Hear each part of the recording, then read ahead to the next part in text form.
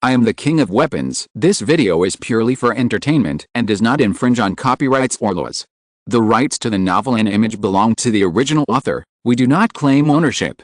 Don't like waiting and want to listen to this fanfic in full now? Subscribe to our Patreon, where you'll find the best fanfics. Chapter 51, Disappointment on the Court and Unrest at Home. Ding ding ding, the final whistle sounded. Arsenal challenged Bolton away.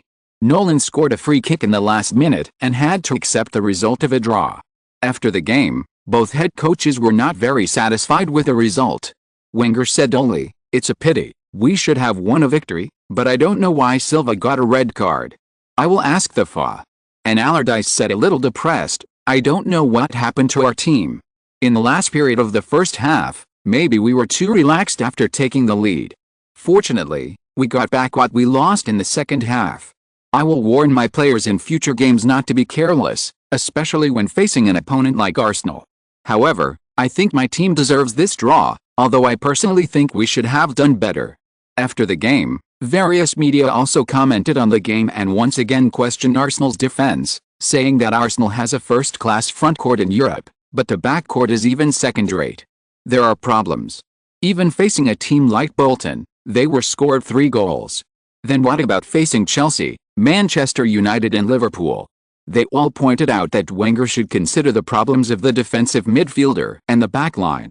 Depressed Lee Yuxin returned to London, facing the same problems as Arsenal.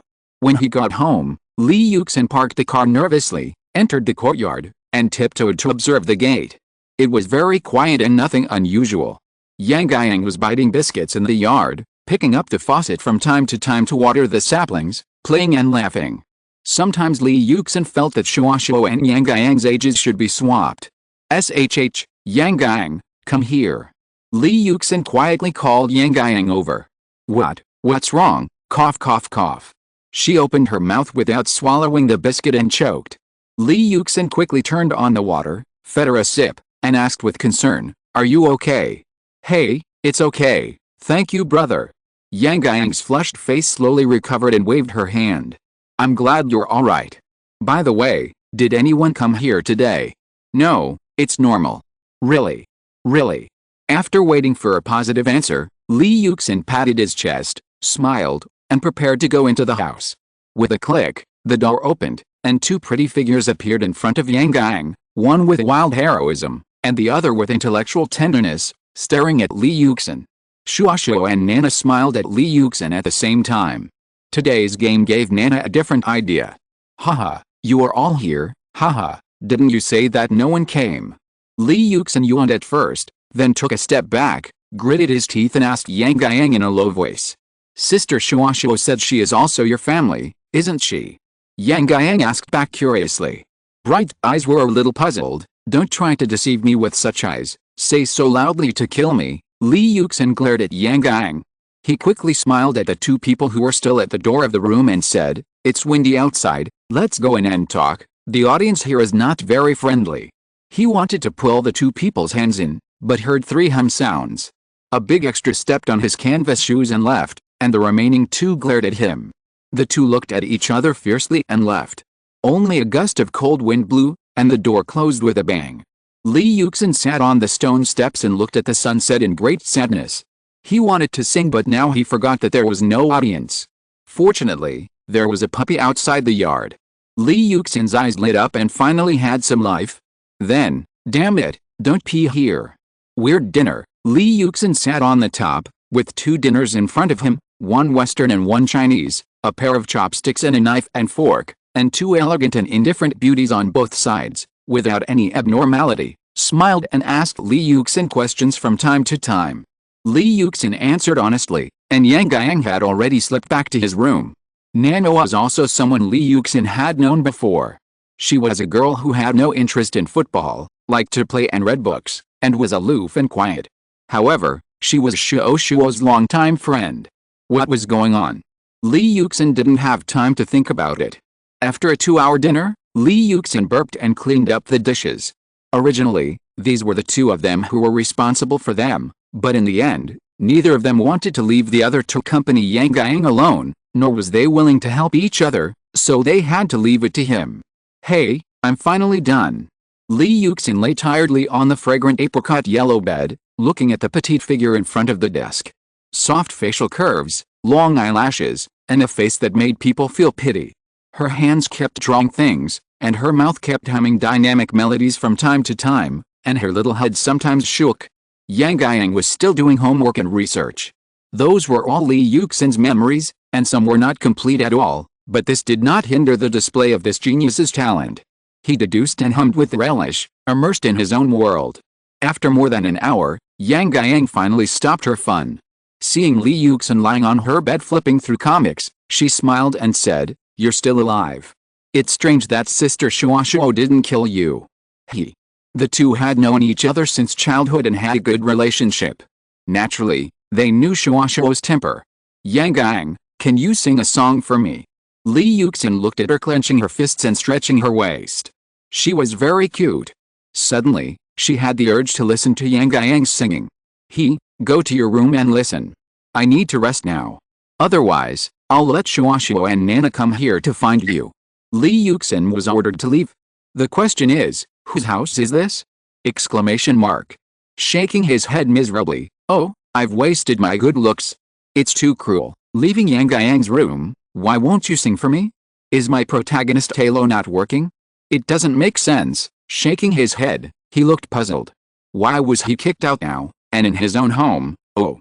None of the expected scenes appeared. Lee Yuxin spent a restless night. When he woke up, Yang Guiyang was still busy with his own things. The sky was still dark. London was like this. There was no movement.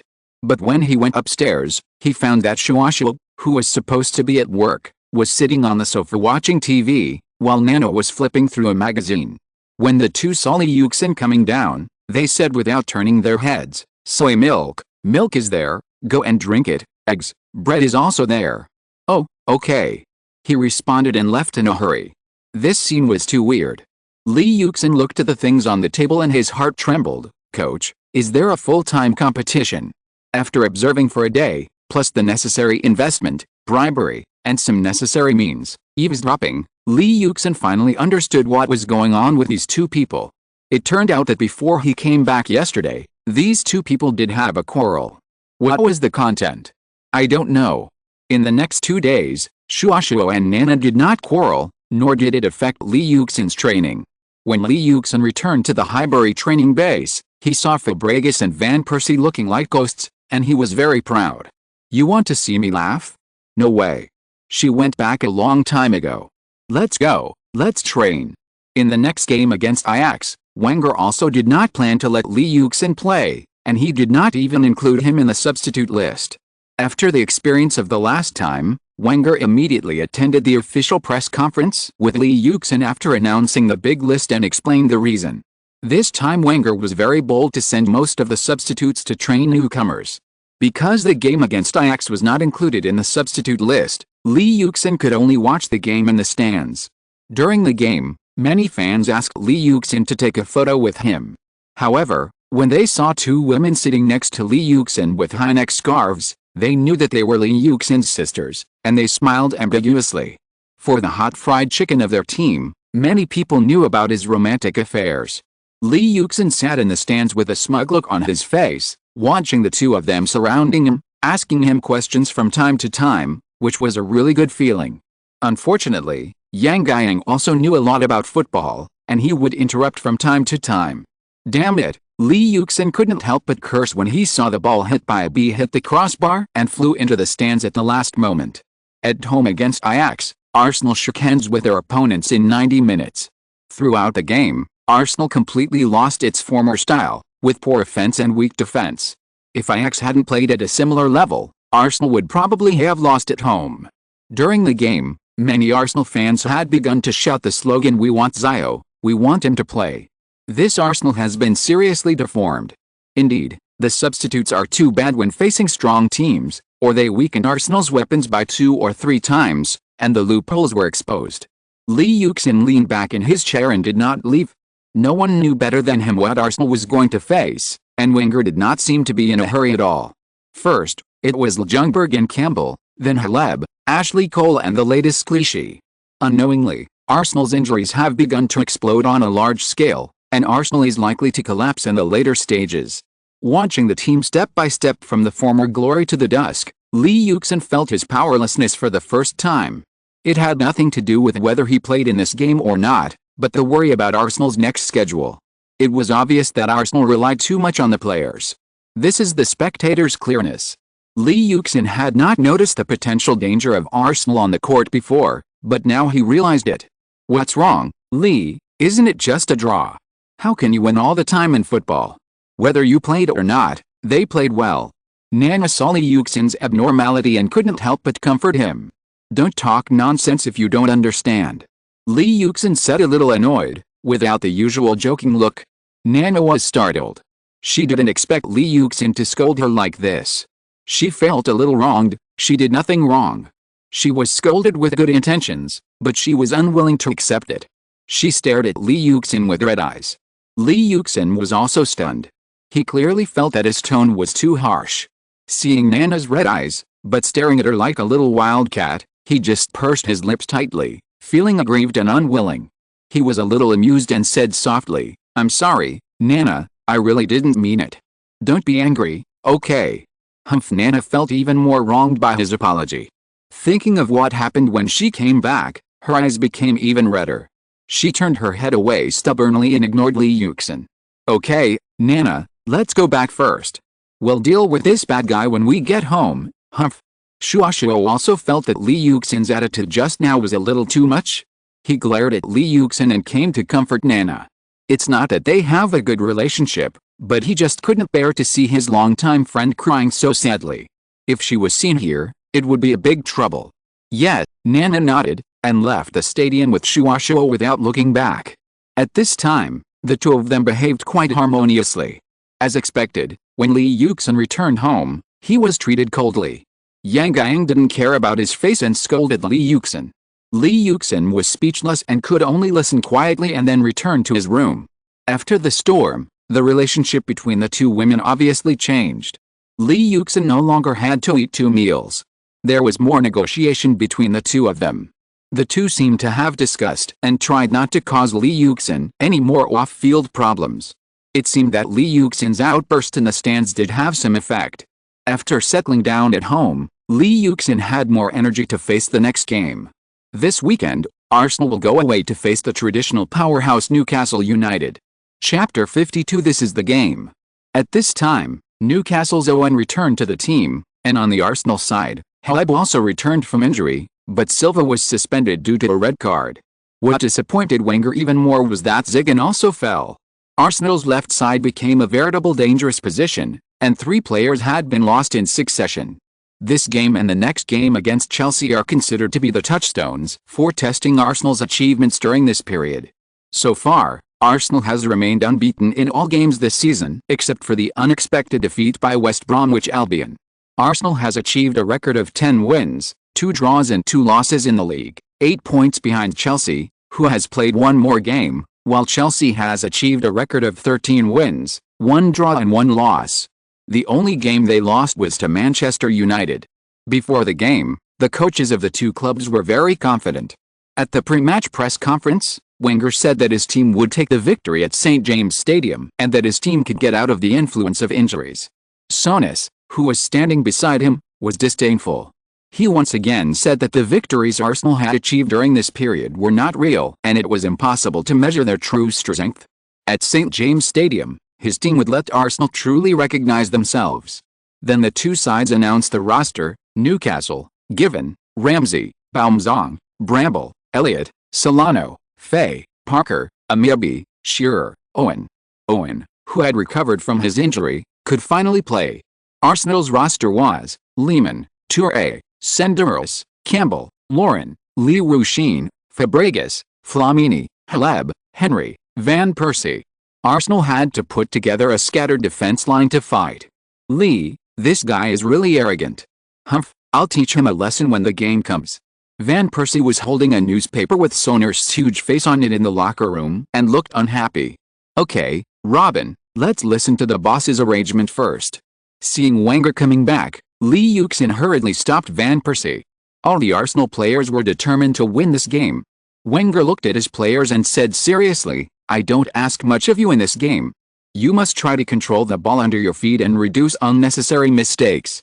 Lee, Sesk, you must control the ball well, understand?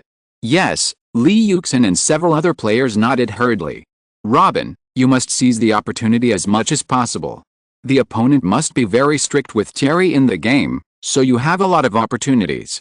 After Wenger gave Van Persie instructions, he looked at Lee Yuxin and said, when Lee comes in, your front court formation will change accordingly, understand? Understood. The Arsenal players answered solemnly. That kind of change has been practiced several times in the training during this period.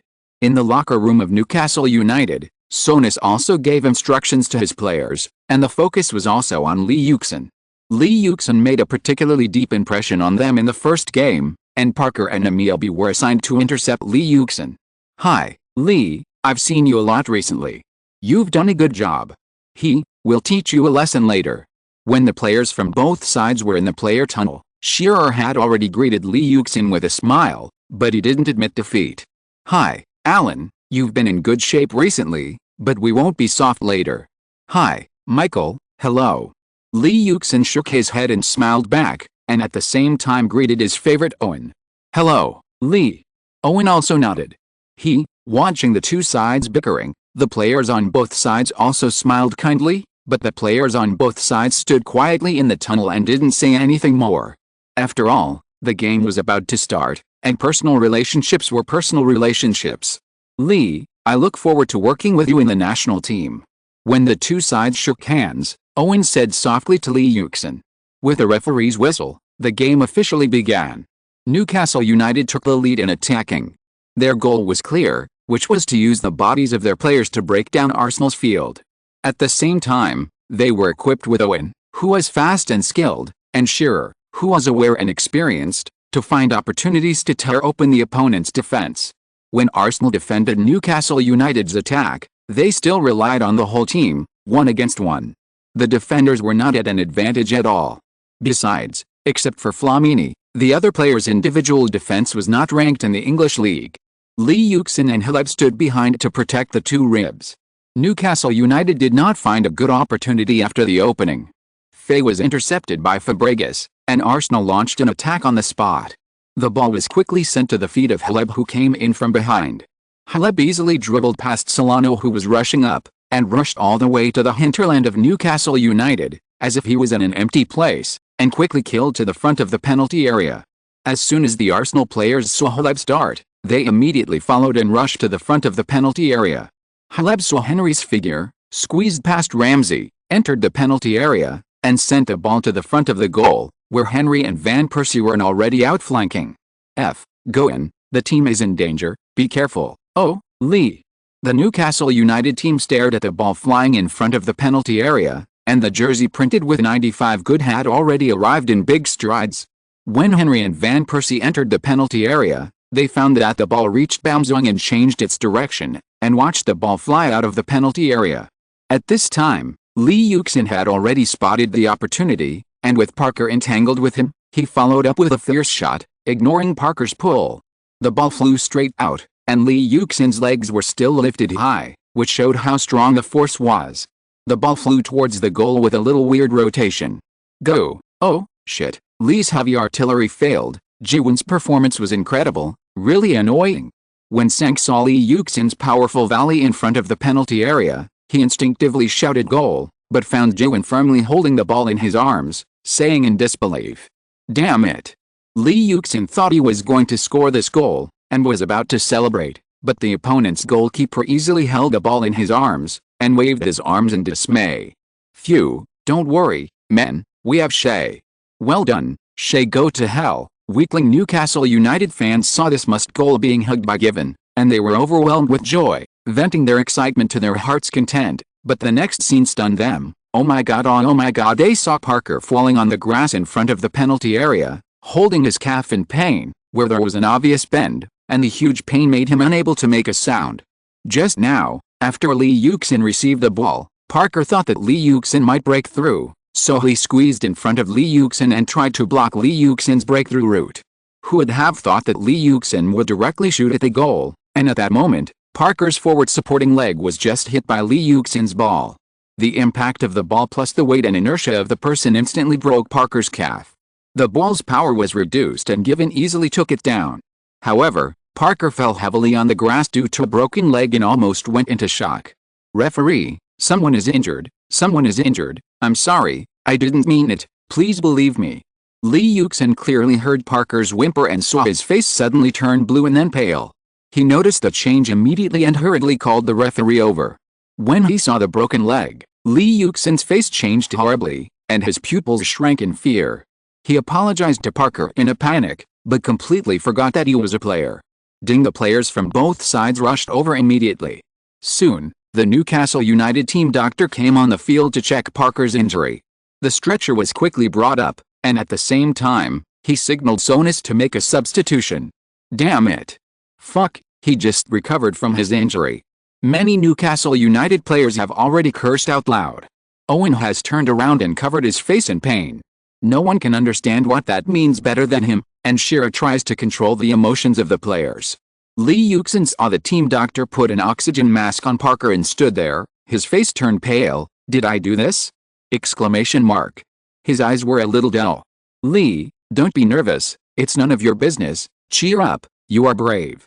Henry hurriedly held Lee Yuxin's head with both hands, looked into Lee Yuxin's eyes, and tried to comfort Lee Yuxin's panic.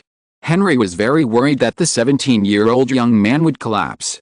Such a chaotic situation interrupted the game for more than 20 minutes. After the treatment, Parker was carried out of the field. Lee Yuxin, who looked guilty, was accompanied by Henry and deliberately touched Parker's face to express his concern.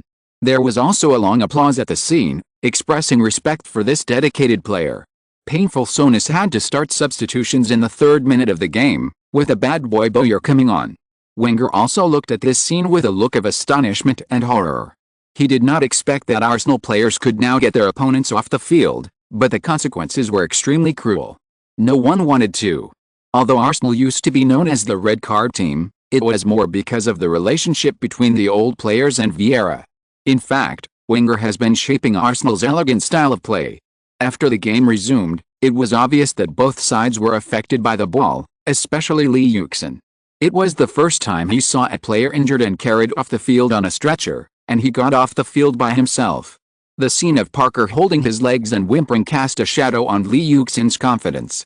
His mentality was already unbalanced, so it was inevitable that his movements were affected. He mostly used the speed to dodge the opponent's pressing, or simply stayed in his own half, and was obviously afraid of physical confrontation. Wenger saw Lee Yuxin's situation, and his heart skipped a beat. He ignored Lee's age too much? Wenger realized Lee Yuxin's problem, but he guessed wrong about Lee Yuxin's real experience. He was just an ordinary person who had played professional football for less than half a year. Some of his thoughts could not be turned around for a while. At this time, Newcastle United found a breakthrough in Lee Yuxin. Bowyer intercepted the ball that Lee Yuxin passed back to Fabregas, started high, ran 30 meters, and sent the ball to Shearer's feet. Shearer received the ball at the arc of the penalty area, and did not adjust it. He just pushed it and sent the ball directly to the defensive gap between Lauren and Senderos. Solano quickly shook off Lauren, who was defending, successfully countered offside, and formed a single-handed goal. QL, Solano scored for us, 1-0, we are ahead, we will give this goal to our warrior Parker, and look forward to his return to the court as soon as possible. Lee Yuxin looked at the Newcastle United players who were all huddled together, a little confused. Can we continue the game? Lee Yuxin tried to focus on the game, but it didn't work. The noise in the stadium made it impossible for him to think normally. Wenger quickly made adjustments, taking Lee Yuxin off and replacing him with Ljungberg. Henry patted his shoulder and looked at him encouragingly. Lee Yuxin lowered his head and walked to the sidelines. Ljungberg hugged him and whispered in his ear, "This is the game, Lee." Lee Yuxin had nothing to do with the next game against Newcastle United. At this time, Ljungberg's words were still echoing in his mind, "This is the game. Am I too nervous?" But he remembered the angry curses of Newcastle United when they saw that scene. Some people didn't even dare to watch it. Then he remembered the way they gathered together under the leadership of Shearer when they scored a goal. What was the difference? Lee Yuxin was hazy, as if he had grasped it, but couldn't say it. "Lee, are you still thinking about this?" Wenger had sat next to Li Yuxin at some point. "Coach, weren't you outside?" "Sorry, I was emotional today." Li Yuxin came back to his senses, understood Wenger's intention, and felt quite guilty. "Well, Li, it's good that you know, but I don't blame you today, and I don't blame you for that incident, do you understand?"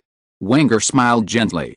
"Li, you are a good player. I hope you can become a player like Ronaldo, not afraid of injuries, not only physical injuries, but also fear of injuries. I remember there's an old saying in China, don't give up eating because you eat the wrong thing, right? Haha, coach is throwing away food because of choking." Li Yuxin saw Wenger explaining awkwardly, but he didn't get it right.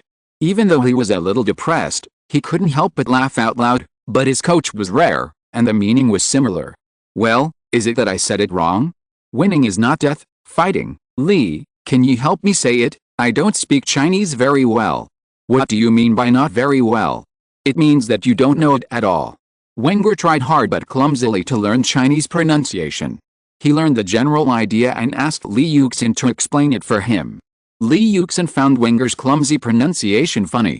He seemed very curious and could not refuse. He had to try hard to translate the story from Lushi Chunqiu into English. Seeing Wenger's happy realization, the two masters and apprentices could not help but smile at each other. "Chinese culture is really broad, Li. I also hope you don't become a person who throws the bathwater, understand?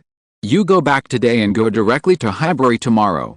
Wenger patted Li Yuxin's shoulder solemnly and asked Li Yuxin to go back to rest. "Yes, I understand, coach. I want to go back to the bench, okay." After Wenger's special guidance and his own explanation of the story, Li Yuxin felt that the game was suddenly clear and wanted to prove something, even though he still remembered Parker's injury. Li Yuxin vaguely grasped what he had just vaguely felt. It was a kind of emotion for the pursuit of football, with responsibility, victory and defeat, an emotion. It was just that this emotion was realized in the way of football. Injuries and accidents were only part of this emotion, just a mark of the rolling of football. All these flashed through Li Yuxin's mind in an instant, but brought some enlightenment to Li Yuxin. Maybe Li Yuxin didn't fully understand it now, but he believed that as he grew up in the field, he would definitely understand it, and he could also handle the problems on the field like a professional player, or even do better and become a true king. Even though he still couldn't forget that scene, he had to try to focus on the game under such circumstances. Wenger saw Li Yuxin's reluctant look and knew that he was slowly overcoming the shadow. He nodded. As long as Li Yuxin didn't have the fear of the game, it would be better. As the number of games increased, Li Yuxin would have more experience. This would require a certain process. Wenger shook his head wisely and said, "Li, go back first. You should have a good rest now. I hope you can face Chelsea in the best condition in a few days. Do you understand?" At this time, Li Yuxin was no longer suitable to watch the game. It would be better to have something to distract his attention. The more he thought about it, the more he would get stuck in a dead end. This is a common problem for young people. Therefore, Wenger insisted on letting him go back. Li Yuxin saw the old man's determined eyes and knew that he was concerned about him. He also wanted to figure it out by himself. He was relieved and did not force it. He left in the team car under Wenger's arrangement. Chapter 53, Leaving and Fighting Again. Goal, Frey. Frey received a through ball from Terry and scored. We tied the score. From the broadcast in the car, Li Yuxin knew that his team had tied Newcastle United, which made him feel a little better. Li Yuxin went to Newcastle Hospital first, but found that Parker was still in surgery. Several Newcastle United players and assistant coaches were surprised to see Li Yuxin come in, but after chatting for a few words, there was no targeting between the two sides. After chatting for a while, they asked for Parker's phone number and took the car back. Today's events have greatly improved Li Yuxin's entire concept. From the initial hurried apology, to the sorry in the hospital after being relieved, to the hope after calming down, he began to adapt to the sad and happy black and white of football. After the game, Wenger, Souness, Henry and Shearer attended the press conference together. They all expressed regret for Parker's injury in this game, without saying too much. When asked about Li Wuxin, Wenger said that Li Wuxin was greatly affected, but he had comforted him and went back to London to rest. When asked about Souness, Souness said that he did not blame Li Wuxin, it was just an accident, and he also received news that Lee Yuxin went to Newcastle Hospital to visit Parker as soon as possible. After a few people briefly talked, they left the press conference. After the game, all newspapers used headlines to report the game, and Parker's broken calf was even deliberately blurred during the replay to avoid the audience from seeing it and feeling scared. The Daily Mail reported the incident with the title "Unfortunate Parker," and also pointed out that Parker would miss the World Cup in Germany because of this. For Lee Yuxin, the words "unfortunate child" were also used, indicating that Lee Yuxin fell into self-blame and confusion after the incident, and did not blame Lee Yuxin.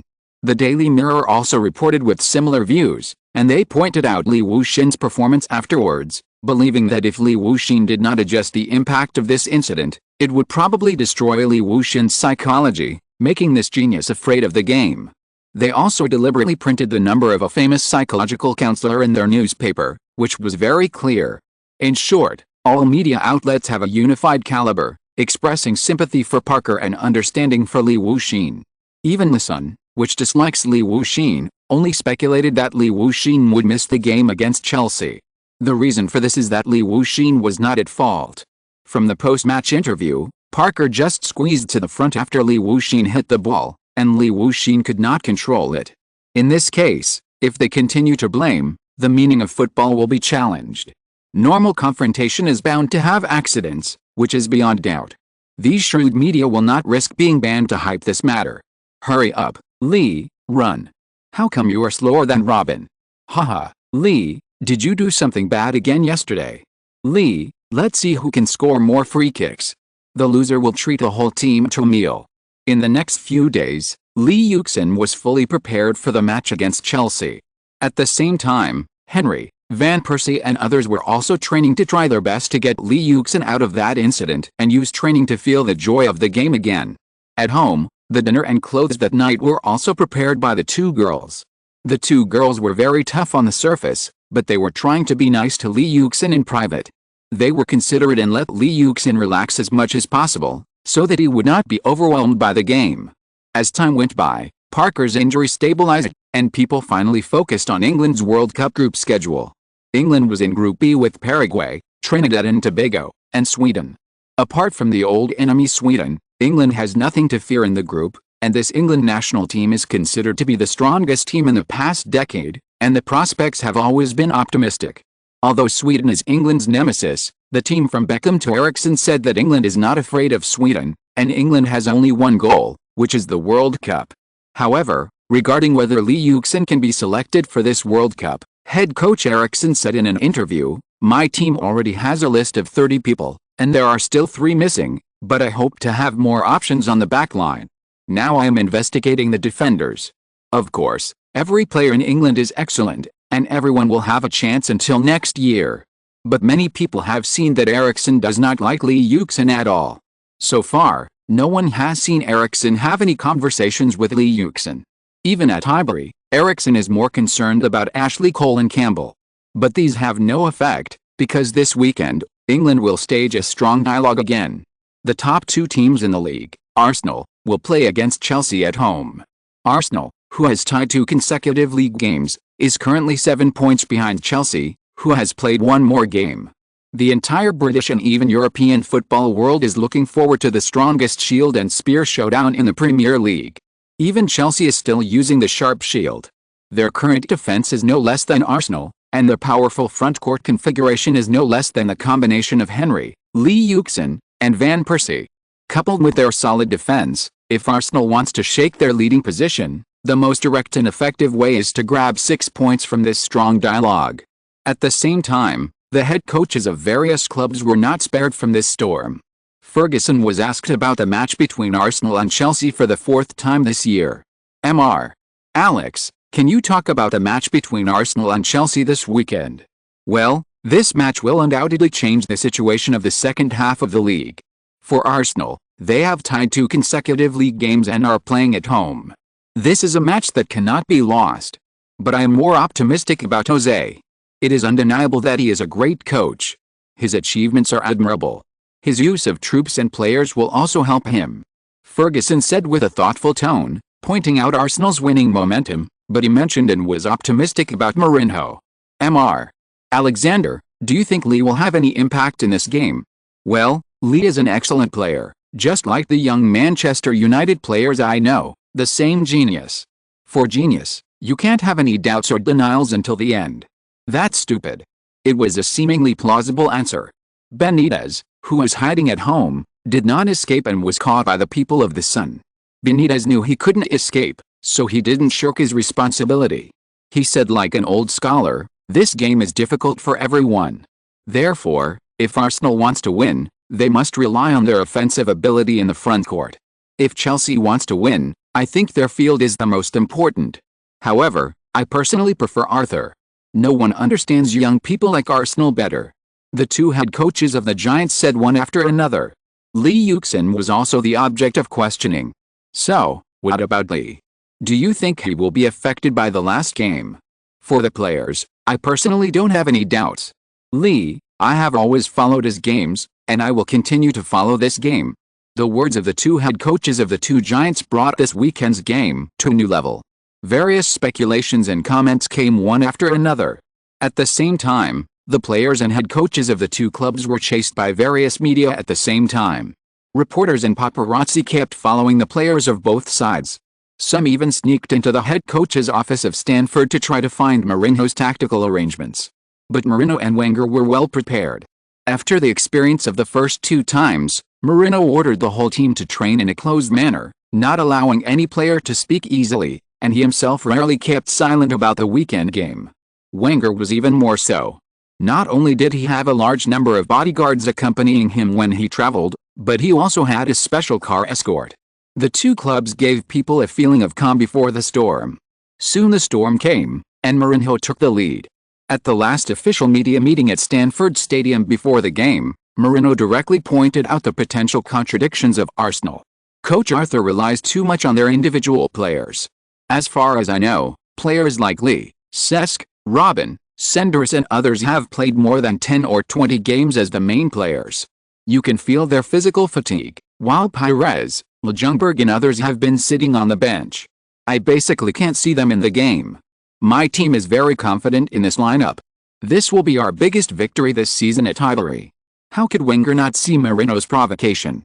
In an interview with BBC Radio, he said, "The players are under my training.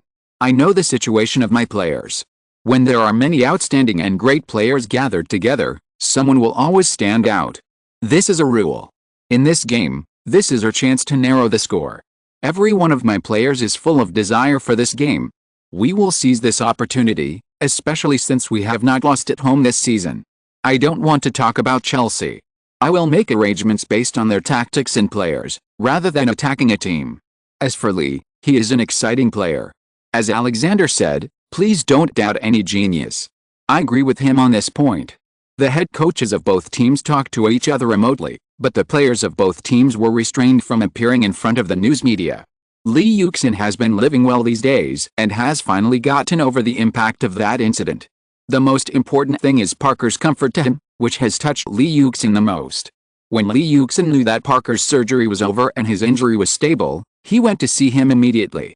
Unexpectedly, the man smiled and greeted him as soon as he saw him.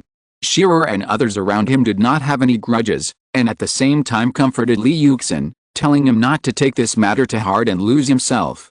Shearer also privately persuaded Lee Yuxin that no shooter should forget his goal of scoring, no matter how many defenders are in front of him, and no player should forget to run on the court, no matter how difficult it is. Chapter 54, The Final Battle at Shyamwang Mountain, 1. When Lee Yuxin came to the stadium, Van Persie looked at Lee Yuxin with a meaningful look on his face, patted Lee Yuxin on the shoulder, and asked with concern, "Brother, can you protect him?" How the gangsters behind him laughed. "Lee, I can't tell, your little arms and legs, tut-tut, he." Song's eyes were too disgusting. "Lee, be careful not to overindulge when you go out later." Henry seemed to be very caring. "Lee, tell the sisters-in-law, and introduce a few beauties to me by the way." Will Shear, who still looked like a little boy, also came from the youth team to join in the fun, and begged seriously. "What are you doing? The training has started, and there will be a game in the afternoon. Each person will run 10 laps, Lee, you 20. Wenger looked at the players who were laughing with a sullen face, scolding and punishing them, But he didn't dare to be too harsh. After all, there was a game later. Looking at Wenger's serious face, Henry and the other players also quietly obeyed, and ran one by one after being punished. Wenger sighed at Lee Yuxin. Pat knew what he was thinking, patted his shoulder and said, "Don't worry, Arthur, Lee Yuxin is still young, you can't ask too much. It is precisely because he is young that I am worried. If his talent is ruined by these things, it will be a disaster," Wenger said without giving in. "Well, let's see what Lee's situation is. Now we don't want to affect the preparations. In fact, this is also good. At least our players are not as nervous as they were a few days ago," Pat comforted half-jokingly. Period. Well, this matter is still somewhat useful. Wenger finally found some benefits in Lee Yuxin's incident, for the problem of excessive tension of the players that he had been worried about these days, but he was more concerned that this incident would strongly promote Lee's recovery. Based on his understanding of him, I am afraid that Lee will slap the Sun newspaper hard in the game. During lunch, Lee Yuxin, who was obviously in an excited state, gathered with Van Persie and Fabregas to discuss something from time to time. Wenger didn't care. He was probably planning some moves. At Stanford, Marino showed a relaxed and casual smile all day long. He didn't blame his players at all, but gave them patient instructions. The war was imminent, and he didn't want to put too much pressure on his players, so he had to take the lead. Who said that there was no figure like Lee Yuxin in his team? If there was, it was buried very deep. Finally, on Sunday afternoon, Gazzetta dello Sport, America, as Opposite News, Daily Mail, Mirror, and other media flocked to Highbury for the match of Mars hitting the Earth. So far this season in major European leagues, Arsenal, with Henry and Lee Yuxin on the field, has the highest attacking power in Europe, averaging more than 3 goals per game, and Chelsea's overall strength is definitely comparable to Barcelona. The confrontation between these two teams is no longer just in the UK, but in Europe, China, and the world. When Chelsea's bus arrived outside Highbury, boos rang out and slogans were thrown at Chelsea's players. "Go back, we won't collect your bodies this time." "Jose, thank you for your Community Shield trophy." "Abramovich, please sell Didier to us for £1. We want him to be Lee's substitute." Marino still looked indifferent, but when Drogba saw the slogan about himself, his face became even uglier. He snorted and followed the players into the Highbury away team's locker room. "I want you to see who is whose substitute later." Drogba clenched his hands and buried his head in sorting out his things. In the home team's locker room, Wenger took his list, glanced at the slightly anxious players in front of him, and read out his favorite candidates. The goalkeeper is of course Lehmann, and the defenders are Touré, Lauren, Campbell, and Senderos. However, there are big changes in the midfield. Fabregas and Flamini are no problem. Since Silva is suspended, it is natural to put Flamini on. But the two side fielders were Ljungberg and Pires. This was the first time this season that the former Magic wingers played together. Ljungberg and Pires nodded. Wenger had put them on the home team list during joint training before. The two experienced players thought of it. Then came the forwards. It was undoubtedly the partnership of Lee Yuxin and Henry. Wenger said with a stern face, "We must try our best from the first minute of this game. We can't waste our opportunities like we did in the past. The opponent is Chelsea. If we can't play our offense, we will be in danger." "Fair, Robert, I hope to see your previous style. This is a requirement for you. Cesc should not stick to the ball too much and pass the ball quickly. Matthew should not be impatient. Do you understand? Felipe, you should pay attention to the position with soul. Chloe and Lauren should use your strengths to cooperate with the front court." Wenger repeated what he said in the previous training ground, repeatedly ringing the players in the backcourt. Wenger knew very well that facing such an opponent, it was useless to just defend. You had to attack. Therefore, he did not hesitate to use Ljungberg and Pires to go all out in the first half. "Hi, Matthew, we meet again. Adams and Matthew are the ace partners of Sky Sports this year.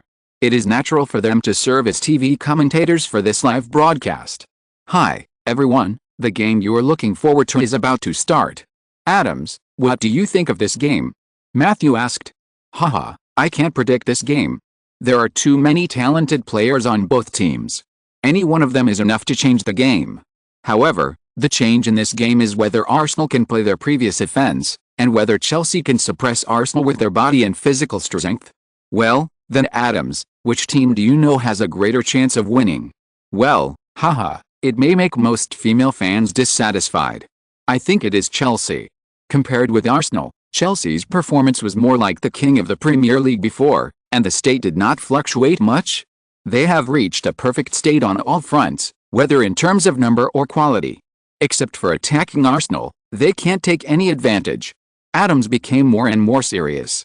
In fact, Adams was worried about Lee Yuxin's state at first, but when he saw Lee Yuxin warming up, he reluctantly dispelled his doubts. At this time, Matthew also got the match list of Chelsea and Arsenal. Chelsea's list did not change much: Sek, Ferreira, Gallas, Terry, Carvalho, Makalil, Lampard, Essien, Joe Cole, Drogba, Robin. But Arsenal was different. Oh, my God, this season, I see the Premier League's two magic wingers on the list at the same time for the first time. It seems that Wenger is going to bring out his family's wealth. Matthew said excitedly. Haha, Arthur is going to fight for his life? Adams said humorously. Well, then let's go to the game scene. Matthew said impatiently. Woo woo woo woo. The huge sound waves resounded through the sky as the players from both sides entered the field. The whole Highbury was shaking, and every player felt his ears numb. Dear audience, dear football fans, I'm Duan Juan. Welcome to you who are still watching our game in front of the TV near the early morning. This game was temporarily transferred by us. It is the game of this round of England that the whole of Europe and the whole world are paying attention to.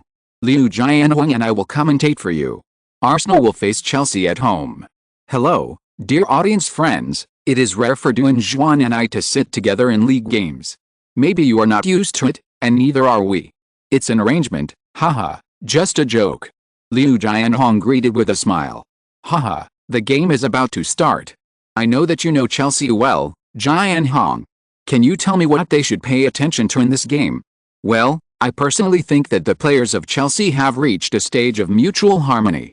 Their team is at its peak or rising in terms of age, ability and experience. Coupled with a magic bird who is good at creating miracles, Chelsea has shown their kingly image. Chelsea can have a big impact in England and even in Europe. As for this game, I personally still favor Chelsea. No matter what, Chelsea's player composition has not had any weak points that can be hid at once so far, and it is difficult for Arsenal to break through. Well, Chelsea is indeed very strong, so let's talk about Arsenal. I appreciate Arsenal's offensive style, especially the cooperation between Chinese player Lee Yuxin and Henry, which reminds me of the strong combination of Vieri and Ronaldo at the time. Coupled with Wenger, a coach who is good at training newcomers, it is also worth looking forward to. I don't know if Chelsea can hold on. Well, it can be said that the difference in strength between these two teams is not big. It depends on how the head coach changes the formation on the spot. Yes, there are many changes in Arsenal today. The former magic wing duo will work together. Many fans may have the opportunity to see them dribbling past others. The game has begun. Let's enter the game together, pay attention to this game together, and pay attention to Lee Yuxin's performance together. As the referee blew the whistle, the game began. With the cheers of the home fans, Arsenal took the lead in attacking. Lee Yuxin sent the ball to Fabregas' feet and rushed to Chelsea with Henry. In this game, Lee Yuxin played as a shadow striker. After this period of competition, Lee Yuxin has gained a lot of experience, so he will not be as unfamiliar with his position as last time, and his attack and defense are not strong. After Fabregas got the ball, he saw Essien appeared in front of him, stretching his long legs, and was about to kick. Fabregas flicked the ball, then turned his body quickly, and instantly got rid of Essien's defense and moved forward with the ball. After Fabregas passed Essien, he was immediately surrounded by Makalil. After colliding with him, Fabregas' body was a little shaky. Damn it, he cursed secretly and hurriedly sent the ball to Pires' feet. Pires quickly went to the side and received the ball from Fabregas. He quickly used his skills to shake his center of gravity, then he kicked the ball inward with his arch of the foot, and then flicked it, dodging Lampard who was intercepting him, and rushed into the arc of the penalty area. Seeing that Fabregas had bypassed Essien, he immediately passed the ball back. But when Fabregas received the ball, he found that he had been surrounded by Essien and Makalil, and he couldn't move freely, so he had to kick the ball out. Lee Yuxin seemed particularly excited after the start. After seeing Pires break through and pass the ball, he immediately pulled to the road to prepare to meet him. Chelsea's three players in the middle were too strong. Sure enough, When Lee Yuxin got rid of Terry's entanglement, Fabregas just sent the ball out. At this time, Lee Yuxin was still some distance away from the ball, but SYN also ran towards the ball. The two of them almost stepped on the ball at the same time and fought for it on the road.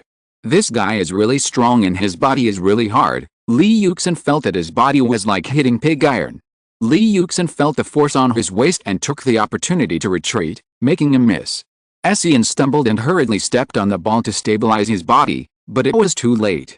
Lee Yuxin took advantage of this moment and flicked the ball from his supporting feet with his long legs. SYN lost his center of gravity and fell down.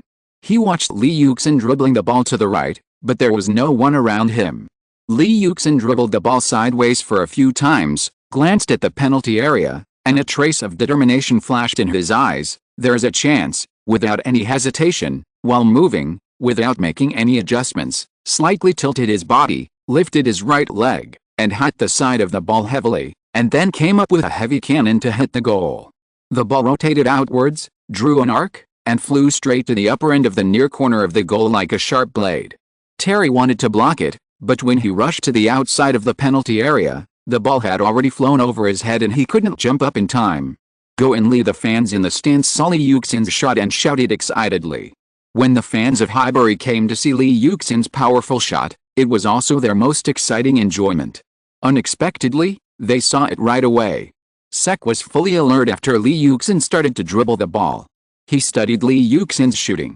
After the last game against Wigan, Lee Yuxin seemed to have learned Henry's sudden shot while moving, so he didn't dare to be careless. Seeing the ball flying over in a hurry, he subconsciously jumped sideways and stretched out his arm. With a snap, he caught it. He felt a force on his arm and instinctively lifted the ball over the crossbar in the air, and his fingers felt sore and numb.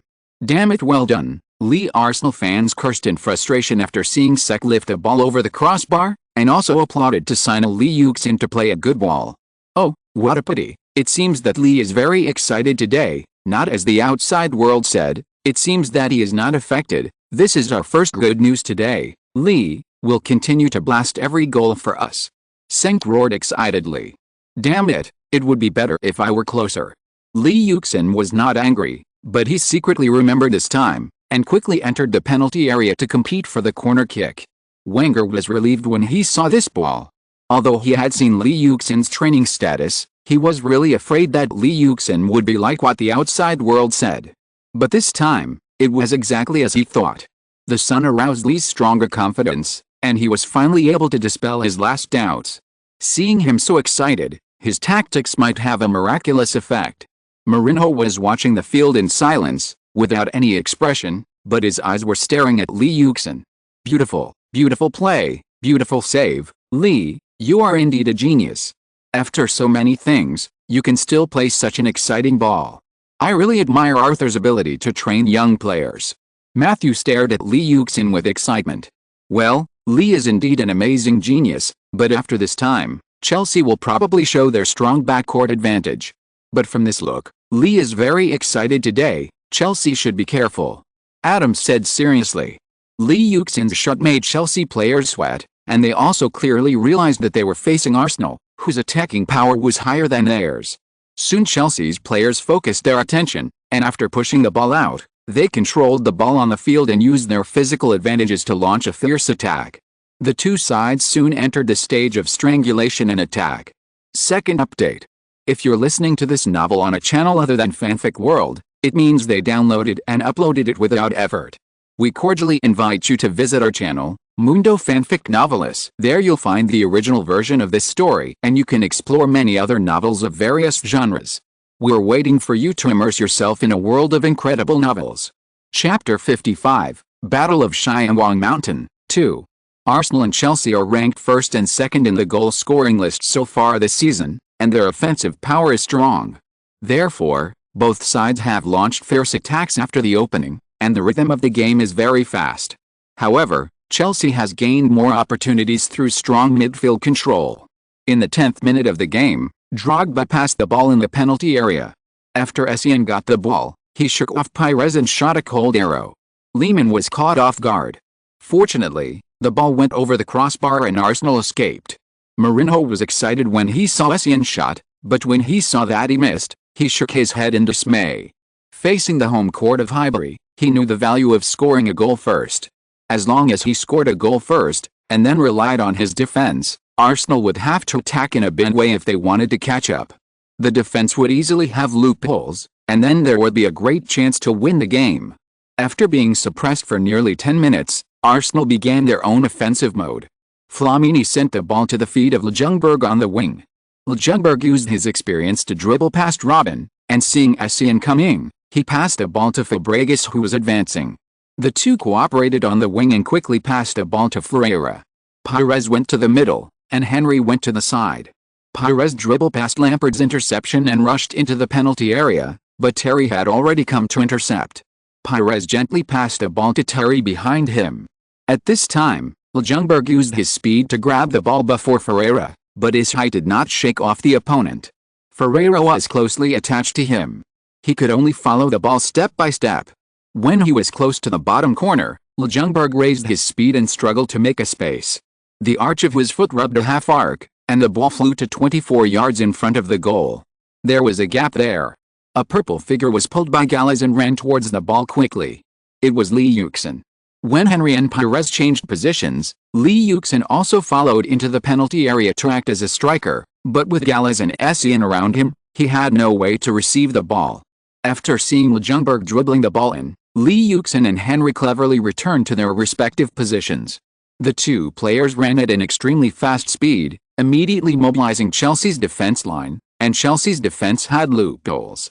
When they saw Ljungberg pass the ball, Gallas and Terry had to defend Lee Yuxin and Henry separately in an instant. Gallas was pulled by Lee Yuxin's strong force and staggered to follow him. Moreover, Lee Yuxin's pace was inconsistent when he ran, and it changed from time to time, making it extremely difficult to defend. Lee Yuxin's running was learned from Arsenal legend Wright, who comforted him last time at Highbury. Lee Yuxin only had eyes for the ball at this time. When he saw the ball flying, he exerted his strength and quickly pulled it up. Gallas felt that his hand was lost, and Lee Yuxin's figure had appeared 1 meter away from him, and he hurriedly caught up. Maybe it hit Ferreira's body. The ball fell straight down in midair, near Lee Yuxin's left side. Lee Yuxin didn't make any adjustments, and before Gala ran over, he supported himself with his left foot, twisted his body, and quickly swung his right leg. With a muffled pop, Lee Yuxin growled "go in," and his calf heavily swept the lower part of the falling ball, which was lifted up in midair and passed over Gala's head. The ball drew a strange parabola in the air and fell directly to the far end. Sek had to look up, retreat while watching, and when he reached the far corner, he kicked hard and pounced on the ball with all his strength. Who? There was an exclamation behind him, followed by a huge wave of sound that swept the whole stadium. Lee, well done FK, just kill Mourinho like this. Cool, Lee scored a goal, the 12th minute of the game, we are ahead, a beautiful lob, an incredible lob, a genius that cannot be questioned, FK doubts. Senk was so excited that he was swearing. There was nothing more exciting than leading his league rivals at home. Robben, Cesc, let's go. Lee Yuxin excitedly called Fabregas on the field and Van Persie off the field. Van Persie had already left the bench the moment Lee Yuxin shot the goal. The three of them had already discussed what to do during the pre-match dinner. Lee Yuxin, together with Van Persie and Fabregas, rushed to the camera on the sidelines. The three of them stood side by side and shouted loudly to the camera, "Parker, our football partner. This ball is for you. We look forward to your early return to the court. Football connects us together." The three people's blessings to Parker were transmitted from the big screen to the entire Highbury Stadium, the whole of London, the whole of Britain, and even the whole world. Everyone saw their energetic smiles, and the three handsome faces were full of hope and sincerity. The words "our football partners" and "football connects us" deeply aroused the common part of their life factors and aroused their deepest resonance. Papa, I don't know where the applause came from, and then it swept the whole stadium. Whether it was the fans present, the players of the two teams, or Wenger and Mourinho in the coaching seats, they all stood up and applauded. At this time, it had nothing to do with goals or wins and losses, but they all had one thing in common: football. The people in front of the TV, whether fans or hosts, were completely conquered by these three young men. Their words completely touched the softest part of their hearts. It was about Parker himself, but not limited to him. At this time, they might not know Parker, but everyone related to football was beating a common melody at this time: football. In the Newcastle hospital. "Scott, we have a good football partner, don't we?" Shearer couldn't help but say when he saw this picture. When the cultivated Parker saw this picture, he smiled and wiped away his tears. Maybe he missed the World Cup, but he didn't lose football. This is the most important thing. "Lee, my football partner, I look forward to playing with you in the national team." Huo beside him looked at Lee Yuxin and said to himself, "They are superstars. It has nothing to do with their achievements. In terms of football emotions, they have been on par with or even surpassed any star. I hate the sun because it distorts the image of a football player. This is murder, a naked murder." Matthew still remembers the Sun's remarks that Lee Yuxin only wanted to use football to sensationalize. "No player has ever moved me so much. Maybe the three of them will become superstars in the future. No, they will definitely become superstars. But I think there will never be any more meaningful picture than this. This is not their most glorious moment, nor their peak time, but this picture brings back the past and brings the future, and is closely linked to the present. This picture is destined to become an eternal classic in Europe, Asia, America, Africa, and Oceania. Thanks to Sky Sports, this game is the best treatment for me." Adams expressed his feelings with affectionate words, but he did not seem to forget to advertise. Maybe this is the real world. After more than a minute of delay, the game started again. Chelsea players were not affected by the things that happened just now. Their superb football literacy made them quickly adjust their mentality and immediately launched a fierce attack. Essien and Makalil on Chelsea's field were like two meat grinders, constantly strangling Arsenal's field. Fabregas and others became very difficult to organize the attack. At the same time, Pires and Ljungberg also fought hard to defend. The two sides started a fight on the field, but they had the opportunity to launch an offensive immediately, and the two sides fought against each other. Arsenal used their ground coordination to launch their own smooth offensive, frequently using the two wingers and Lee Yuxin's large-scale running to pull Chelsea's defense. With Henry and the players who came in from behind, Arsenal's offensive was as fierce as a tide. Chelsea was no less inferior. The strong personal impact of the front court caused chaos in Arsenal's defense. Joe Cole and Robin's breakthroughs created a lot of threats for Lauren and Toure. In addition, Drogba's deterrence on the road was like a thorn in the throat, and Chelsea's offense was very colorful. At this time, the head coaches of both sides were also staring at the court, watching the players on the field coming and going, attacking like a tide, and they were very nervous. In the 15th minute of the game, Henry received a pass from Lee Yuxin on the road, dribbled past Terry and shot, but was blocked by the alert Sek with one hand. In the 17th minute of the game, Drogba beat Campbell on the road and headed the ball to the crossbar. In the 18th minute, Lampard's powerful shot was lifted out of the bottom line by Lehmann. Lee Yuxin's low shot in the 21st minute of the game was also shoveled out of the baseline by Terry. In the 28th minute, Chelsea got another corner kick. Captain Terry overpowered Senderos and headed the ball in. Goal, John got a goal back for us, it's so beautiful. Frank is an omnipotent warrior. John did not live up to our Frank's trust, no. Chelsea's commentator finally shouted out the anger in his chest. Defending Drogba, Lee Yuxin looked at Terry's goal and was helpless. It was him again who headed the key goal at the critical moment. Although the character of this Chelsea captain is controversial, no one can deny his leadership temperament and the qualities of an excellent captain. He still has a lot to learn in the future. Matthew, Arsenal's attack is a little different today. Adams looked at the positions of Pierre and Ljungberg on the court. At first, he thought it was just a normal position change, but soon found that it was wrong. The positions of the two of them changed many times, gradually leaving the field and moving up, while Lee Yuxin's position retreated. Only when they returned to defense did they get close to the road. Well, Fer and Robert are more like two wingers, while Lee is dragged to the front midfielder position. In this way, Arthur is likely to make early substitutions in the second half. Arthur is obviously much bolder in using players today, and the effect is indeed obvious. Matthew soon discovered it. Wenger used Pires and Ljungberg, two attackers who can both break through and pass, in the front court. For a time, Arsenal's offensive advantage gradually became obvious.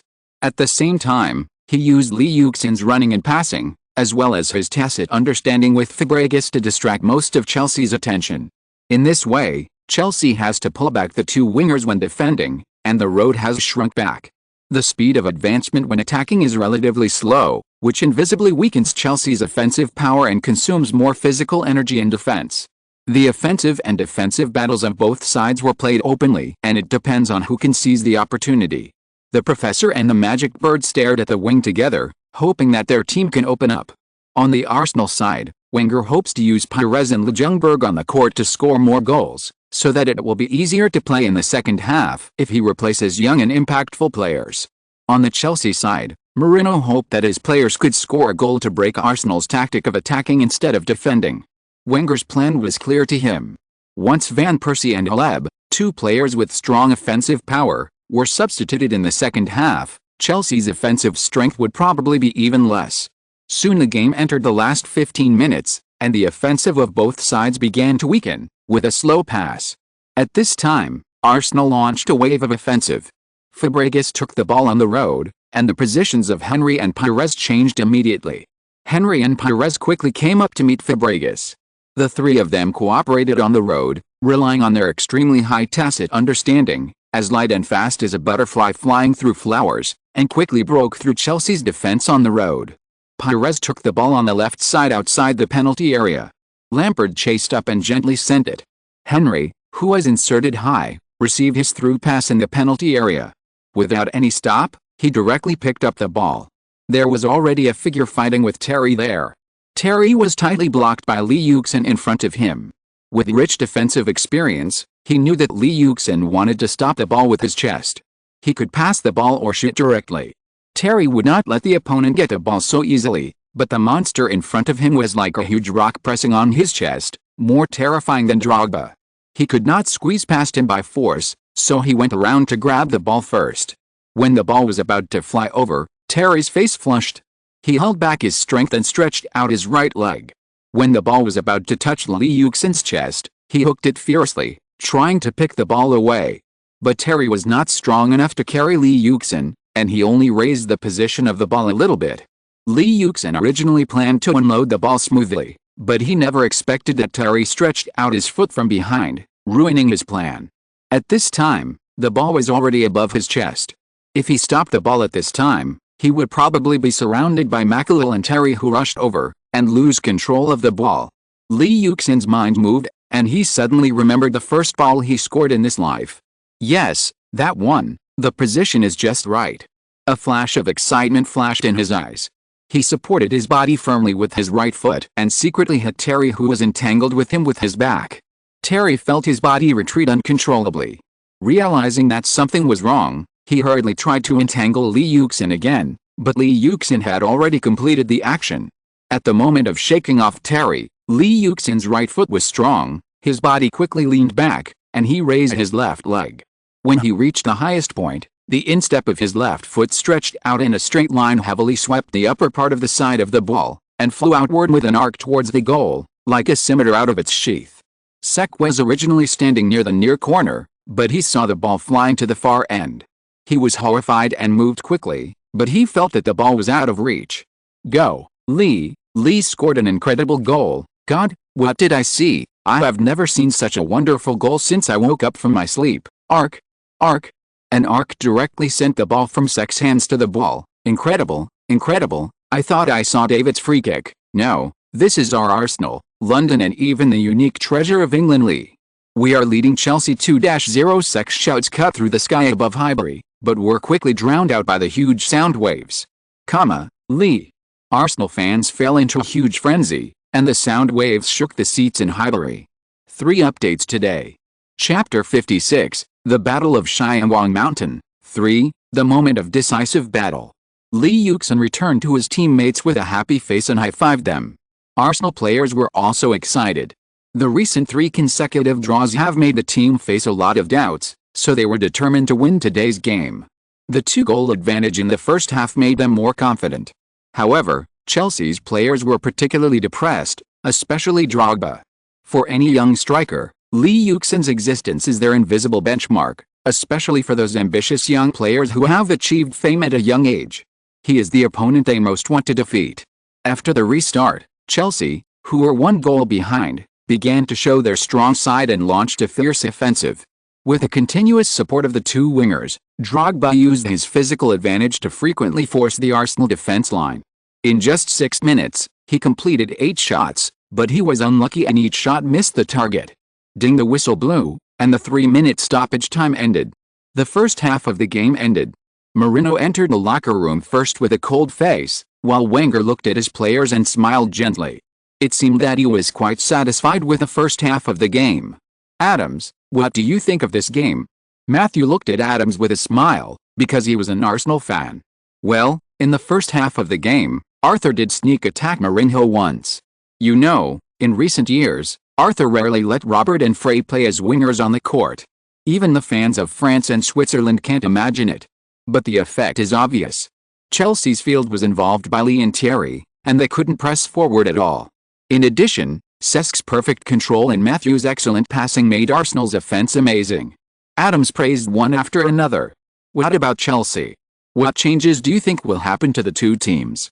Well, Chelsea was obviously too impatient in the last moments, especially Didier, who wasted a lot of opportunities.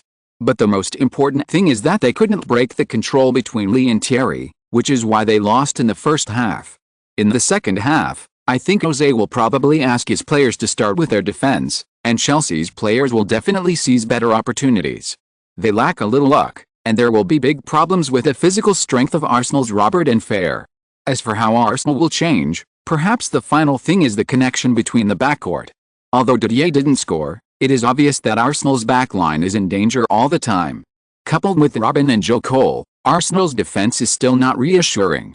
In the locker room, Mourinho did not yell as imagined, but drew on his tactical board for a while, then put it away. Seeing that his players looked a little dejected, he clapped his hands and said with a slightly excited tone, "Okay, guys, the game has just begun, and our party is not over yet, cheer up." Seeing Mourinho's high morale and piercing eyes, Chelsea's players couldn't help but focus their attention on the magic bird. "Okay, Frank, you swap positions with Michael in the second half, and Arjen, Joe, you guys move back a little." Mourinho saw that his players were all focused on him, and immediately told him about the position changes he wanted in the second half. Lampard and Essien were stunned to listen, because their positions changed the most. Originally in the Magic Bird's tactics, Lampard was always the front midfielder behind Drogba, while Essien was the backside, forming a back midfielder with McAllister to intercept on the field. At this time, Mourinho changed the positions of these two people, and the changes were huge. Although Lampard had played as a back midfielder, Essien had never played as a front midfielder. However, seeing his coach's serious expression, he had no choice but to listen to his tactical arrangements seriously.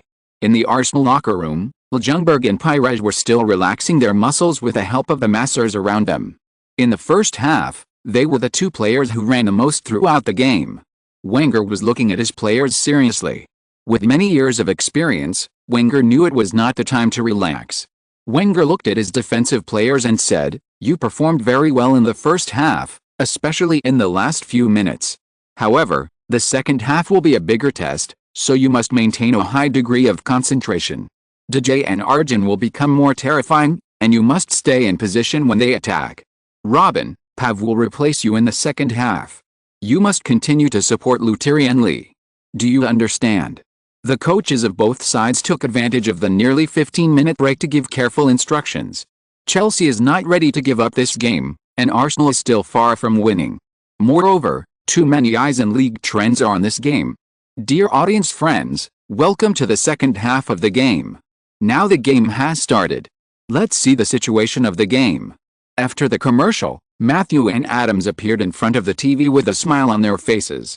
"Oh, Matthew, look at Chelsea's formation." Adams was stunned as soon as he saw Chelsea's formation and called Matthew. "Oh, Frank plays as a defensive midfielder, and that Marcel Essien plays as a front midfielder. What is Jose going to do? Is he going to kick the ball directly from the backcourt?" Matthew felt a little absurd, and then felt a little uneasy. That's right, Jose just wants to defend Arsenal's attack while Flacco immediately launches an attack, and Essien's role is probably to delay the advancement of Arsenal's backcourt. With Essien's defense and explosiveness, plus Didier, I'm afraid it will be difficult for Arsenal's backcourt to press forward. Well, it depends on whether Didier can seize the opportunity. Jose is really bold, Matthew said with emotion. At this time, Arsenal also changed. Wenger had not noticed Mourinho's personnel changes. At this time, he had already started to make substitutions. Originally, according to Wenger's personality, he would not make substitutions until the last moment, but the physical fitness of Ljungberg and Pires had begun to decline. Although they could persist in playing until the second half, they both had old injuries. Once there was an accident, Arsenal would really have no soldiers to use, and Wenger had to make substitutions. Adams, Arthur has also started to change. Robin and Pav have started to change. That's great. Robin might have been tired of it. The combination of Henry, Yuxin and Van Persie has become the most anticipated partnership for Arsenal so far. Well, Robert and Fer have consumed a lot of energy in the first half. Arthur can't take any risks at this time. But Arsenal is really unlucky this season. I'm afraid no team can compare to Arsenal's injury list. Adams ignored Matthew's resentful look and said. Both coaches put their tactical arrangements on the field. Wenger replaced Van Persie and Aleb, withdrew Pires and Ljungberg, withdrew Yuxin, and returned to the 442 formation. Mourinho replaced Lampard with Essien, taking 2 shots at one stroke, but there were still 3 substitutions that were not used. The eyes of the whole world were watching. The second half of this game was extremely anticipated.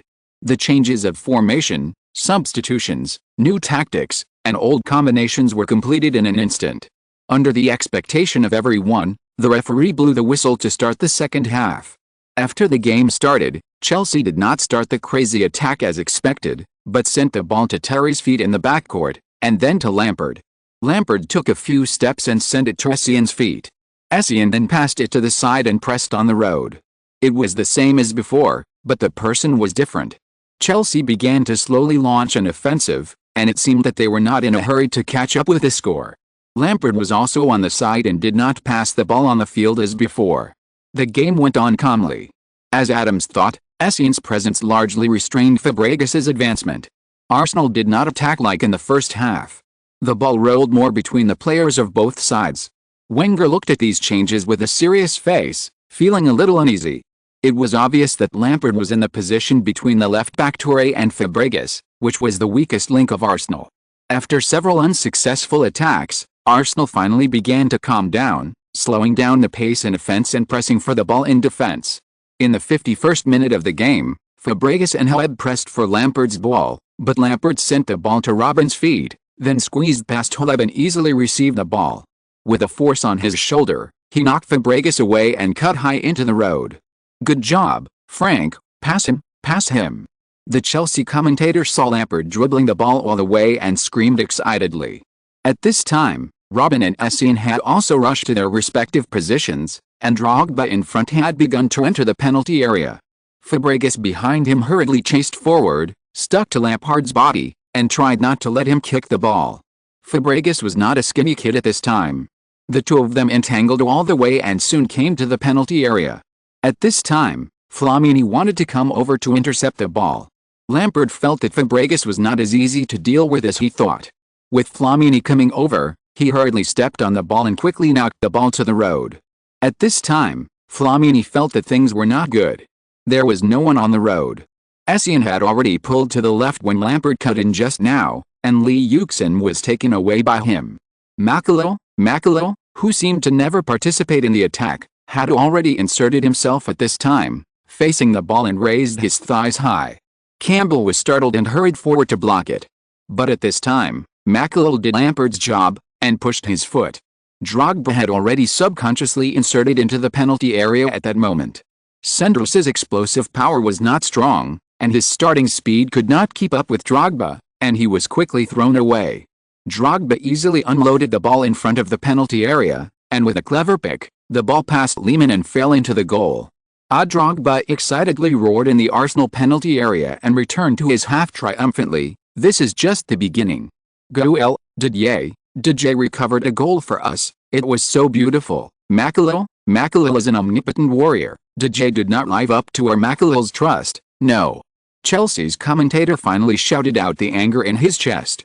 Mourinho saw this goal, and he also pursed his lips tightly, waved his arms, with a hint of pride. Wenger's face was full of sternness. There was still a problem with the defense. Lampard changed his position and could mess up Arsenal's defense by himself. Arsenal was caught up with a goal. How could they be willing? Lee Yuxin did not think about a draw today. He had to win this game no matter what. After the game started, Arsenal immediately launched a fierce attack. In the 55th minute, Lee Yuxin dribbled past Joe Cole on the left, squeezed Macaulay, and sent the ball to Henry's feet. Van Persie had opened up space for Henry. Henry rushed into the penalty area with ease on the left, as if he was in an empty space. He used his skills to fake a shot and dunked it 4 yards, shaking off Gallas, and then directly shot low, but was held in the arms of Sek, who was prepared. At this time, Arsenal's players were still annoyed, but Chelsea immediately launched a counterattack. Sek sent the ball to Terry's feet. Terry did not make any adjustments and sent the ball directly to Lampard's side. At this time, Mourinho looked at the field with a little confidence, while Wenger stood on the sidelines, anxiously signaling Arsenal to return to defense. Unfortunately, it was too late. No matter how fast a person is, he can't be as fast as the ball. After Lampard received the ball, he didn't dribble the ball, but directly kicked it across the half-court and sent it directly to the high-running figure. That figure, except Henry and Lee Yuxin, no one on the field could pass him. Robin easily unloaded the ball, drove straight in, and used the change in speed to easily pass Touré and form a single knife. Lehmann rushed out, but Robin's body shook, and the ball was picked outward, easily avoiding Lehmann's pounce and directly picking the empty goal. Arjen, this flying man from the Netherlands, he equalized the score for us. In less than 5 minutes, we did what Arsenal did in 45 minutes in the first half. Great substitution, great Jose. Chelsea expressed their admiration for Mourinho with great excitement. How is this possible? Too incredible. FK Arsenal fans looked at the Chelsea players celebrating excitedly on the field in disbelief. In less than 5 minutes, they felt like they had fallen from heaven to hell, and it was less than 30 seconds after their own players shot the ball. This was hard for them to accept. Kill them. Let the damn draw go to hell. We want to win. Thierry brought us victory. Lee, please save us. After the silence, there were deafening shouts. Countless Arsenal fans shouted for the king in their hearts and the genius in their hearts, hoping that the two of them could bring them a victory. Damn, it was originally a chance to score a goal, but they didn't expect that the opponent would succeed in the end. This depression made the Arsenal players feel a little angry. Henry stared at Sek with his sharp eyes, and Lee Yuxin showed a bit of ferocity. This game belongs to me. Soon the game started again. Arsenal finally showed their fangs in the second half. Lee Yuxin and Haleb on the wing were like a wound, constantly passing the ball and cutting inside, while Henry and Van Persie showed their skills and speed. The four of them rushed to Chelsea's backcourt like ferocious beasts. Macaulay didn't know how many times he had been shaken by Lee Yuxin, and Terry finally saw the style of England's top striker. Henry was like an elf, and he slipped away accidentally.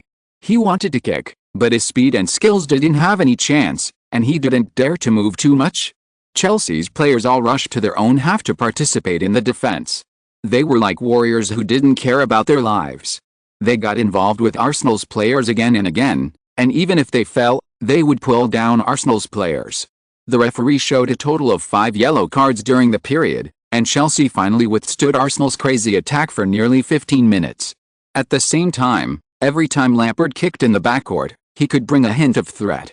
Arsenal players had to defend with all their strength, chasing and following Chelsea's offensive players, but their own offensive momentum did not decrease. The game entered a wonderful offensive and defensive battle, with threatening offensive and defensive moves emerging one after another, and the fans on the scene kept shouting for a long time. In front of the TV, the fans on both sides were nervous, fearing that they would miss their team's goal. The fans on the ground were all excited, and the commentators' language could not keep up with the offensive and defensive transitions of the players on both sides.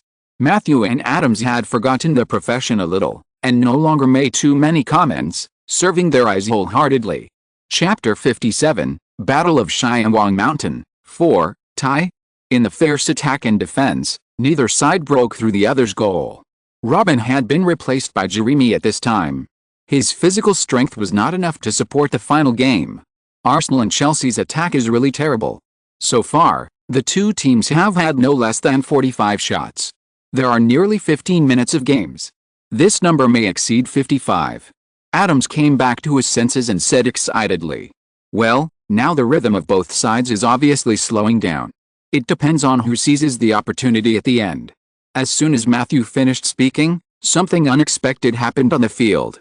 At this time, the game was approaching the 80th minute. Lee Yuxin received Fabregas's pass. In front of him stood Makalo, who was already firmly attached to Lee Yuxin's inward root. Lee Yuxin lightly raised his left foot outwards, leaning his body sideways, trying to get to the bottom line. Makalo quickly made up for him, but Lee Yuxin quickly retracted his center of gravity, then flicked his toes, turned quickly, and brought the ball back, then squeezed past Makalo, who wanted to intercept him, forced him out of the sideline, and decisively cut inside. At this time, Van Persie retreated to the outside of the penalty area, saw Lee Yuxin rushing in, and ran up quickly. Lee Yuxin sent the ball to Van Persie's feet in a telepathic way. After Van Persie got the ball, facing Lampard's defense, he quickly dribbled the ball to the right, preparing to cut into the penalty area. When he reached the edge of the penalty area, he suddenly dribbled the ball, stopped his body abruptly, changed direction quickly, and then poked it lightly with his toes. Terry got the ball. He went in, hit. Who should he pass it to? Carvalho. Just when Van Persie poked the ball over, Henry appeared at the edge of the penalty area for no apparent reason, inserted quickly, intercepted the ball, and with Dallas and Terry defending, he changed direction several times in a row, and quickly rushed into the penalty area, disrupting Chelsea's defense and making the two of them flustered. In the chaos, Henry seemed to be aimlessly sending the ball to the left.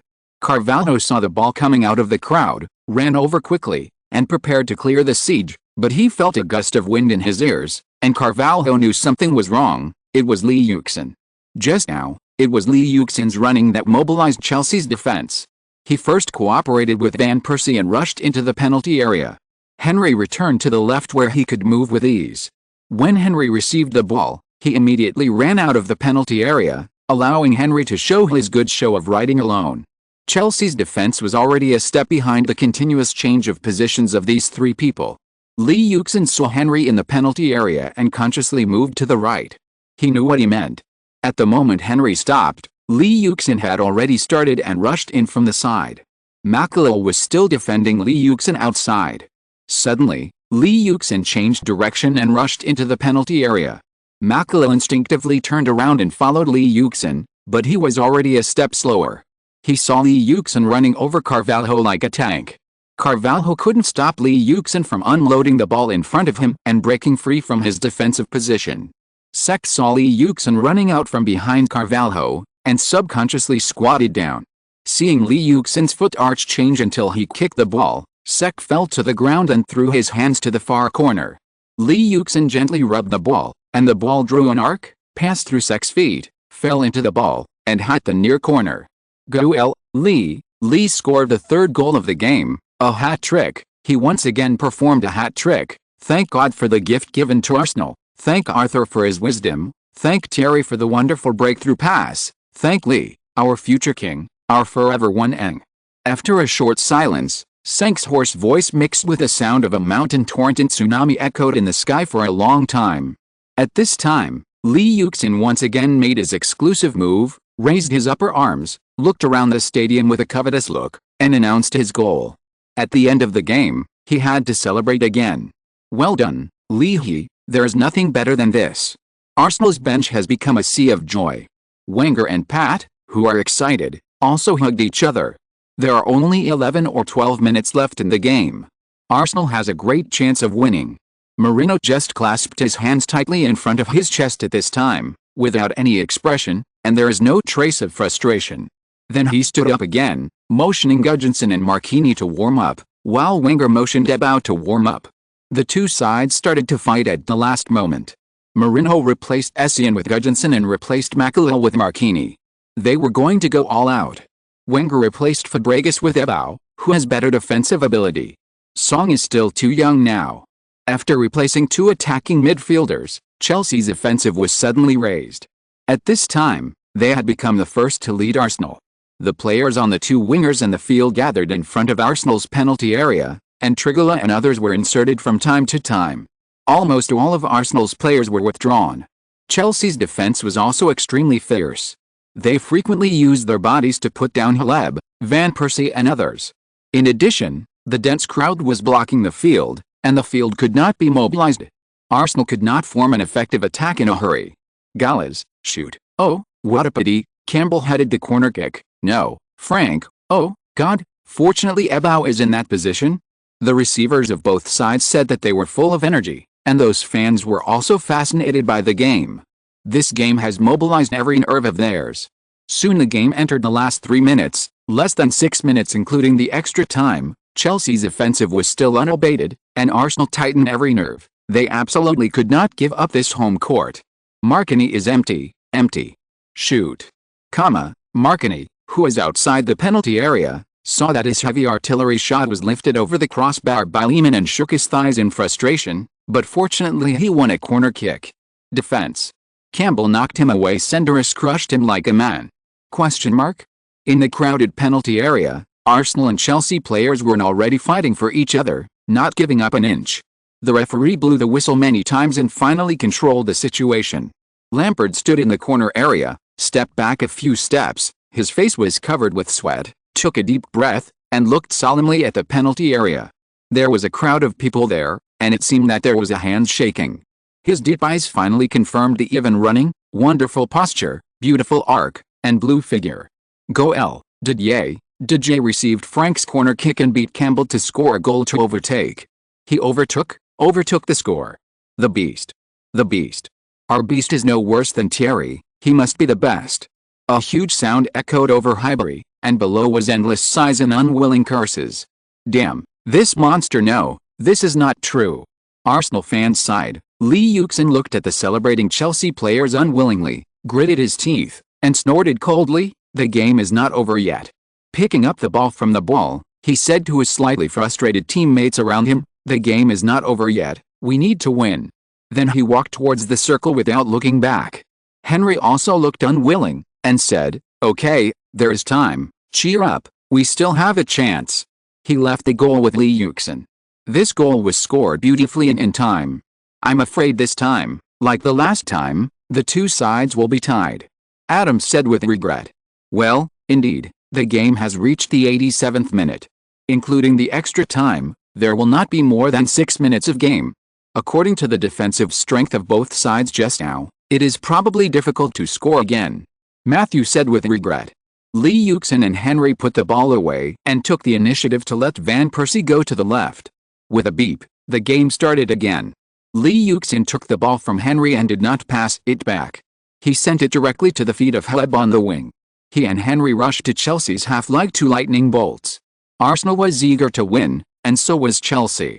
Players from both sides were eager to play from the beginning.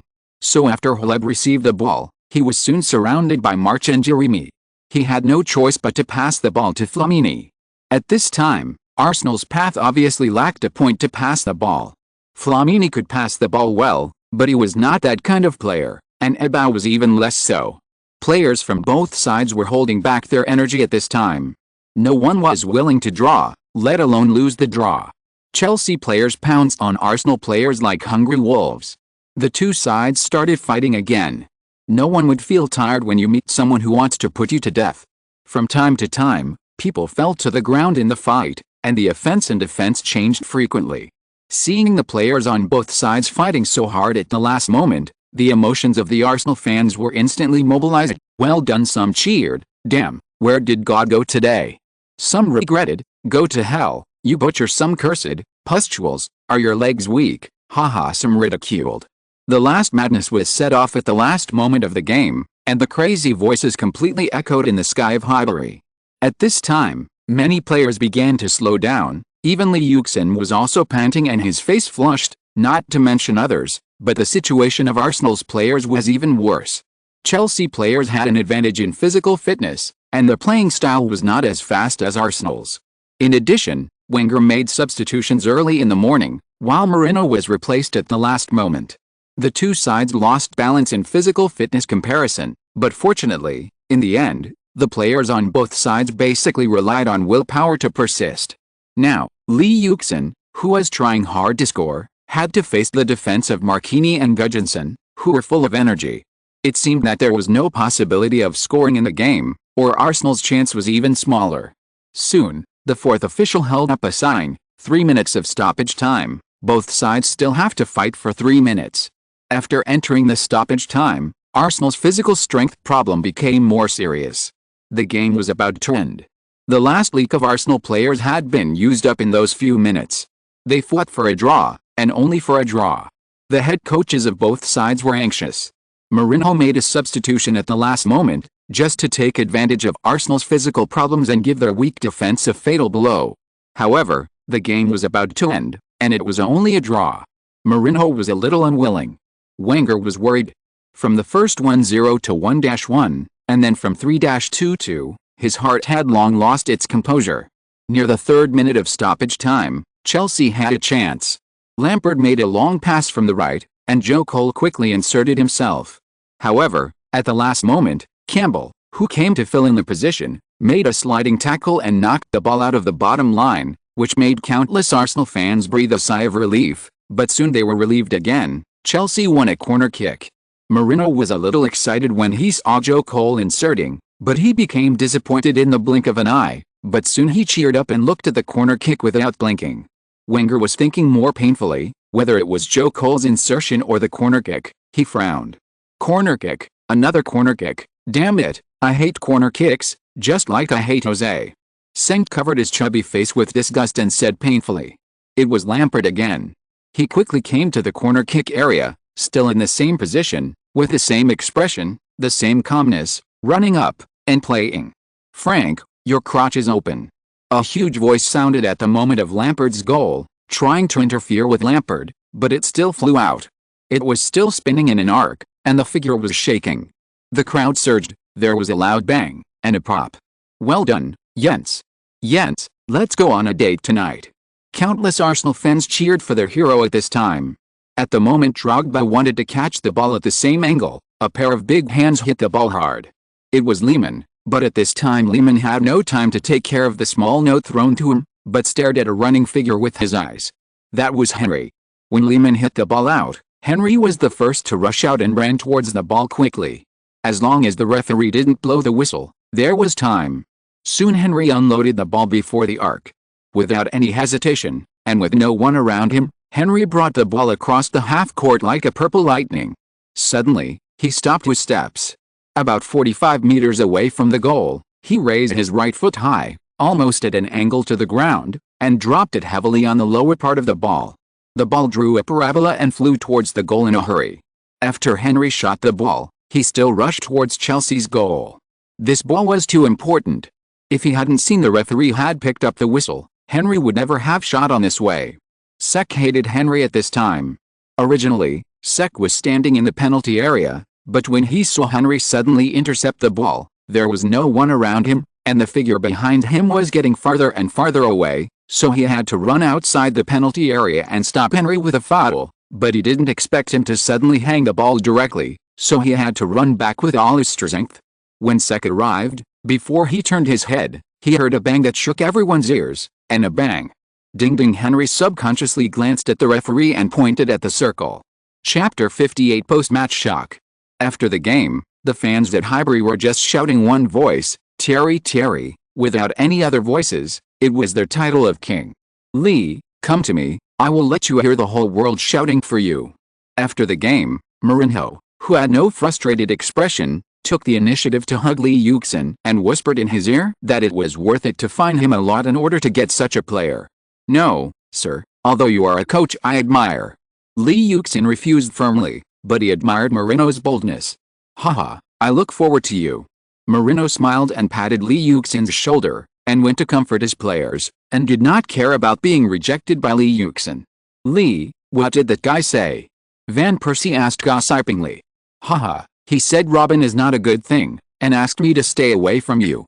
Go away, you hurt my pure and inquisitive heart. Evil. There was a pile of vomit behind. Robin, don't tell stories too soon after the game. Fabregas kindly reminded. Van Persie was embarrassed. Haha. Cesc has learned bad things, haha. Lee, wait for the press conference. Wenger, who was smiling like a chrysanthemum, came to the locker room and called Lee Yuxin when Lee Yuxin and Henry were still taking a shower. Kakuka, when Mourinho and Wenger brought Lampard and Lee Yuxin to the scene, dozens of cameras began to shoot frantically, and it took nearly 30 seconds to stop. Arthur, can you talk about the result of this game and what do you think of Lee? Well, this game was difficult. We encountered a lot of trouble. Chelsea had chances until the end, but fortunately we won the game. Our players performed quite well, and I am very satisfied with the result. And for Lee, I am very grateful for his 3 goals today. It was he who ensured our victory. He is a player who is absolutely trustworthy. This is what I have always insisted on. He is full of unpredictability. I can't give any absolute conclusion about Lee. He is the most talented player I have ever seen. I am afraid there will never be another young man as outstanding as Lee in the future. Jose, you fell behind from the beginning of this game and lost the game in the end. Can you tell me what you think? Marino still said expressionlessly, well, we were just defeated by one person, and we didn't have any problems on the field. We were not lucky enough, and we wasted too many opportunities in this game. But, Jose, why didn't you use that tactic from the beginning? Wasn't the game prepared enough? We are very curious about what prompted you to suddenly change the player's position in the second half. I can't explain, it's just my duty. After saying this, Marino sat there and stopped talking. He could imagine that there would be a lot of reporters chasing this matter in the next few days. Marino didn't want to explain here, as that would look more like an excuse. Frank, at the last moment of the game, why didn't you delay the time? That way, Lee might not have had time to score that goal. A reporter with a beautiful face asked a simple but sharp question. Even when asking this question, the beautiful woman was still not anxious or slow, revealing a bit of elegance. Several reporters were stunned when they heard the question, and looked at her with some contempt, but soon retracted their gaze. This woman was indeed very charming. Even Georgie Thompson couldn't compare to her in terms of appearance. Looking at the work badge, it was a reporter sent by the French TV station. Well, at the last moment of the game, we should have scored. I just wanted more time to complete our attack, and didn't think about anything else. As for Lee's goal, he is an incredible player. I couldn't predict it. Maybe if the ball stayed in Arsenal's penalty area longer, we would have scored. Haha. Lampard was a little annoyed when he heard this question, but after seeing the woman's appearance and temperament, he answered gently and made a joke at the end. At that time, there was no debate on whether to delay the time. When it was his turn to attack, he hoped that the time would be longer. He could only blame Henry for being too incredible. In the last few seconds of the game, he scored a goal with a 45-meter overhead lob, which was too shocking. Lee, what makes you so excited today? Well, pressure and motivation. Before today's game, I encountered a lot of confusion, but fortunately, I solved them before the game started. There were also a lot of doubts, so I chose to fight back. We haven't won for too long. Today, our whole team performed very well. It's that simple. Thierry, although you scored the last goal, can you tell me if you were sure at the time? It was the same beautiful woman, and the question was still straightforward. Well, no, few people can predict what will happen in the next second, let alone what will happen 4 seconds later, haha. Henry answered the question with a relaxed smile. Well, then why didn't you choose to continue dribbling? The beautiful reporter continued to ask. I know there is a rule of the last attack in the game, but I can't be sure that the opponent will not foul outside the penalty area, nor can I be sure whether the referee will give us time to kick off again, so I chose to lob the ball, so that I am more confident. Lee Yuxin looked at the confused beautiful reporter from the side. It seems that she still doesn't understand it very well, and I don't know how she became the French anchor of the World Cup in her previous life. Lee, please, The beginning of a superstar is the title of the Times commentary on this game. There are not many words, but a lot of photos are used in the entire report. It records the beginning of Lee Wuxin's appearance in the Community Shield, and the end of Lee Wuxin's question to the stands, who is the King of London? Who is the King of the Premier League? Finally, the Times commented that Lee Wuxin used 4 months and 12 days to transform himself from an ordinary reserve player to a superstar, and a player who can be compared with any of Henry and Lampard's top English stars. The Daily Mail used incredible game, incredible goal, incredible player to report this game. When talking about Lee Wuxin, it used a lot of incredible at the beginning, pointing out that this game was Lee Wuxin's personal performance show, and the tactical arrangement of Mourinho and Wenger was just to add gimmicks to this performance. The AS used the title John's comeback in England to report, comparing Lee Wuxin with the Dutch legend Johan Cruyff, saying that his gorgeous skills and superb shooting made him have the potential to develop in La Liga. At the same time, they were amazed that Arsenal had two similar players, Henry and Yuxin. They pointed out that Wenger could easily change players to increase his tactical changes, and their intentions were self-evident. Gazzetta dello Sport also used the title Lee, England's Batistuta, and they also paid attention to Yuxin, but they pointed out that Yuxin was strong and had a high life rate, and could achieve comparable achievements with Batistuta in Serie A. Sky Sports produced a special feature on this game overnight, reviewing the wonderful scenes of the game, tactical changes, and the roar when Henry scored the last goal. The aftermath of this game, with Arsenal and Chelsea as the focus and Yuxin as the protagonist, lasted for 3 days, and all the celebrities and superstars were inevitably asked about their views on Yuxin. In an interview, Pelé said that Lee has the potential to become a superstar of the era. He has such talent and is looking forward to Lee's development in the future. Maradona said that Yuxin's talent is terrible, but there are many players who are not worse than Yuxin. They lack a head coach like Wenger who values young people. When the presidents of major European giants saw the performance of such an excellent and young player like Yuxin, they were amazed and began to pay attention to the youth team and increase the investment in the youth training camp, striving to cultivate players like Yuxin in the future. They began to change some of their team-building concepts. Abramovich has asked his sports director to start building a complete youth training system, and Calderon of Spain has also proposed the slogan of recycling Real Madrid's youth army in order to run for the chairmanship of Real Madrid. At the same time, the influence brought by Yuxin has not ended. Some children who love football have gradually begun to take football as their life goal. Children near London have begun to wait impatiently for Arsenal to recruit young players. The football craze of the World Cup has first started in England. At the same time, Mendes was busy negotiating a new contract with Arsenal. After negotiation, an agreement was finally reached.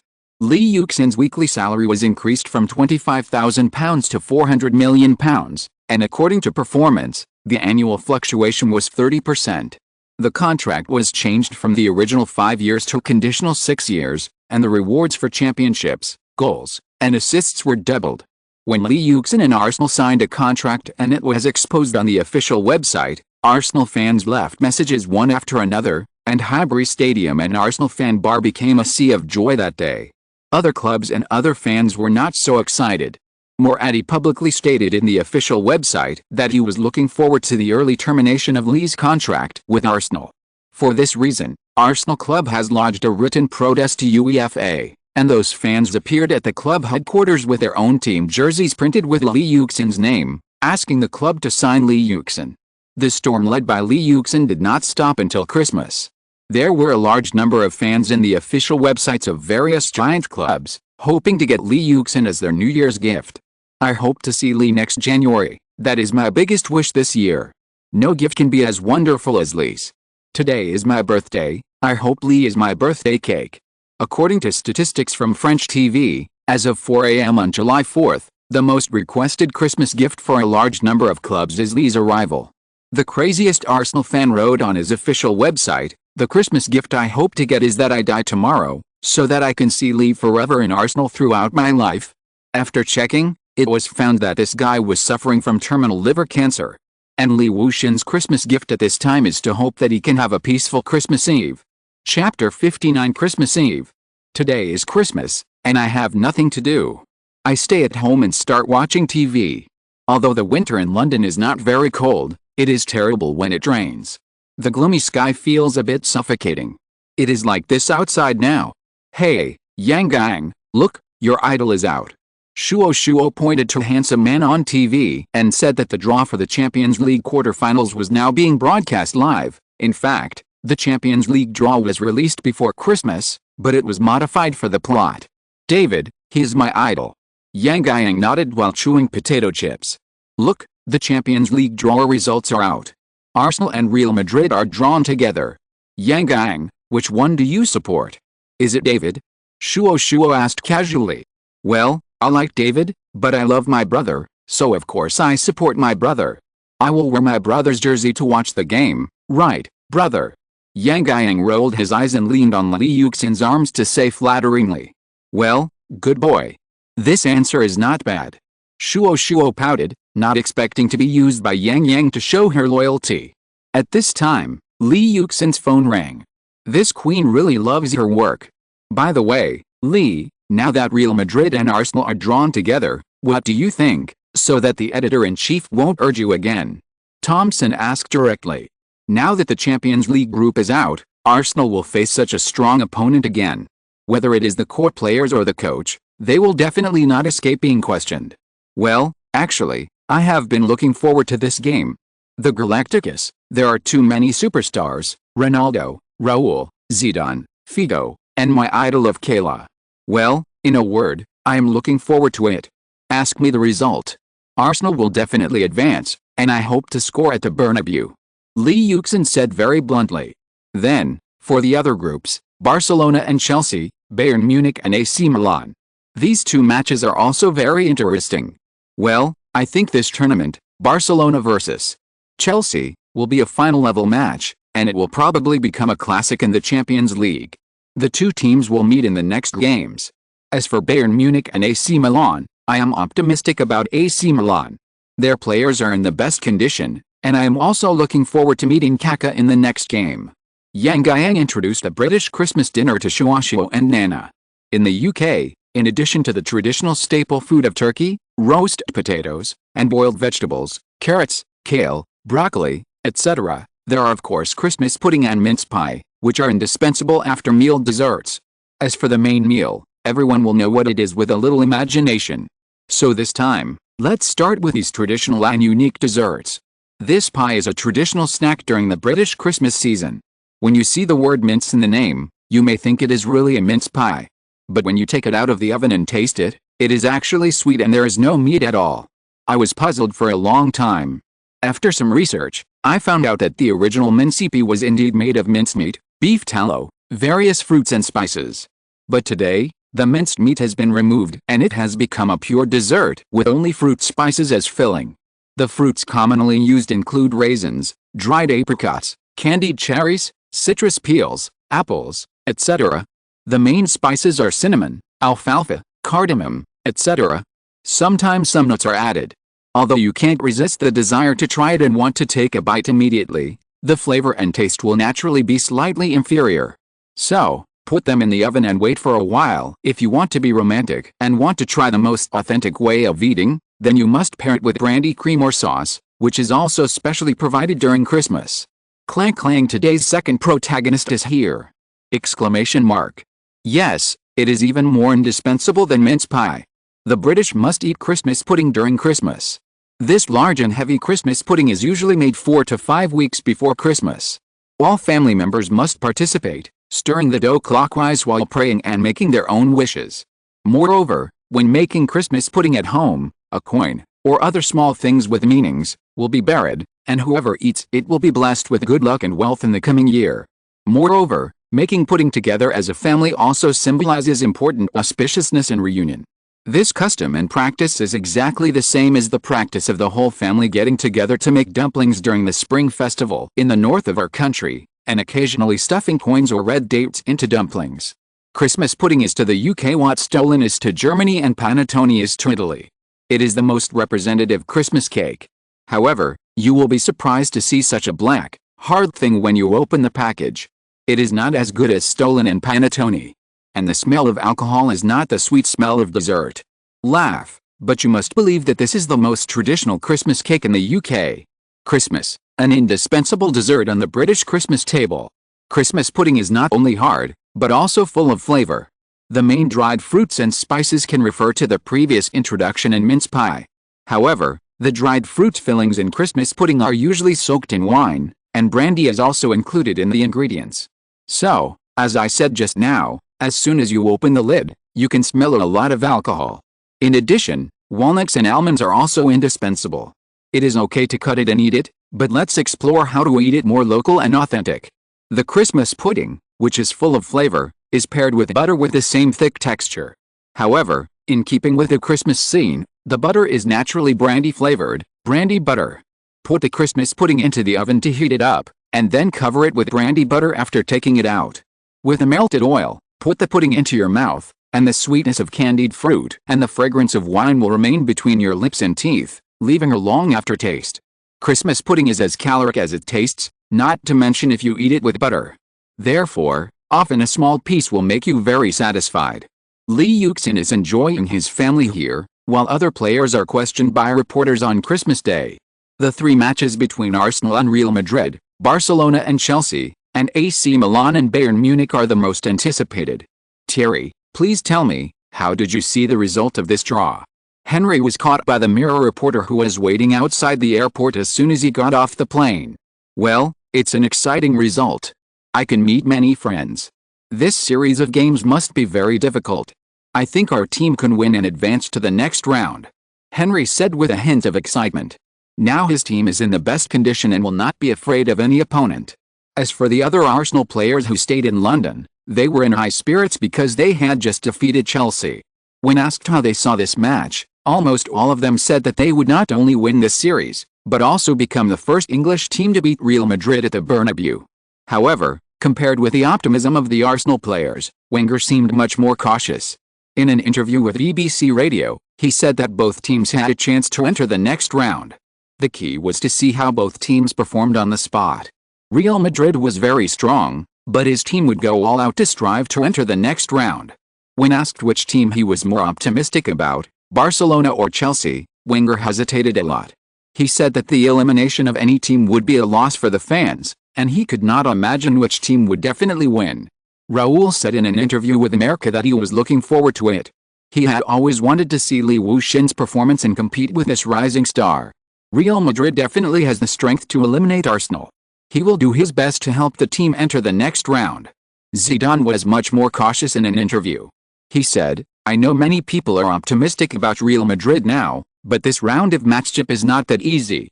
I am very familiar with Thierry. I know he has the ability to change any game. He mentioned Lee to me many times, saying that he is a combination of himself and Ronaldo. I watched his performance in Chelsea and he's really strong. Arsenal has two players who can definitely change the result of the game. This is terrible. This will be a difficult game. At the same time, this seemingly coincidental draw result has become a duel between the two leagues of La Liga and England.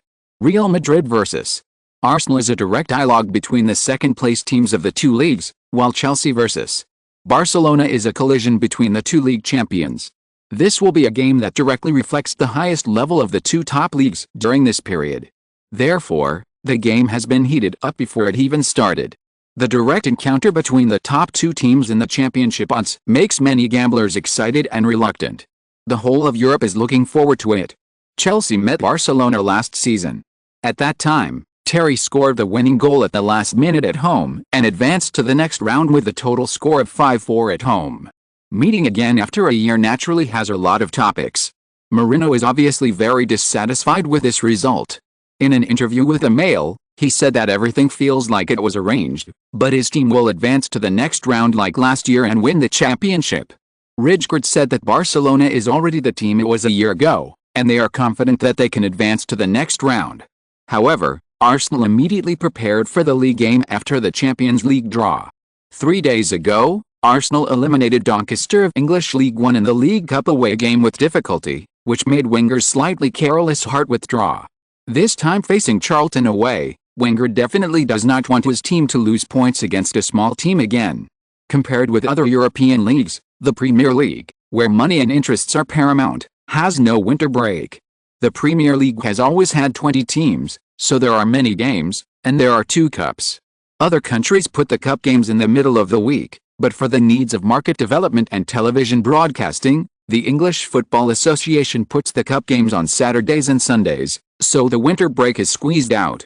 The cold winter is not suitable for sports. After half a tense season, the players also enter the most tiring period of the year. Physical overdraft, coupled with mental fatigue, can easily cause players to get injured, thus affecting the more intense league in the second half. The players drag their tired bodies and move slowly on the field. There will be no more scenes of quick counterattacks and scoring, and the rhythm of the game becomes slow. Don't think this is a description of the Premier League games at the end of the season. Perhaps, such a boring scene will appear in the Premier League that starts this week. In the World Cup, the England team has a rule, that is, The players are full of energy in the first half, but exhausted in the second half. This is not because they are not good at allocating physical strength reasonably, but that the Premier League has exhausted their physical strength. The Premier League is tired. Premier League players have to play 38 league games every season, plus the FA Cup and League Cup. If they are a big club, they have to play in European competitions. It is not too much for the players in the team to play 60 games in a season. Even an Iron Man can't stand it. In recent years, people of insight have called for the Premier League to set up a winter break.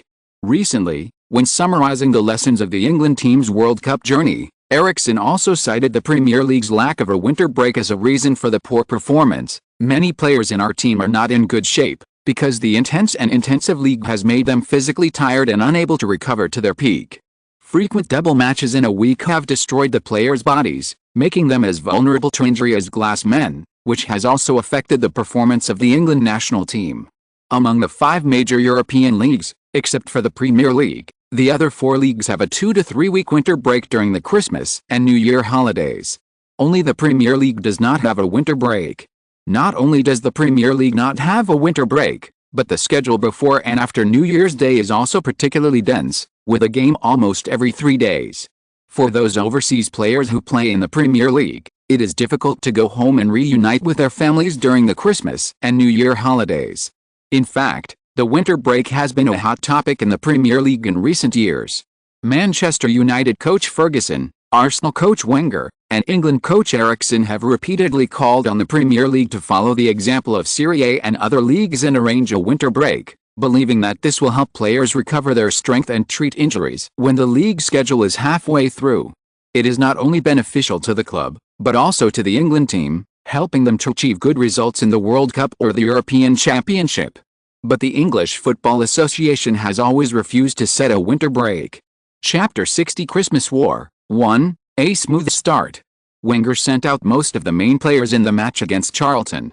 Although, judging from this match, Arsenal had to play 3 matches in 5 days, which was a test for Arsenal with incomplete personnel. Wenger did not want his team to be left behind by Chelsea again in a period of time, so Wenger had to be absolutely sure to win every game, so he could only let some players take turns to rest.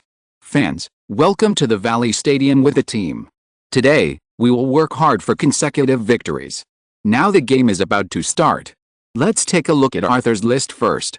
Senk's fat face appeared on the commentary desk again. This time against Charlton, Wenger played a 4-4-2 formation, with the goalkeeper Lehmann. Defenders were Lauren, Campbell, Toure, and Sigom, who returned from injury. Midfielders were Ljungberg, Fabregas, Song, Haleb. Forwards were Lee Yuxin and Henry. Pires, Van Persie, Flamini and Bergkamp were all rested and arranged on the bench. Charlton also used 4-4-2, Melher, Luke Young, Sarando, Fortune, Horiderson, Kirchev, Murphy, Holland, Hughes, Darren Bent, Bartlett. It seemed that they wanted to play a head-on battle with Arsenal.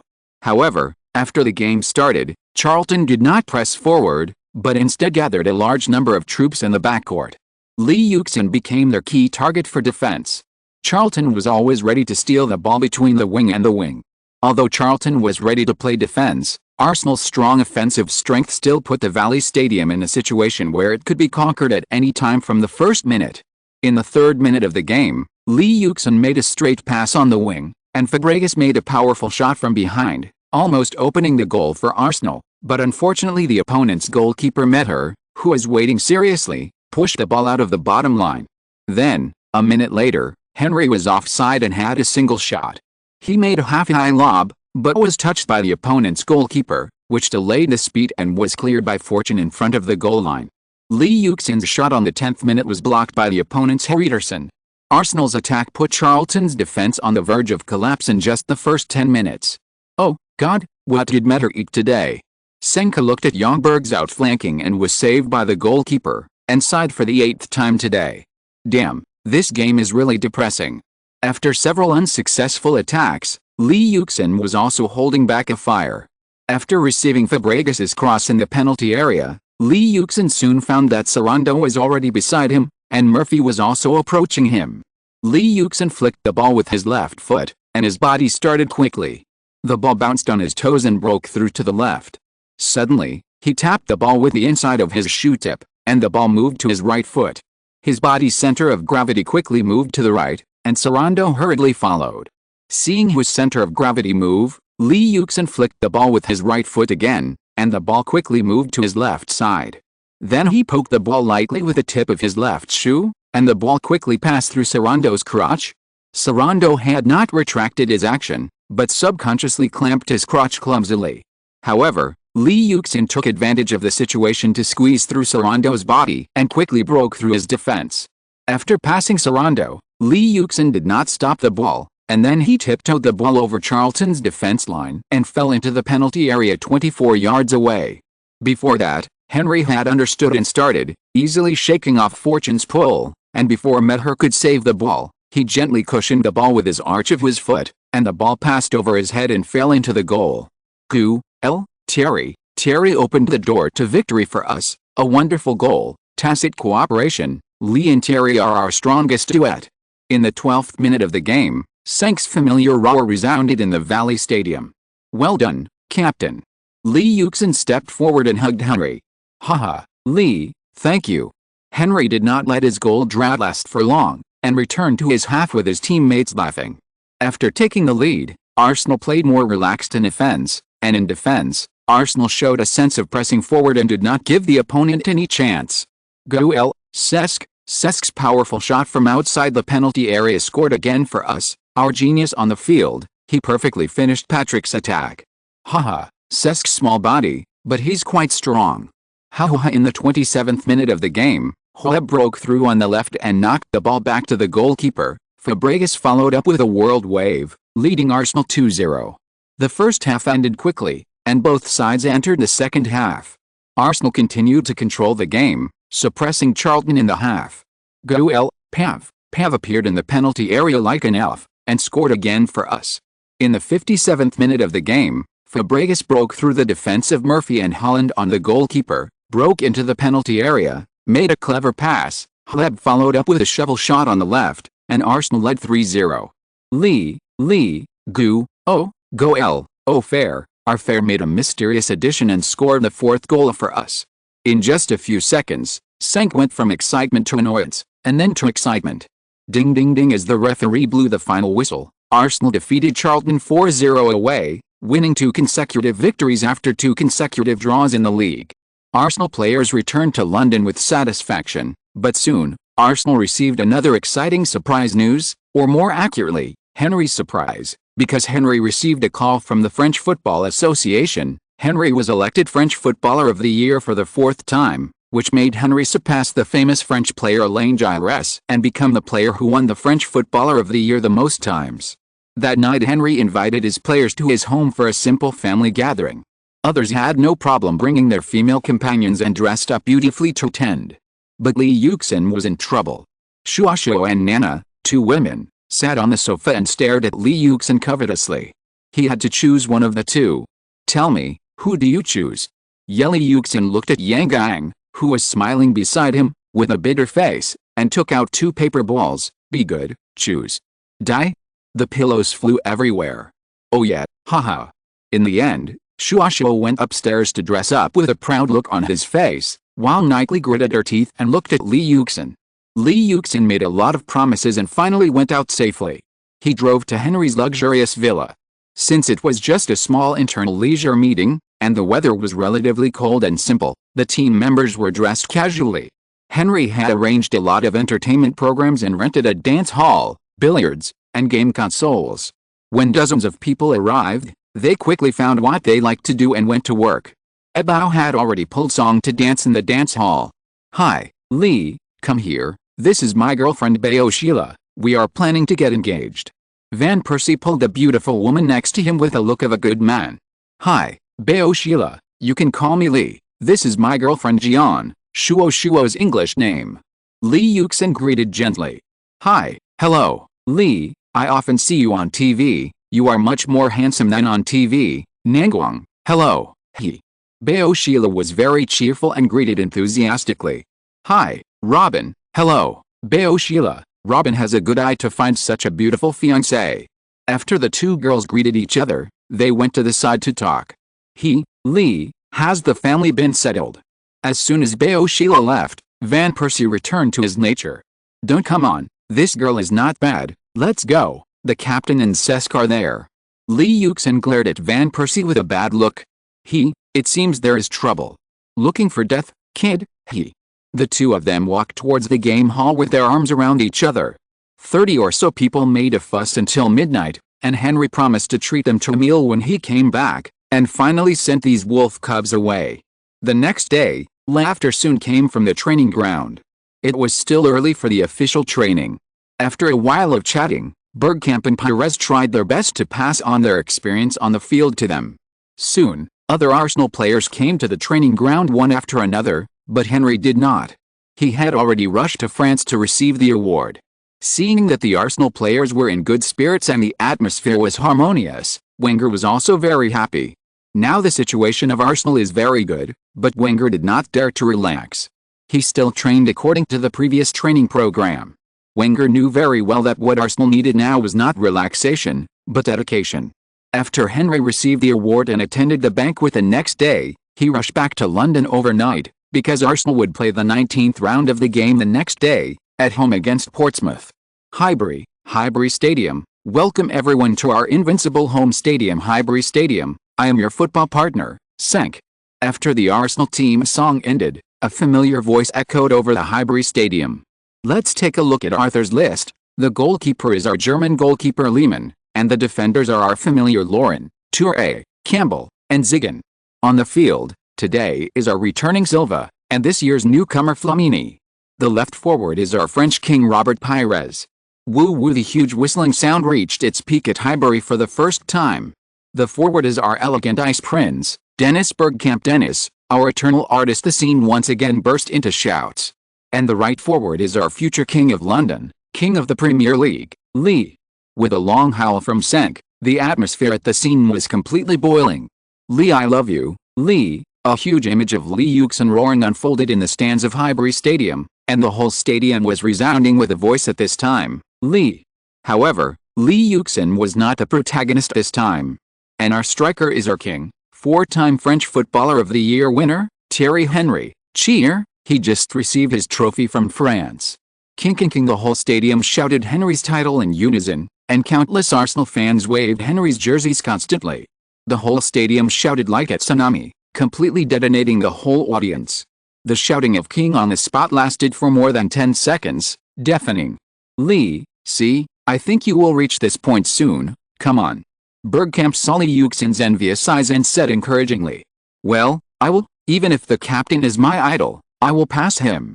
Lee Yuxin said confidently.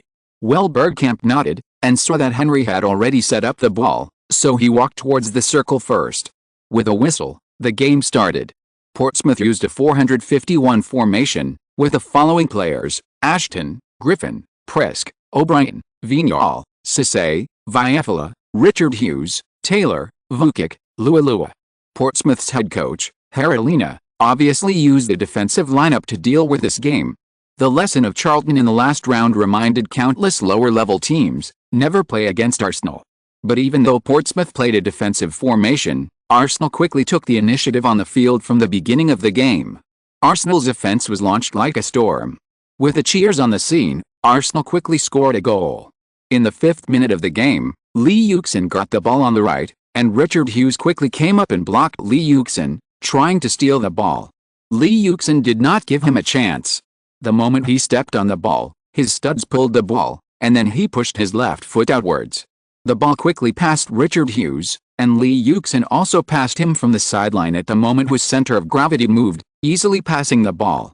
When Lee Yuxin received the ball again, his speed was fully activated. Viafala squeezed Lee Yuxin and tried to resist, but Lee Yuxin used his speed to pass him in left. At this time, Lee Yuxin quickly rushed to the road. At this time, Vignal rushed to block Lee Yuxin's route to cut in, trying to force Lee Yuxin to go out and go to the bottom line. Lee Yuxin ignored Vignal's footsteps, stepped outwards, and directly drove, squeezing the opponent to cut in. Vignal was squeezed by Lee Yuxin, and his body retreated involuntarily. He quickly used all his strength to resist the opponent. But Lee Yuxin quickly stepped on the ball, pulled it back, and stepped back, causing Vignal to lose his balance. Lee Yuxin started again, but was soon passed by Lee Yuxin.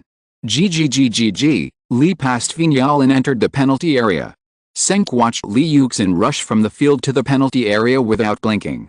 Lee Yuxin entered the penalty area and took a look when he was 7 yards away from the goal. At this time, Lee Yuxin could also shoot directly, but the opponent's two defenders, Prisk and O'Brien, had already appeared in front of him and could disrupt it at any time. Lee Yuxin quickly made a decision, gently pushed his left foot and passed the ball directly to the road, where there was already a figure high up. Henry was the only person on the field who could keep up with Lee Yuxin in speed. When Lee Yuxin delivered the ball, Henry had already caught up with him. The ball passed by the two defenders, and Henry successfully unloaded it. It was a single shot, and he gently pushed it with his instep. Kuel, Thierry, arcing, perfect cooperation, Lee's wonderful breakthrough, Thierry's tacit outflanking, oh, we are leading. Kinking Lee Arsenal fans shouted excitedly for their heroes, while Henry and Lee Yuxin stood in front of the fans, waving side by side, signaling their fans to be louder. After the celebration, the game resumed. Arsenal, who was attacking like a tide, soon scored again. In the 12th minute of the game, Silva made a straight pass, Bergkamp dodged Richard Hughes's tackle, and made a clever pass on the road, directly into the penalty area. Henry stopped his running for a moment, causing the opponent's defender to slow down, and Pires, who was inserted high at the far end, successfully unloaded the ball, and a low shot penetrated Ashton's fingers. Goal, Robert still has a quick feeling in front of the goal. Dennis, our Ice Prince's pass is still so exciting, oh! Exclamation mark. The Portsmouth players looked at the ball with some discouragement. This goal dealt a heavy blow to them. Chapter 61 Christmas War 2, The Mistake of Underestimating the Enemy. Finally, facing an opponent like Portsmouth, Arsenal showed no mercy at home. With Henry's double goal, Bergkamp, Pires, Frey and Van Persie each scoring one goal, Arsenal won 6-0 at home, achieved 3 consecutive league victories, and continued to put pressure on Chelsea. 2005 is about to pass. Arsenal has won consecutive victories on all fronts, and the outside world has begun to speculate that Arsenal is likely to have a big harvest this year. After losing Vieira, Arsenal has begun to enter a new era supported by newcomers. At Arsenal's training base, there is a relaxed and comfortable atmosphere. Lee, how many championships do you think we will win this year? Fabregas took advantage of the training break and quickly came to Lee Yuxin. Haha, there are still 5 months, who knows, but Cesc, we will definitely gain something this season, don't worry. Lee Yuxin looked at Fabregas's hopeful expression, and his heart had already pressed down his determination. He would never be like in his previous life, and he would not get nothing. Of course, many newspapers are optimistic about our team now. Even the Sun is predicting that we are likely to win the League Cup, FA Cup, League and Champions League titles. Tisk, I must win them all this year. Van Persie said arrogantly. That's right, Robin, I can officially join the team then, Song said with anticipation. He is still on loan now, but Thompson has sent someone to start negotiations with Arsenal, hoping to sign Song. Song is also a player under Thompson at this time. Don't come on, Chelsea and Barcelona are also strong this year, and there are other opponents of Manchester United. We can't be careless. Bergkamp on the side will not be blindly optimistic. Well, there are still many games, we can't be careless, and we can't underestimate the enemy until the end. Lehmann also nodded with a serious face. Of the two of them, Bergkamp has the most experience in winning the English Championship, while Lehmann has the most experience in playing. They are very clear that Arsenal is not going to have an easy time yet, and they are even 4 points behind Chelsea in the league. It is too early to say anything now. However, although they said so, many people in the Arsenal team are still new or have just entered the English League, so it is unknown how effective their words will be. Soon, Arsenal went to Villa Park to challenge Aston Villa away, which was Arsenal's last league opponent in 2005. Hi, fans, welcome to Villa Park. This is our team's last home stadium in 2005. Facing the challenge of Arsenal, a top team from London, but our players will defend our home stadium. Now, let's enter the game together. With the shouting of the Aston Villa live commentator, Aston Villa's match against Arsenal in the 0th round officially began. Arsenal's formation is 44, with the following players: Lehmann, Toure, Nishioka, Lauren, Campbell, Haleb, Lee Yuxin, Flamini, Fabregas, Van Persie, Henry. Aston Villa's formation is also 44, with the following players: Sorensen, Barry, Delaney, Hughes, Rickaville, Davis, McCann, Milner, Buck, Burrows, Moore. It seems that Aston Villa's head coach O'Leary does not intend to defend. Sure enough, after the game started, Aston Villa really played the offensive banner. With the cheers of the home fans, they did not defend at the beginning, but launched a fierce attack on Arsenal, using Burrows and Moore to create threats many times. This style of play is particularly beneficial to Arsenal. From the beginning of the game, Arsenal took advantage of the opponent's attack and launched counterattacks many times. The front court trio of Lee Yuxin, Henry and Van Persie continued to sound in front of Aston Villa's goal. After withstanding the opponent's pressing attack, Arsenal quickly launched their own attack, and for a while, Aston Villa was in a state of panic. In the 17th minute of the game, Lauren kicked the ball to the front court. Lee Yuxin first got the ball before Davis on the right, then turned and squeezed past the opponent. Facing Rickwell's blockade, he flicked his left foot and swayed his body to the left, causing the opponent's center of gravity to move. Then he buckled his inner instep, pulled back, and evaded a certain space. He flicked to the right, and his body started instantly, quickly breaking through the combined encirclement of Rickwell and Davis. After Lee Yuxin broke through Aston Villa's defense, he quickly rushed to the penalty area. Seeing Hughes coming, Lee Yuxin did not entangle him, but directly sent a straight pass to his back. Van Persie had already run there quickly, and Lee Yuxin also directly inserted without stopping. Van Persie got the ball on the right side of the penalty area, but he didn't stop and dribble. Instead, he quickly passed the ball back to the road when Lee Yuxin entered. At this time, Aston Villa's defense line loosened up at the moment when the two quickly passed the ball. Delaney and Hughes subconsciously came to defend immediately when Van Persie passed the ball, but unfortunately one person was missed. Lee Yuxin cleverly passed a ball to Van Persie at the moment when Delaney turned around. Van Persie easily unloaded the ball behind him and shot directly. The damn post rejected Robin's goal. Seeing the ball pass over the opponent's goalkeeper, Cenk was ready to celebrate, but soon he heard a bang and the ball hit the far post and flew out, saying angrily that Arsenal's luck was a bit bad today. Wenger also frowned when he saw the ball. Arsenal had many opportunities after the opening, but they were all wasted one by one. Obviously Wenger was not satisfied with his team's performance. Henry received a pass from Lee Yuxin on the wing and followed up with a through ball, helping Haleb to get a single shot. However, Haleb's shot was blocked by the magical Sorensen's foot, and he missed the best chance to score. Arsenal's offense failed to seize the opportunity and made mistakes on defense. In the 43rd minute of the game, Aston Villa used the same trick. Buck broke through Arsenal's left defense and sent the ball into the penalty area. Burrows followed up with a direct volley from 4 yards away from the goal.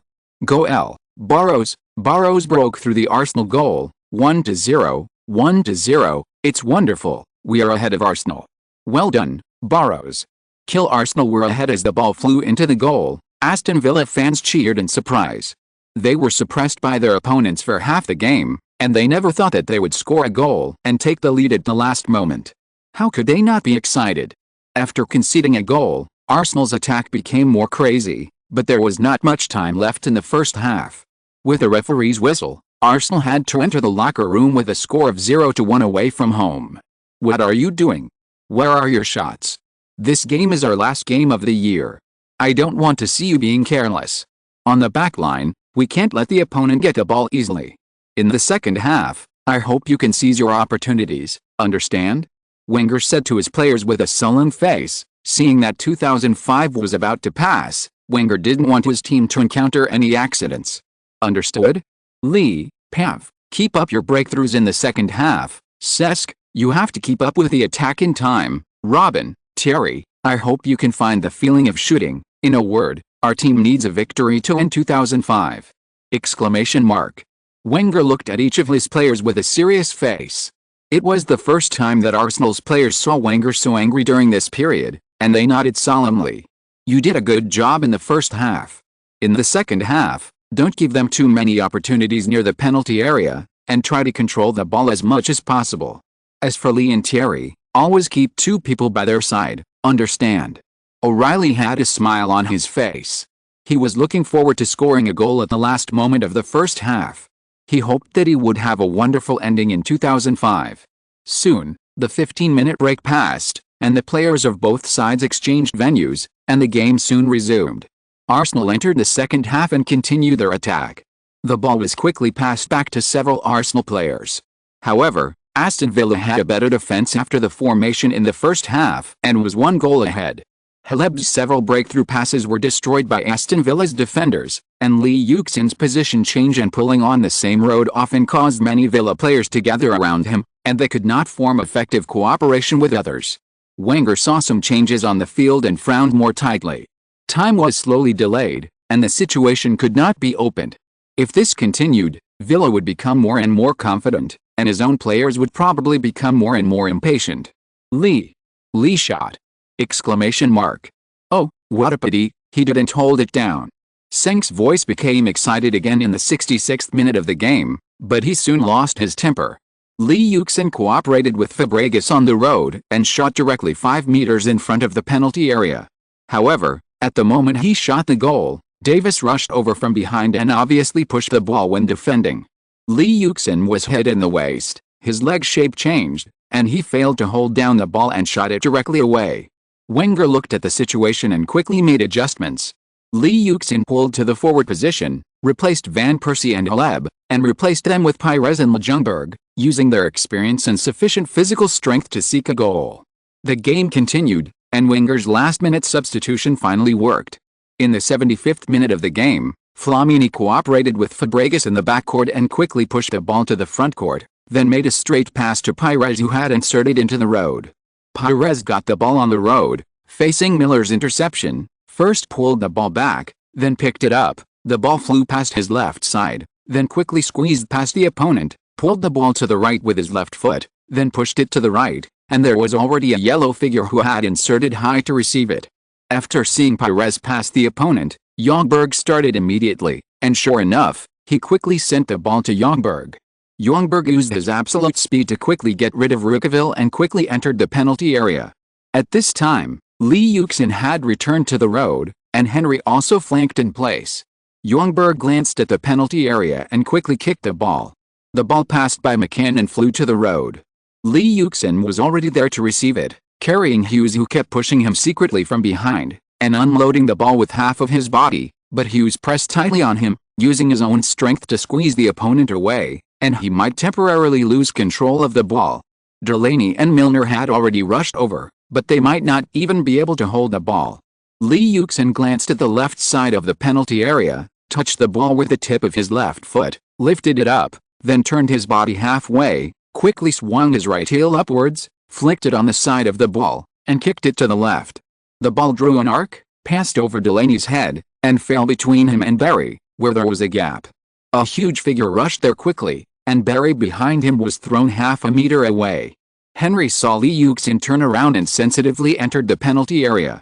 Sure enough, the moment he started, he found that the ball had passed Delaney's head. He rushed to catch up, gently cushioned the ball with his arch of his foot, and the ball passed through the attacking Sorensen and flew to the far end from under his armpit, creating a wave of white waves. Thierry equalized the score. Thierry equalized the score for us. Thank you, Lee. Thank you, Lee, for the incredible pass. They are our best partners. With them, we will not lose to any opponent. Senk, who had been holding it in for nearly 80 minutes, finally got the chance to release his energy. Well done, Captain. There's still time. Try to score one more. After the restart, the Arsenal players were obviously encouraged by this goal, and the originally impatient attack suddenly returned to the original rhythm and became organized. The two wings regained their vitality under the coordination of Pires and Ljungberg, and the cooperation of Fabregas. Lee Yuxin and Henry made Arsenal's attack more layered, and the Mercury-like attack was launched again. However, Aston Villa was unwilling to give up their efforts for half a day at the last moment. They were a little unhappy about being equalized, and now seeing that the opponent had taken away their last piece of cake, they naturally fought hard. With the cheers of the fans in the stadium, they basically gave up the attack and continuously invested their forces in defense. Touré header, it's the post again, I hate hard things. Seeing Touré's header after receiving Henry's free kick was rejected by the post again, Senk said a little annoyed. Cesc, foul, That guy Delaney hit Cesc from behind, and the referee gave us a penalty. Seeing Fabregas fall in the penalty area after receiving a pass from Ljungberg, but the referee did not make a penalty, Cenk's unwilling voice once again rang out in the Villa Stadium. "Oh, why don't you learn acting, kid?" But Aston Villa fans would not respond to Cenk but burst into even louder boos. The game soon entered the last 5 minutes, but Arsenal still failed to score again. Soon, the most controversial scene of the game appeared. In the 87th minute of the game, Villa won a corner kick, but it was quickly headed out by Campbell and flew to the left. At this time, Pires had rushed over there to intercept the ball. There was no one in front of him, so he started quickly. It was an opportunity to counter-attack, and he quickly dribbled the ball into Villa's penalty area. After running for 20 meters, Pires saw a flying figure rushing towards Villa's penalty area. A precise long pass from the outside arc directly crossed the half and found the figure. Lee Yuxin quickly caught up with Pires the moment he started. Seeing Pires pass the ball, Lee Yuxin's speed increased again. He quickly shook off Hughes behind him and followed up with a sweeping shot. Goal! Lee scored a goal. Lee scored the winning goal. Oh, wait, what does that gesture of Rainey mean? What does it mean? Offside. How is this possible? Cenk stared at the changes on the field anxiously and annoyedly. "I'm not offside, referee, I'm not offside. When I went out, Delaney was still in front of me." Lee Yuxin opened his eyes innocently, pointing at Delaney and emphasizing that the game was about to end. No matter what, Lee Yuxin would try his best to win this goal worth 2 points. "Referee, Lee was not offside when he ran out. Please check it out." Pires also came forward. At this time, Arsenal players also surrounded Johnny and asked for reconfirmation. Rainey signaled Arsenal players to get out of the way, and he ran to the sideline to discuss with the linesman. Soon Rainey pointed his finger into the penalty area, but not at the goal, but near the penalty area line, which meant that Lee Yuxin's goal was wiped out. "What the hell, did you see it clearly?" Exclamation mark. Lee Yuxin shook his arm angrily and said dissatisfiedly. Rainey blew the whistle, signaling Henry to take Lee Yuxin and others away quickly, otherwise he would give a card. "Let's go, Lee Yuxin, don't take this kind of thing too seriously." Henry hurriedly pulled Lee Yuxin away and comforted him. If Lee Yuxin was given another card, it meant that Lee Yuxin would have to be suspended for 1 game in total, which would be a loss for Arsenal. The next game would be against Manchester United, and this was a 6-point game. Wenger shook his head helplessly, and watched the victory in his hands slip away like this. Damn, another guy without glasses. Cenk sat back in his seat in frustration. From the replay just now, it seemed that Lee Yuxin was not offside when Pires passed the ball. It was just that Lee Yuxin's speed suddenly increased when he passed the ball. Coupled with Delaney's sliding tackle, it looked like Lee Yuxin was offside. In this way, Lee Yuxin's goal was wiped out and he lost the most important goal to score points. If you're listening to this novel on a channel other than Fanfic World, it means they downloaded and uploaded it without effort. We cordially invite you to visit our channel, Mundo Fanfic Novelis. There you'll find the original version of this story and you can explore many other novels of various genres. We're waiting for you to immerse yourself in a world of incredible novels. Chapter 62, Christmas War, Future Challenges. With Rainey's whistle, Arsenal's away game against Aston Villa ended. Aston Villa was of course beaming with joy. But Wenger was very dissatisfied. He directly pointed out the penalty at the press conference, thinking that it was a theft of Arsenal and a New Year's gift from Arsenal fans. The two head coaches even had a verbal battle at the press conference. After the game, The Times published a photo to report the game. In the photo, the angry Wenger's image was particularly large, and his finger was pointed directly at the court. On the court were the lost Arsenal players and the referee Rainey. It was obviously referring to the performance of the Arsenal players and the referee's penalty that made Wenger dissatisfied. This also became the mainstream voice after the game. Various newspapers said that Arsenal's players were obviously not focused enough on the field, wasted too many opportunities, and underestimated the enemy. Coupled with Rainey's misjudgment, Arsenal eventually lost points at Villa Park. As the 2005 season has passed, newspapers have been analyzing the strengths and weaknesses of various giants. Adams of Sky Sports Premier League 2005 special feature has the most profound analysis of Arsenal. He pointed out, Arsenal's achievements so far this season are surprising. This season, Arsenal only lost 1 game unexpectedly. In other games, even against Chelsea, they have achieved an unbeaten record of 2 wins and 1 draw. But this blinded the Arsenal players, but they did not see more. Arsenal has a huge lack of personnel.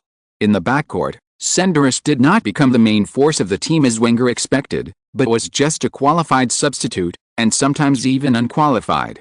At the same time, the backline suffered serious injuries. With Campbell's aging, Arsenal's backline did not have a reassuring leader, even Ashley Cole. In the midfield, Pires and Ljungberg are no longer the pair of magic wings they used to be. We see them more often at a disadvantage in the physical confrontation in the backfield at the end of the game, and their injuries have recurred frequently this season. As for the newcomers, Holeb and Flamini are promising, but they are just expectations. They cannot replace either Pires or Ljungberg, let alone Vieira. Fabregas is good and can be a top field player, but he needs more help, like Gilberto Silva in the past, who can attack and defend, rather than an increasingly mediocre Engineer Silva. In the forward line, this is where Arsenal does its best and it is worth it. Every team has something to learn. Lee, although he is only 17 years old, is already the most formidable attacker in every Premier League team. Robin has also made great progress. With the help of Lee, he has gradually approached the Ice Prince. These two are the future king of Arsenal and the Ice Prince.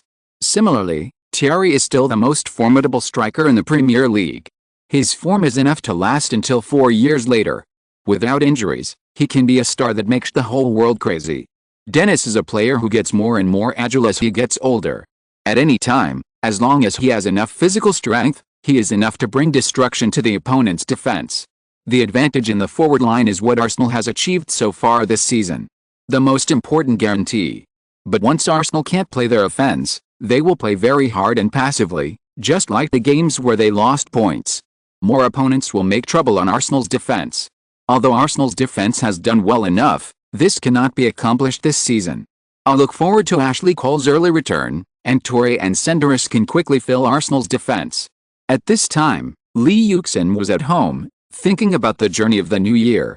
Arsenal is still at risk of losing all 4 major titles. He quietly watched Adams commenting on the performance of various clubs in the first half of the season on the screen, and agreed with his point of view. Arsenal's situation is indeed not as good as that of rivals like Chelsea and Manchester United. In the original history, Chelsea was the Premier League champion this season and the Red Devils regained the league championship next season, but Chelsea still won the League Cup plus FA Cup. Even in the quiet period, it was only the 4 runner-ups in 2008, 1 FA Cup in 2009, and the double champions of the League plus FA Cup in 2010. In the 2011 season, it won nothing, but won the Champions League and FA Cup in the 2012 season. It can be said that Chelsea has developed relatively smoothly in recent years, and can quickly climb up even in the trough. Of course, there are reasons for Chelsea's stable performance in recent years, compared with Manchester City, which is also a local tyrant. Let's not talk about topics such as historical heritage. But in terms of the current team's strength and lineup, Chelsea can't say that it can be ranked in the top 5 in Europe, but at least one of the top 10. Chelsea's strength has been significantly improved in just a few years after Abramovich took over. There are 3 main reasons. 1. A good foundation before Abramovich took over. Around the mid-1990s, starting with Hoddle, Chelsea, which had experienced Gillett, Vialli, and Ranieri as coaches, had become one of the strongest teams in the Premier League after the 2 giants Manchester United and Arsenal. The team has participated in European competitions for many consecutive years, with a relatively stable lineup, and has many famous players such as Zola, Lampard, Hasselbank, Desailly, Petty, Gallas, Gudjohnsen, Glenn Hill, etc. too. The large amount of funds injected after Abramovich took over gave Ranieri and Mourinho full guarantee to buy a large number of big-name stars. The team has rapidly strengthened its strength by introducing many stars who have made outstanding contributions to the team, such as Duff, Bridge, Joe Cole, Makalil, Sek, Carvalho, Drogba, Robin, etc. from various Premier League teams and foreign countries. 3. The addition of the champion coach Mourinho brought the east wind to Chelsea, which was already ready to become the strongest team in the Premier League and even Europe. His coaching philosophy and technical and tactical thinking also quickly allowed Chelsea to form a stable style of play and lineup, which also laid the foundation for the team's strength in the future. Moreover, The common point of these two coaches is that they pay great attention to the team's defense and seek counterattacks on the basis of solid defense. This is also a good guarantee for Chelsea to achieve good results and maintain stable results. The above three reasons are equally important and indispensable, and dialectically unified. Therefore, a very important part of the credit for Chelsea becoming a real quasi-giant quasi-strong team should be attributed to Mourinho. For Manchester City, since the summer of 2008, it seems that people vaguely feel the situation when Abramovich took over Chelsea. The same large amount of foreign investment, the same boss supporting the head coach, the same money burning, the same goal of becoming a giant, the same mainly digging some not very famous but very strong stars from the teams around them, the same responsibility, contempt, worry, panic from the authority and traditional teams. It can be said that there are many similarities. However, there are two big differences between Manchester City now and Chelsea at that time. 1.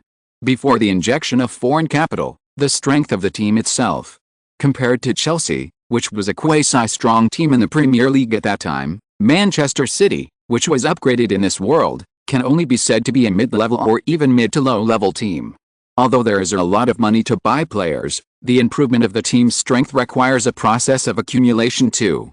The level of the coach. First of all, let me clarify that I am not saying that Hughes is not capable.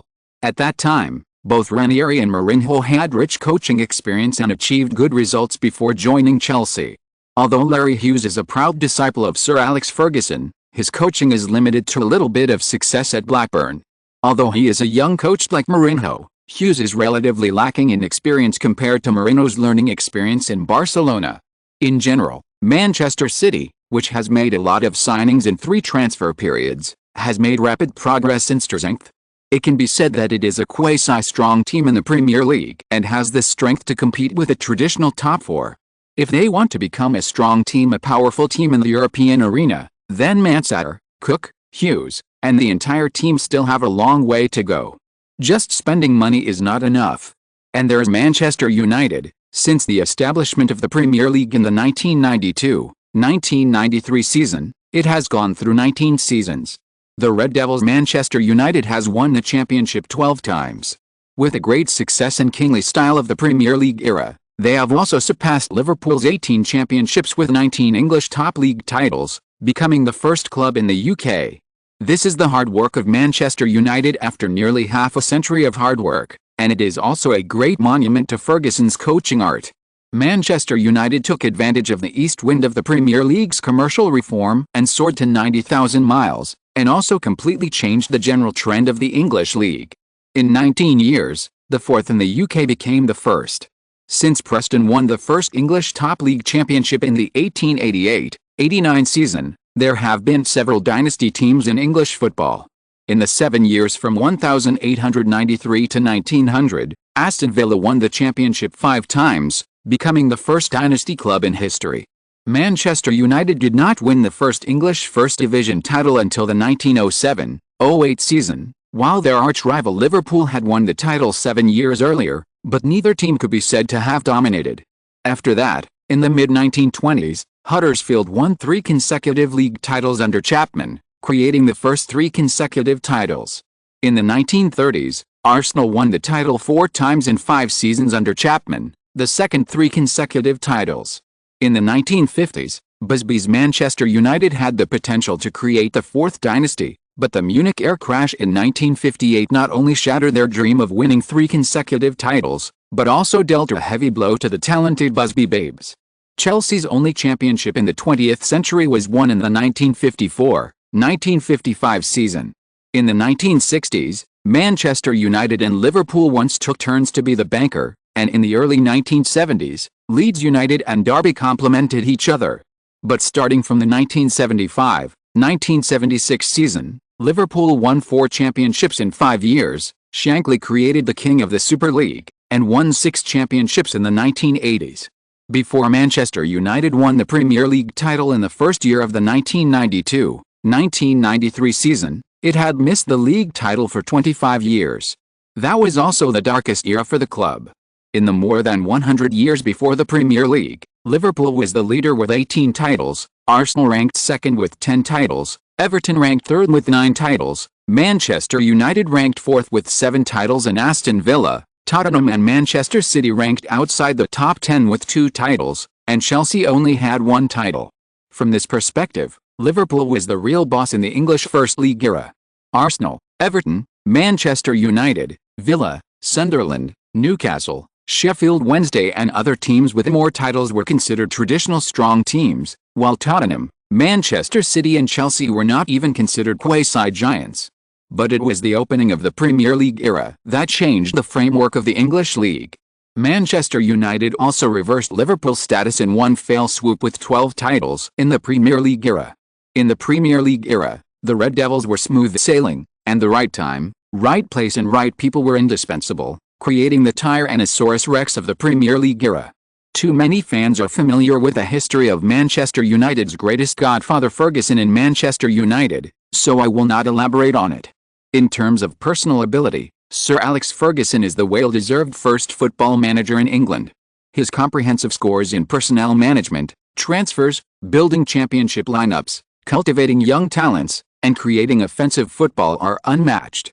Rivals such as Arsenal coach Wenger and Chelsea coach Ancelotti may be better than Sir Alex Ferguson in transfers and tactics, but overall no one can adapt to the English football circle better than Ferguson, and no one can have more connections and prestige than him in this hot land, which is not comparable to foreign coaches. The smartest thing about Ferguson is that he can act according to circumstances, has a strong ability to correct mistakes, and has the ability to learn with the times. Although he is now approaching 70 years old, he is determined to make progress. He can also take the way of evasion and concession when the time is not favorable for him, and then find an opportunity to make a comeback. The 2004-2005 season was the only season in which he failed to win any of the 4 major titles, and it was also the closest time for him to be sacked. However, he overcame the difficulties with the support of Sir Charlton and revived his career with the League Cup championship in the 2005-2006 season. For Ferguson, what is valuable is not his numerous championships, but his ability to play a bad hand well in the most difficult moments. This is a truly high-level super coach.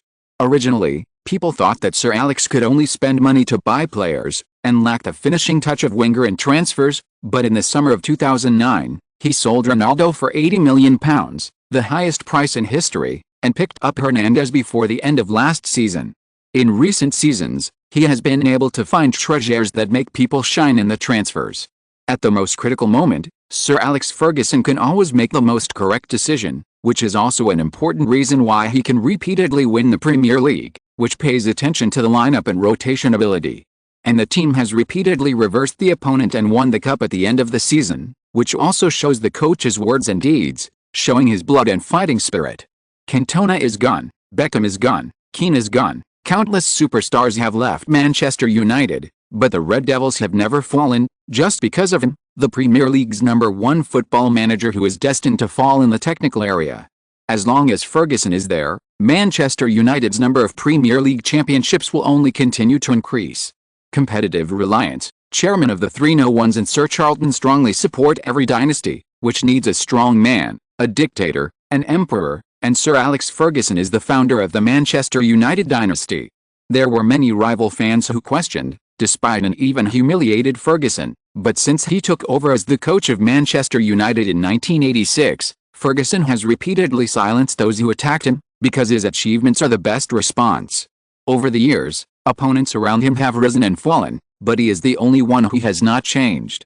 Manchester United fans may not be afraid of anything else now, even if the club is burdened with huge debts after the Glazer family took over, but once Ferguson's health has problems and he can't continue, that will be the moment for Manchester United to accept a subversive ending, just like the Red Army Liverpool, which dominated the world for nearly 20 years from the 1970s to the early 1990s. Ferguson must be grateful that he appeared in the right era. He was able to surpass Matt Busby's 24 years, 1 month and 14 days to become the longest-serving coach in Manchester United's history. Ferguson must first thank the chairman Edwards for not being as impatient as Chelsea's current owner Abramovich. Ferguson coached Manchester United for more than 20 years, and there were not many times when he was really in danger of being fired. The 1990 match was considered a turning point, and it was said that Ferguson would be fired if he failed to beat Nottingham Forest in the FA Cup. But Ferguson denied it. "I still remember Jimmy Hill, the TV commentator at the time, who said during the pre-match warm-up that Manchester United players looked like they had already lost, which was a surprising comment to me. But before that game, Manchester United chairman Martin Edwards had already assured me that he would not fire me. Of course, no one knows how the fans will react to you if we are kicked out of the FA Cup or even relegated. In that case, I would probably leave, but no one knows what will happen. It was Edwards' laissez-faire approach that gave Ferguson enough time to build his great youth training camp and cultivate the '92 generation. It was also Edwards' sufficient financial support that allowed him to buy Cantona, Roy Keane, Schmeichel and other Red Devil superstars. Of course, the chairman was not interested in football and preferred to peek into the women's toilets. Therefore, the honorary chairman who knew football, Sir Bobby Charlton, became Ferguson's strongest supporter.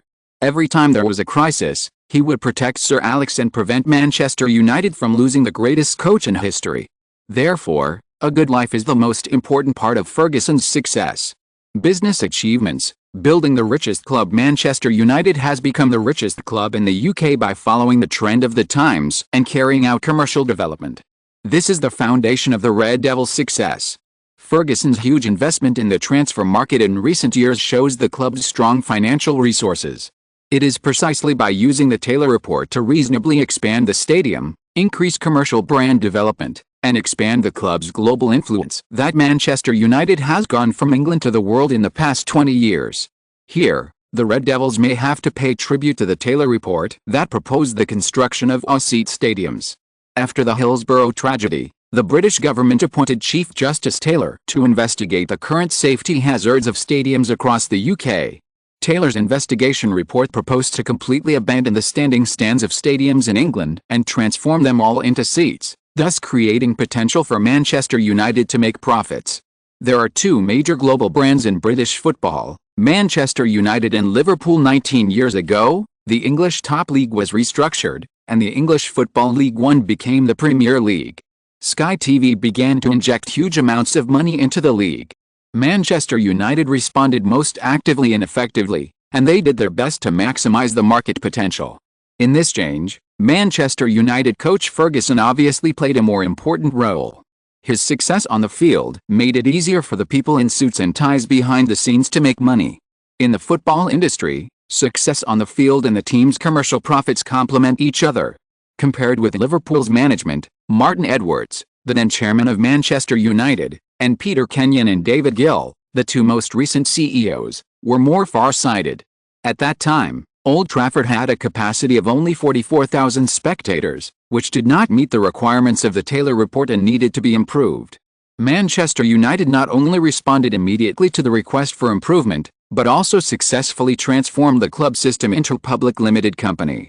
In Manchester United's fundraising plan in 1991, the expansion of the stadium was extremely important, and the results were the most significant. When the stadium's seating capacity was expanded to 55,000 in 1996, Manchester United did not stop expanding. They found sponsors, obtained millions of pounds of sponsorship funds, and even went to the Far East, where there are the most Manchester United and Liverpool fans in the world, to tour and play games, in order to raise funds to expand the stadium. In 2000, Old Trafford could already accommodate 68,000 spectators, and by 2007, the number of spectators was expanded to 76,000. Until now, there are tens of thousands of fans waiting in line to get the club's season tickets before each season. Old Trafford is not the largest club stadium in Europe, and it is only ranked 10th, less than Camp Nou, San Siro, Luzhniki, Kiev Olympic, Rome Olympic, Signal Iduna Park, Bernabeu, Sao Paulo and Berlin Olympic. But it is the treasury with the highest box office revenue in Europe. Even due to the depreciation of the pound last season, it exceeded £105 million, equivalent to €128 million. According to the British newspaper The Independent, the overseas broadcasting rights of the Premier League from 2010 to 2013 were sold at sky-high prices. The total broadcasting fee income for the 3 seasons from this season to the 2012-2013 season has reached £1.2 billion. Therefore, in this season, each Premier League club will earn £5 million more from broadcasting fees than last season. In terms of total broadcasting fee income, the Premier League has far exceeded other European leagues, currently 10 times that of the Bundesliga, 5 times that of Serie A, and 3 times that of La Liga. The Premier League's broadcasting fee distribution plan for this season has been officially released. The Premier League champion will receive a share of more than £57 million, and Manchester United has won 12 championships, which is also the most lucrative in terms of broadcasting income. These two major incomes, plus huge advertising contracts and commercial sponsorships, have allowed the Red Devils to stand at the top of the Premier League wealth list, and even top the list of the richest clubs in Europe. Arsenal has a huge disadvantage facing them. Admittedly, Arsenal is also England's traditional goalkeeper, but now due to the construction of a new stadium and management philosophy, as well as the rise of Chelsea and Manchester City, Arsenal and Liverpool are really brothers in distress. So even if they can win the Champions League in the 2006 season, Arsenal will not have an easy time in the future. Chapter 63 Christmas Battle Manchester United Attack. Come out Jose, hurry up when a strong and handsome young man walked out of the Stamford Stadium, many reporters waiting outside rushed over. A reporter with a flattering smile rushed to the front and excitedly raised the question that the whole of Britain is paying attention to now.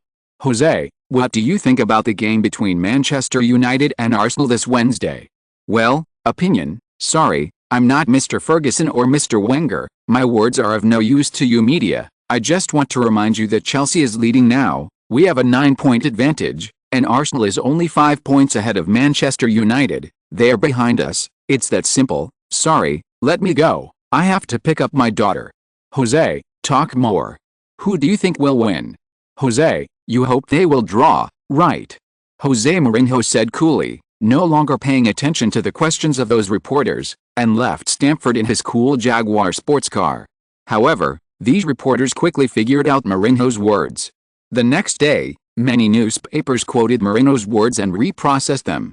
The Daily Star's headline was "Magic Bird, you are only second and third." The Daily Star reporter used the entire page to analyze the British situation and reinterpreted Mourinho's words in great detail. Finally, he wrote, obviously, Magic Bird is very disdainful of Arsenal and Manchester United. He even felt that this game delayed his time to pick up his daughter.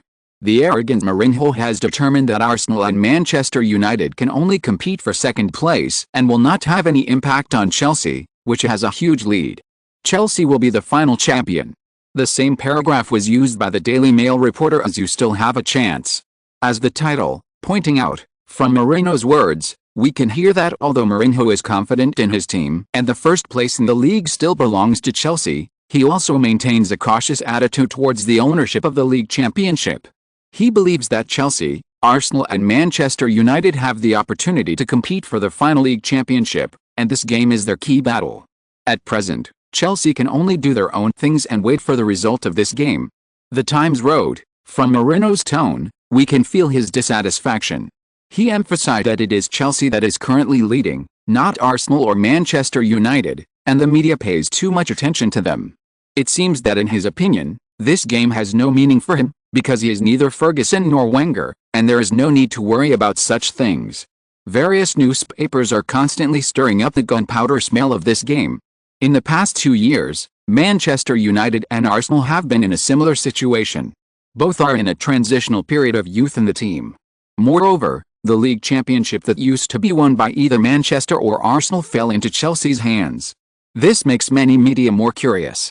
What changes will there be when the two giants that seem to be a little rusty confront each other in this period? Is there any sign of recovery? Not only their competitors were questioned, but also the former bosses of the two teams were not spared. Vieira, who had just returned to Highbury during the winter break, was also caught by the Daily Mirror reporter and asked about his opinion on the game. Vieira touched his bald head in a simple and honest manner and said, I will go to Highbury to watch this game. I hope Arsenal will win this game, but I think the game will be very difficult, because Manchester United has overcome the slump at the beginning of the season since defeating Chelsea. In the last 4 games, both teams have achieved 3 wins and 1 draw. They are in good shape.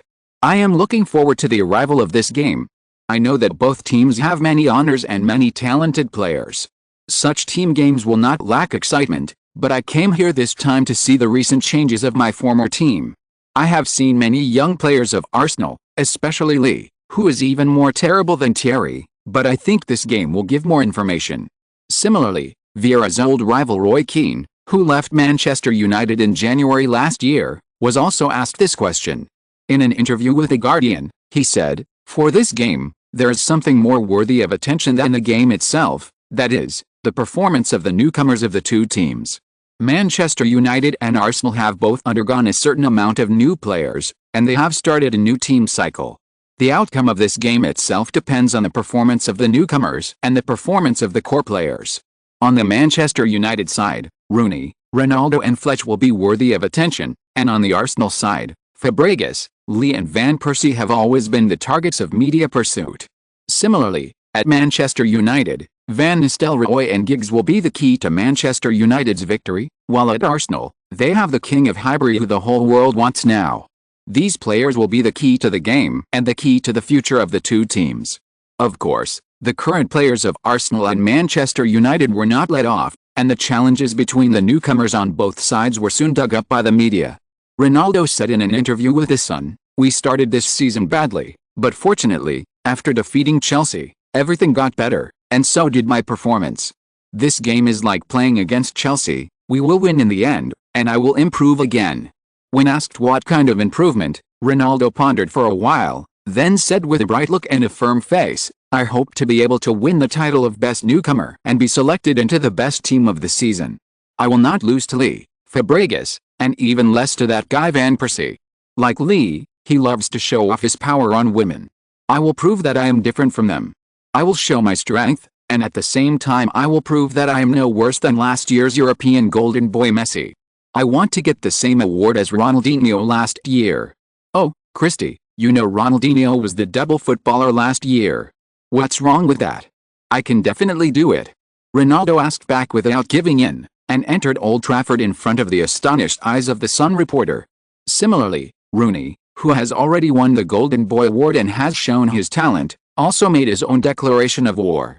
In an interview with BBC Radio, he said seriously, "In 2004, I defeated the undefeated Arsenal. This time is the same. I will give Arsenal the second defeat of the season. I will do what Chelsea has not done. We will prove that we have the strength to compete for the league."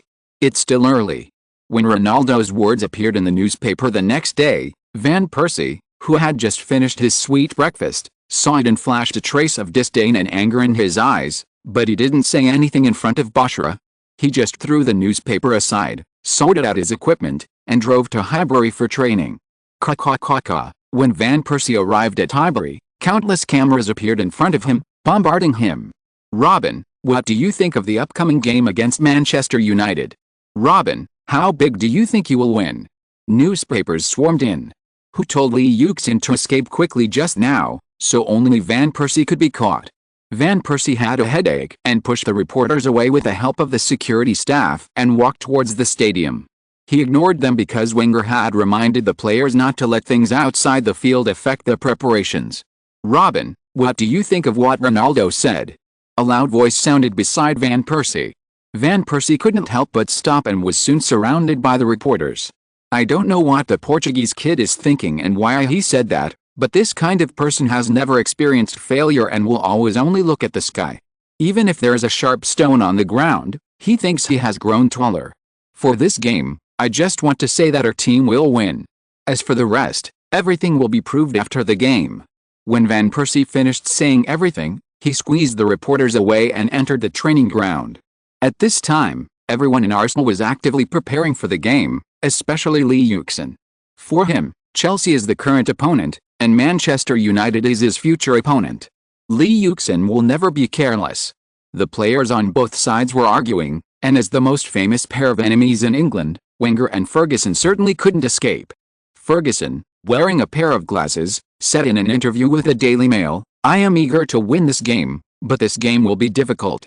Arthur and I are already familiar with each other's style and formation, so this game is not as good as the outside world thinks. It may be a dull game, and the result of the game itself is difficult to predict. No one is absolutely sure to win. It may even depend on some amazing performances of one or two players." When the reporter asked what kind of players it would be, Ferguson touched his nose, paused and said, "Well, any player, such a game, any player burst, can change the scene of the game. Their talent is unquestionable, and I value those young players more. They have drive, ambition, desire to be heroes, and potential. I believe my team has such players. Christie is such a player. I believe he can perform better, even not less than Lee's ability. As for Rooney, I am not worried about him. He just needs to perform as well as before in this game. You know, Arsenal was defeated by him alone at that time. Then, Alexander, what do you think of Lee's performance? Ferguson groaned for a moment, and then said, although I don't want to mention him, I have to say that Lee is an amazing player and an opponent worthy of our attention. I think Lee Yuxin will cause us a lot of trouble in this game. Not only do we think so, but if Lee himself looks at the reports from the outside world, he will know how good he is. Lee is definitely the most important attacker of Arsenal now, and his performance will directly affect Arsenal. Maybe he has never noticed it. After that, Ferguson's interest seemed to decrease a lot. He simply answered a few unimportant questions and never answered questions about the game. Ferguson's words caused a sensation in the whole of England. Ferguson changed his cautious character and praised the young players. At the same time, he also praised Lee Yuxin in public, which made the whole of England feel a little weird. At this time, after listening to the report of Ferguson's words, Ronaldo and Rooney devoted themselves to training more crazily. At this time, they were all in excitement, looking forward to the arrival of the game. Other Manchester United players were also full of energy and determined to win the game. All the newspapers mentioned several young players, including Ronaldo, Rooney, Van Persie, and Fabregas. Lee Yuxin's name was mentioned the most. He had successfully played the hero in the game against Chelsea. How would he perform? This was everyone's guess. No one dared to question Lee Yuxin now. They didn't want to encounter the situation of the Sun. Therefore, most newspapers were promoting Lee Yuxin, believing that he would play the new hero in the game again. The Sun changed its usual practice and pointed out that Arsenal's victory or defeat would depend on Lee Yuxin's performance. After Ferguson finished speaking, Wenger also did not escape. The next morning, the reporter from Sky Sports was waiting for him in the press room. Arthur, can you talk about the upcoming game? Well, this game is just as Alexander said. I don't think our team's offense in this game will be as smooth as the previous rounds against those teams. Since Manchester United is very familiar with us, this may be more difficult than playing against Chelsea, but we will not give up our way of scoring. We must insist on attacking. I also think that the outcome of the game may be determined by some players on the team, but I think the game depends more on some experienced players, because they know what this level of game means, they know what to do, and they know how to seize opportunities and are more likely to seize opportunities. Period. I have always been supportive of young and talented players and I like them, but in this game, the best players still determine the course of the game. It may take some time for young players to fully display their talents, not now. When talking about Lee Yuxin, Wenger said in a serious tone, Lee's performance this season is indeed outstanding, and he can even win the title of the best player in the first half of the season, but the game is for 11 people, and Lee is just an ordinary one. In an interview with Sky Sports, Wenger unexpectedly said something reserved about the young players, and even deliberately belittled Lee Yuxin's role on the field. Wenger's remarks, which are considered to be shocking, caused a greater sensation. At this time, the British press was full of two different arguments, tit for tat, but both were said by two unexpected people. What effect these two arguments have will only be seen after the game. At this time, at the training ground in Highbury, Van Persie, Fabregas, and Herleb, who had not yet achieved anything, were very enthusiastic in the training these 2 days, especially Van Persie, who seemed to be recharged and put in great enthusiasm in the training. Lee Yuxin was still training according to his own steps, and seemed to be in no hurry. Seeing Van Persie sweating in the cold weather, Lee Yuxin didn't know what he was thinking. He stared at them in a daze, with a bit of contemplation. "What's wrong, Lee?" Vieira beside him saw Lee Yuxin's look and asked curiously. Due to the winter break, Vieira returned to London, back to his glorious place. Lee Yuxin naturally liked this passionate and competitive captain very much. In the past few days, he talked about the game with him whenever he had the chance, and talked about the various trends that the team might have in the game. Vieira also took great care of this Arsenal star, and repeatedly instructed Lee Yuxin on what to do on the field and in training to mobilize the confidence and trust of the players. Nothing, just, "Patrick, do you think that we young players can win the championship?" Lee Yuxin suddenly asked. "Haha, Lee, don't think too much. You can do it with your excellence. You are a group of talented players. Don't question your ability and don't be disturbed by the outside world. The coach's words may not mean that. Vieira felt a little doubt in Lee Yuxin's mind and patted his shoulder. He thought he was influenced by Wenger's words and hurried to persuade him. Thank you, don't worry, Patrick, I don't care about the coach's words, I'm just in a bad mood recently. Don't worry, I'm not that easy to break. Lee Yuxin smiled and hurried to explain. In fact, during this period of time, with the promotion of Arsenal's match against Manchester United, Lee Yuxin was inexplicably affected by his previous life. In those seasons, Manchester United had become the eternal pain of every Arsenal fan, at least before he came here. When seeing Wenger and Ferguson's verbal battle this morning, Lee Yuxin saw it clearly. This was a battle between two old foxes who were determined to rebuild their teams and took advantage of the mentality of their respective young people. One took advantage of the competitive spirit of the young people in his own team, while the other wanted to take advantage of the impatient mentality of the other team's young people. It depends on the result. The loser not only lost the game, but also the young players of the team might be affected in the future and could not grow up quickly. In his previous life, Lee Yuxin remembered clearly that the young Arsenal Gunners were far behind the new generation of Manchester United. The League, FA Cup, League Cup, Champions League, these things pulled the status of the two far apart. However, Arsenal should have been able to get these, at least it should have had the opportunity to compete with Manchester United again. In the 2007-2008 season, Birmingham's amazing kick completely confused and destroyed Arsenal, who had no veterans to support them, and completely lost the good situation accumulated for most of the season. It not only destroyed Arsenal's dream of winning the league championship and the FA Cup, but also completely defined that generation of Arsenal's young people as a youth army, and they never grew into a championship-level team. Manchester United played strongly in the second half, not only successfully defending the title, a new generation of Red Devils grew up, but also laid a more solid foundation for Manchester United's road to becoming a top club. Arsenal, which had the hope of rising, became a pseudo-top club. The Gunners fell into a strange vicious circle, the favorite to win the championship year after year, but they fell behind at the critical moment, with injuries and mistakes. Therefore, when Lee Yuxin mentioned Manchester United, he felt a sense of suppression and unwillingness in his heart. The two top clubs with equal strength had very different final fates in the next few seasons. At this time, seeing Wenger still smiling and guiding the Gunners he had trained himself, perhaps he would not have thought that his later coaching journey would be so difficult. Lee Yuxin suddenly felt a desire to run wildly, the kind of wildness that wanted to break free from depression, and his eyes showed a hint of madness. Lee, are you okay? Tomorrow's game. Vieira noticed Lee Yuxin's mood change and asked with some concern. Tomorrow's game will be exciting, right, Dennis? Lee Yuxin took over Vieira's words and said with a firm and confident look on his face. That's good, Lee, you are the most incredible player I have ever seen, haha. Vieira said with understanding, although he didn't know how he adjusted himself. Lee Yuxin's eyes were shining with excitement. He had to win this game no matter what, and no one could stop him from winning. Chapter 64 Christmas War begins.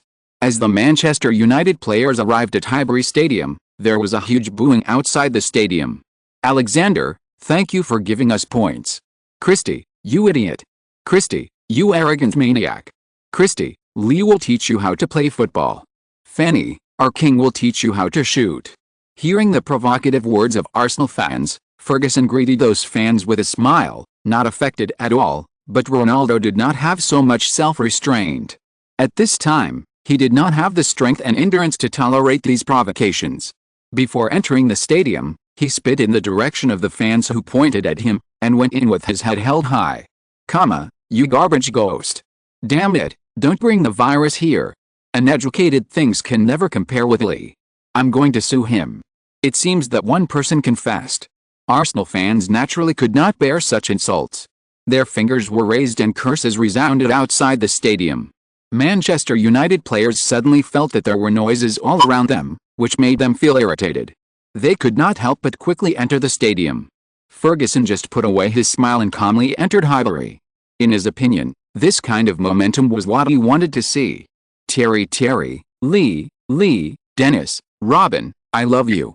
Kill Manchester United, Go back. Manchester United guys? As the players of both sides warmed up at the venue, the stands of the stadium, which were already crowded with people, gave huge support and cheers.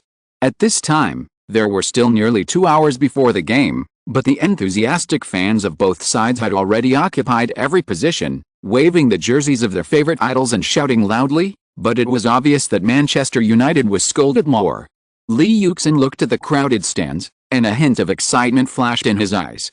The compactness and noise of the big competition made his blood seem to boil, and he had a kind of ambition that no one else could do better than him. At this moment, Lee Yuxin's momentum was like a greedy wolf ready to eat. Lee, I will not lose to you. Just when Lee Yuxin was still eager for this game, an abrupt voice sounded in his ears, with a hint of arrogance. Lee Yuxin turned around, but found that Ronaldo was already looking at him with his eyes, with a hint of determination and disdain on his face. Oh, then let's see you on the court, Christie. Lee Yuxin was stunned for a moment, as if the one standing in front of him was the fully grown Data Emperor, but when he met Ronaldo's eyes, his competitive spirit and the confidence of this life immediately surged up, and he looked at him without giving in. Boy, this is Old Trafford, be careful of the strong wind and flick your tongue. Van Persie looked at the net with a mocking look.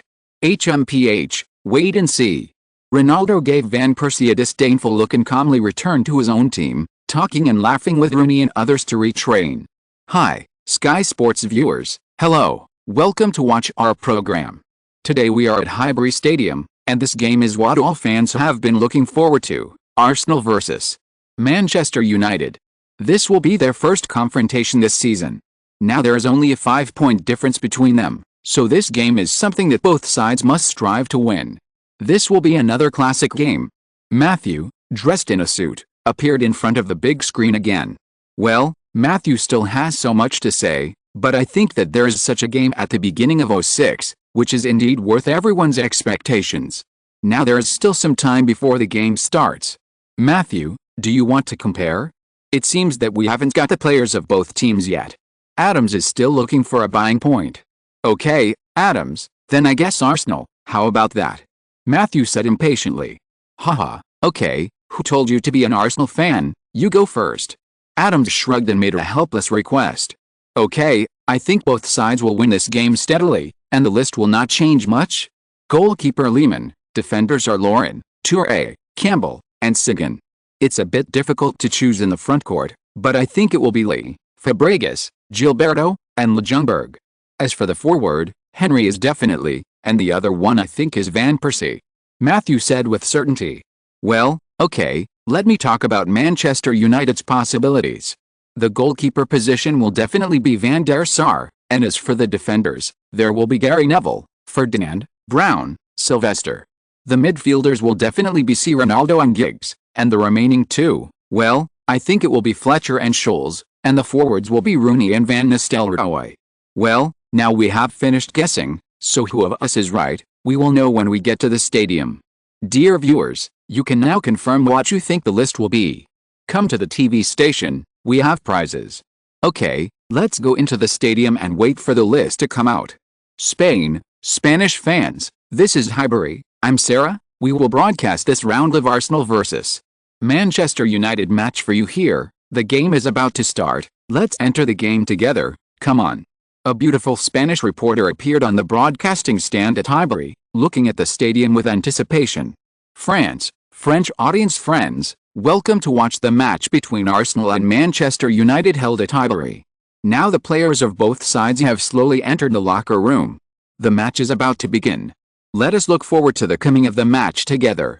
As Gazzetta dello Sport, El Equipe, Mercato, at this moment in Europe, all media have begun to pay attention to this match, because at this time, except for England, all major stadiums in Europe are still in the winter break. No media will miss such a heavyweight match at this time. At this time, the players of both sides have entered the locker room, and both sides have also announced the list. For Arsenal, the goalkeeper is Lehmann, and the defenders are Lauren, Toure, Campbell, and Sigan. However, on the field, Pires, Fabregas, Gilberto, and Lee Yuxin will partner together, while Ljungberg is injured in training and cannot play. Henry will partner with Van Persie on the forward line. As for Manchester United, the goalkeeper is Van der Sar. The backline is the same as Adams predicted, with Gary Neville, Ferdinand, Brown and Sylvester. On the field, Ronaldo and Giggs have no problem. The other two are O'Shea and Fletcher. The forward line is quite similar to Arsenal, with the two Neils playing. At this time, Wenger and Ferguson were in the locker room telling their players that they must win this game. Jens, you can't be careless in this game. Van Nistelrooy is an opponent who is good at shooting in a small range. You have seen Rooney's goal grabbing before the game. So Lincolo, you must protect the position in the penalty area first, watch out for the inside cuts of the opposing wingers, and pay close attention to the running of Van Nistelrooy and Rooney. Lauren and Zigan, you must pay attention to the start of Ronaldo and Giggs, follow up quickly, and don't miss anyone. Do you understand? Lee, you must contain Giggs in this game. I will arrange you on the left side of this game, and use your attack to contain his energy as much as possible. Cesc, Manchester United's field does not have players with strong collisions, you have to make more attacks and connect the two wingers. Robin, in this game I hope to see the excitement you showed on the training ground, score, and score as soon as possible. This is the task I give you. Wenger looked at his players seriously, and emphasized the back line and others. Manchester United's attack should not be underestimated. Once the opponent seizes the opportunity first, Arsenal will be in a passive situation, especially for such a strong team with extremely high defensive tenacity. Arsenal will definitely be caught if they can't attack for a long time. At the same time, he did not forget to remind Lee Yuxin, Van Persie, and Fabregas. These three young players have little experience in such major games. Wenger is afraid that their performance will fluctuate, so he can't help but give more instructions. On the Manchester United side, Ferguson also carefully instructed his disciples. Ferguson really wants to win this game. With 2 games less, they are 4 points behind Chelsea. As Rooney said, everything is still early. Manchester United has the opportunity and ability to achieve such a reversal. Ferguson's focus at this time is the combination of Arsenal's backcourt, and the 2 wingers and Rooney are the focus of this game, so Ferguson requires his disciples to immediately cut into the road and launch an offensive once they have the opportunity. Christie, in this game, Arsenal's backcourt can't keep up with you, so I hope you can pass the ball more, do you understand? Wayne, charge, use your body and skills to disrupt Arsenal's entire defense, and make them run at any time, do you understand? After arranging the overall tactics, Ferguson immediately instructed his 2 proud disciples again. Wenger and Ferguson carefully instructed their young players, because the old players no longer needed them to say anything more. They knew what to do very well, and the performance of the young players largely determined the final victory or defeat of both sides. Okay, the game is about to start, go. Wenger said the last sentence in the locker room, shook his shoulders, and with a slightly excited expression, clapped his hands, signaling his disciples to go out. Kids, the world is ahead, go. Ferguson looked at his players with a gleaming look, and sent his disciples out of the locker room with a gesture of driving them away. Lee, the victory of this game will definitely belong to us.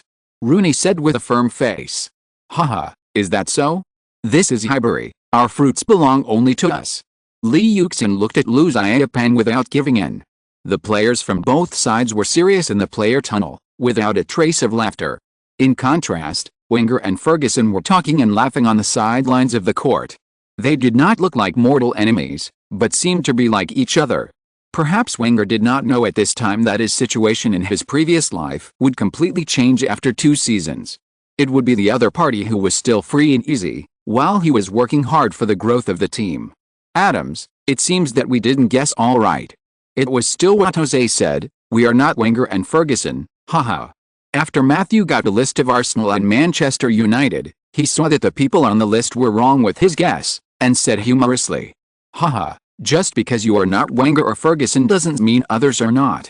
I think many fans have already come out. It seems that Sky Sports will give out many gifts. Ms. Mandan is going to complain again. Haha, it seems that we should be more careful next time we go to the budget department. By the way, Adams, what do you think of the rosters of the 2 teams? Too similar, the front courts of the 2 teams are too similar, as if they are exactly the same, one old and one young. The young ones are good at passing the ball, and the same is true for the wingers. Ronaldo and Lee are both excellent players who combine speed and skills, but Lee's ability and awareness seem to be better. The 2 old players are also superstars who can break through and pass. The same is true for the forward line. One is in peak condition, and the other is a superstar. Henry and Van Nistelrooy are both super killers with many achievements, while Van Persie and Rooney are both new shooters with extraordinary talents. The difference is that this pair of Arsenal is a combination of technology and speed, while Manchester United is better in positioning and strength. However, the age structure of Manchester United's players is more appropriate, while Arsenal's players are a little older and seem to be less stable. This game is really exciting, and their player structure is also very interesting. Well, whether you admit it or not, under the arrangement of the two head coaches, the two teams have begun the process of rejuvenation. Now it seems that the results are not bad. I think the two teams will compete for the league in the near future. We can predict some traces of the result in this game. Let me enter the game now. As the referee G-Bol entered the stadium first with a ball, the game was about to begin. Let's start! Exclamation mark. Woo woo woo. As the players of both sides entered the field, the whole Highbury remembered the deafening shouts, and the sound of the mountains and the sea shook the whole Highbury. Arsenal, Arsenal, Arsenal fans shouted the team's name at the top of their lungs, huge guns and cannons flying all over Highbury. The stands were packed with people, all the players felt extremely insignificant, the excitement was boiling, the entire Highbury stadium was boiling. Chapter 65 Christmas War, Melee and Red Card. In the box, Mendes looked at his two spokespersons and smiled. These two people have too many similarities. They are young geniuses and future stars. Geniuses are always dissatisfied with each other. Great Arsenal fans, welcome to Highbury Stadium. Today we are playing against our biggest rival in the league, Manchester United. Now tell me, what will you do? How will you deal with them? Tell me. Kill them. Tear them apart. Kick them until their legs are weak. Thierry, defend your territory. Lee, smash them with your shot. Senk's provocative opening remarks immediately led Highbury Stadium to a new stage. Countless Arsenal fans waved their star jerseys and shouted, and the whole Highbury began to boil again. My fans, our players will let these people know who will dominate this league in the future. Now let's look forward to the performance of our gunners. The game is about to start. Lee, I will call you over soon. At the moment of shaking hands, Ronaldo said something very arrogant in Lee Yuxin's ear, not taking Pires seriously. Humph, enjoy your game. Robert will teach you a lesson. Lee Yuxin said without any politeness. Damn, the game finally started. Kill Manchester United. Go to hell, Arsenal. Ding with the whistle of the referee G-Bol, the game finally started with the expectation of fans all over the world. Arsenal took the lead in kicking off, and Van Persie soon sent the ball to Fabregas' feet, and then quickly opened the formation with other players. At this time, Lee Yuxin was already standing on the right, and not far away was Manchester United's evergreen Giggs. Soon Lee Yuxin had a chance to fight with him, and Fabregas' ball was first sent to Lee Yuxin's feet. Pass him and let him know your speed. Lee Yuxin received the ball on the field, and with the cheers of the whole audience, he quickly started and rushed to Manchester United's position, wanting to see how powerful this left-wing king is. At this time, the expressionless Giggs had quickly caught up with Lee Yuxin's pace. Seeing Lee Yuxin start, he did not give in. He first leaned against Lee Yuxin and squeezed him tightly, but did not easily kick. Instead, he secretly kept hitting Lee Yuxin's supporting foot to interfere with Lee Yuxin's dribbling. People with outstanding skills generally know how to better interfere with the opponent's dribbling. Therefore, Giggs had to exert force every time Lee Yuxin wanted to speed up, so that Lee Yuxin could not change frequency normally and did not let Lee Yuxin speed up easily. The two fought for nearly 10 meters, and neither of them could beat the other. O'Shea quickly came over to help Giggs intercept. Lee Yuxin knew that if he continued to dribble the ball, he would probably be trapped in a double team. He first exerted his strength to increase his speed, and then took a few steps. Seeing Giggs accelerating at full speed, he immediately rubbed his right foot and dribbled the ball, stopping his speed, trying to shake off the accelerating Giggs. But when Lee Yuxin stopped, Giggs did not give way. While leaning forward, he poked the ball and poked Lee Yuxin's ball under his feet. Lee Yuxin subconsciously hooked it, but unfortunately the force was too weak and he failed to hook it, instead giving the opponent an out-of-bounds ball. Seeing Giggs stand up easily, Lee Yuxin suddenly felt a little depressed. He was still too careless. This kind of player is much more difficult to deal with than ordinary players as long as they defend with full strength. Their ability to control the center of gravity is much stronger. In addition, they are familiar with fake moves, so their judgments are often more accurate. Moreover, he has sufficient physical energy at this stage, which is really difficult to deal with. Humph, it depends on how much physical energy you have consumed. Li Yuxin suddenly remembered Winger's words, and his depression suddenly disappeared by half. As long as he broke through a few more times, Giggs would definitely not be able to keep up with him. Soon O'Shea sent the ball out, and it was Manchester United's turn to attack. Similarly, they also went to the side. The two sides soon began a tug-of-war. Arsenal immediately cooperated and advanced to the front court after getting the ball, while Manchester United played steadily and repeatedly passed the ball. Although the two sides played an offensive war, they did not have many shots. It has been almost 15 minutes since the start of the game. Arsenal has only 3 shots, while Manchester United has even fewer, only 1, but the scene is not boring at all. There are many wonderful cooperation and passing. On the Arsenal side, Li Yuxin constantly used his speed to force Giggs.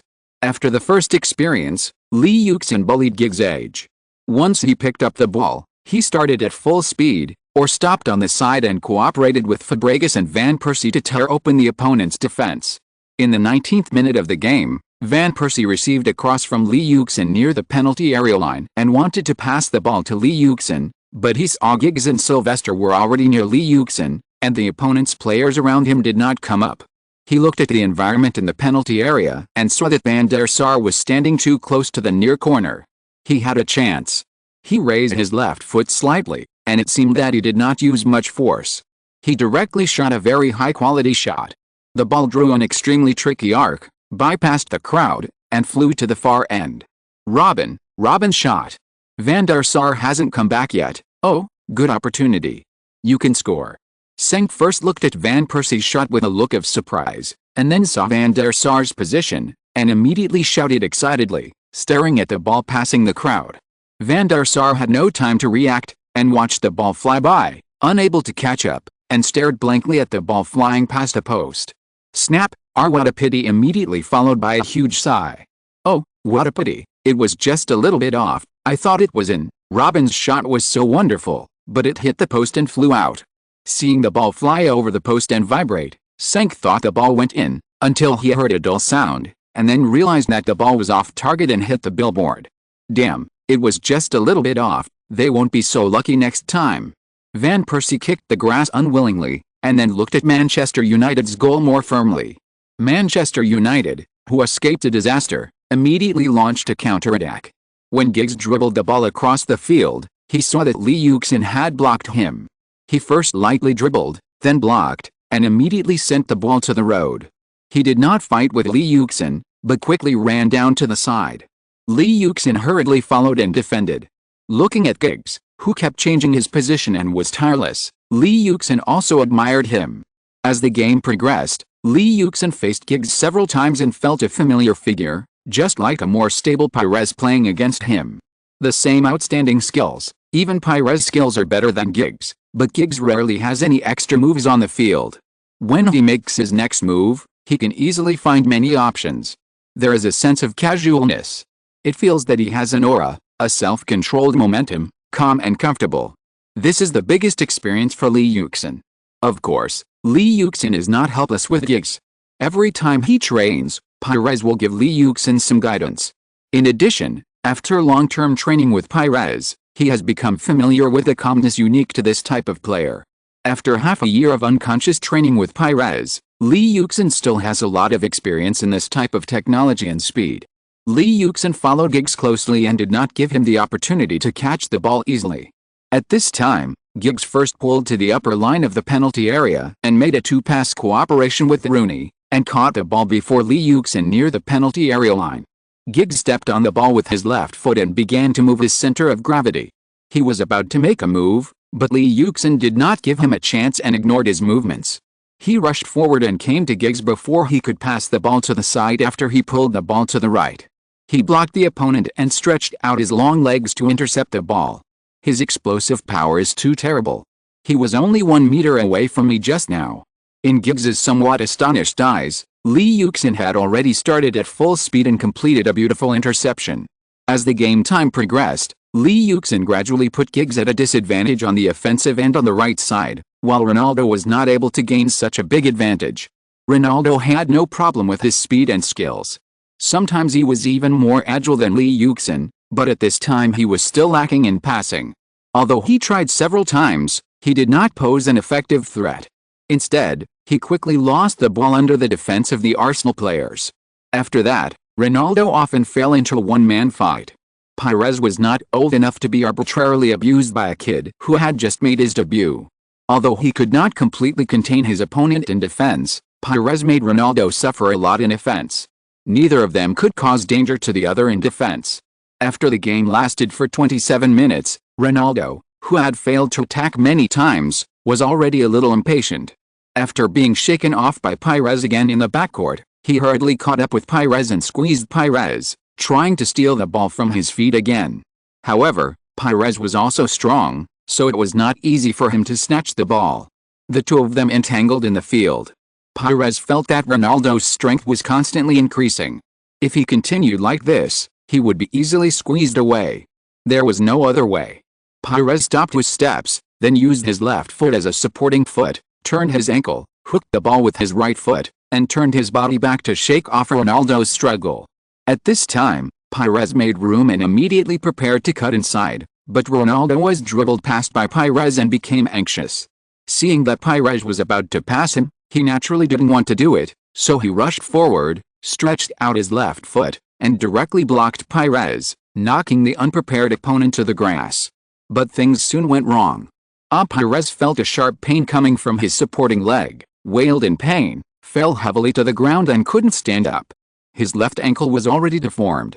Ronaldo stepped directly on it with his left foot. "Oh, my God, what is Cristiano doing?" Exclamation mark. Seng could see the whole process on the big screen and angrily asked the other team's commentator Tatu. At the moment when Pires was about to turn around, Ronaldo kicked directly and stuck Pires' left knee. At this moment, Pires' left ankle had not yet fully stretched and recovered, so he wanted to exert force directly, but his left foot was suddenly blocked by external force. The two forces added together and immediately produced a twisted arc at the ankle. The instantaneous severe pain directly knocked Pires down, and Ronaldo's left foot was also stepped on it. This could be a sprain, but it could also be a broken tendon, which is difficult to predict. Gibol immediately stopped the game and rushed over, signaling Arsenal's team doctor to hurry up. Arsenal's team doctor rushed to the field, carefully checked Pires' deformed left foot, and quickly signaled for a stretcher on the stage. Fortunately, there was no abnormality on Colin's face, but Pires would definitely not be able to play. "Asshole, do you want to murder?" Arrogant, is this your strength? FK, is this all you can do? Seeing Pires being carried off the field, the Arsenal players were not willing to give up, and surrounded the somewhat disappointed Ronaldo and yelled at him.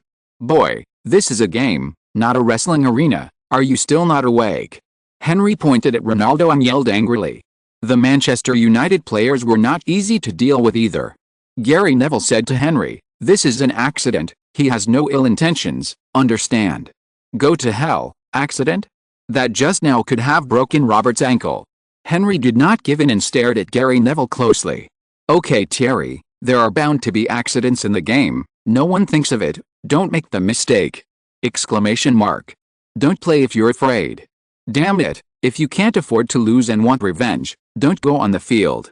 F-Tayu, coward. Damn, incompetent. On the other side, Rooney and Lee Yuxin also started fighting. "Fuck you, butcher, get off the court. Kid, don't talk nonsense if you didn't see it clearly." Fabregas and Van Persie also started pushing and shoving with Fletch and others. The players of Arsenal and Manchester United also got into a mess at this time, staring at each other with red faces and thick necks, ready to fight at any time. Kill the murderer. Kick his legs. Idiot Cristiano, do you want us to watch wrestling? If you are afraid of death, don't play. You are blind, it was just an accident. Want to fight? Fight then, who's afraid of you? The Arsenal fans and a small number of Manchester United fans in the stands also started a quarrel, but they were mostly throwing some debris and satisfying their anger. They were not stupid enough to wait to be dragged off the field and missed the game.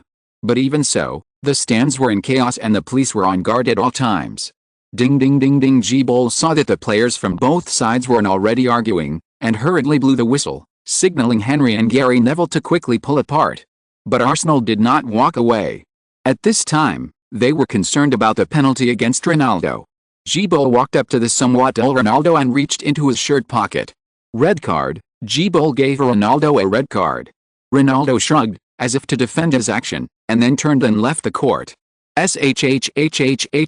Arsenal fans booed. Unfair. Are you blind?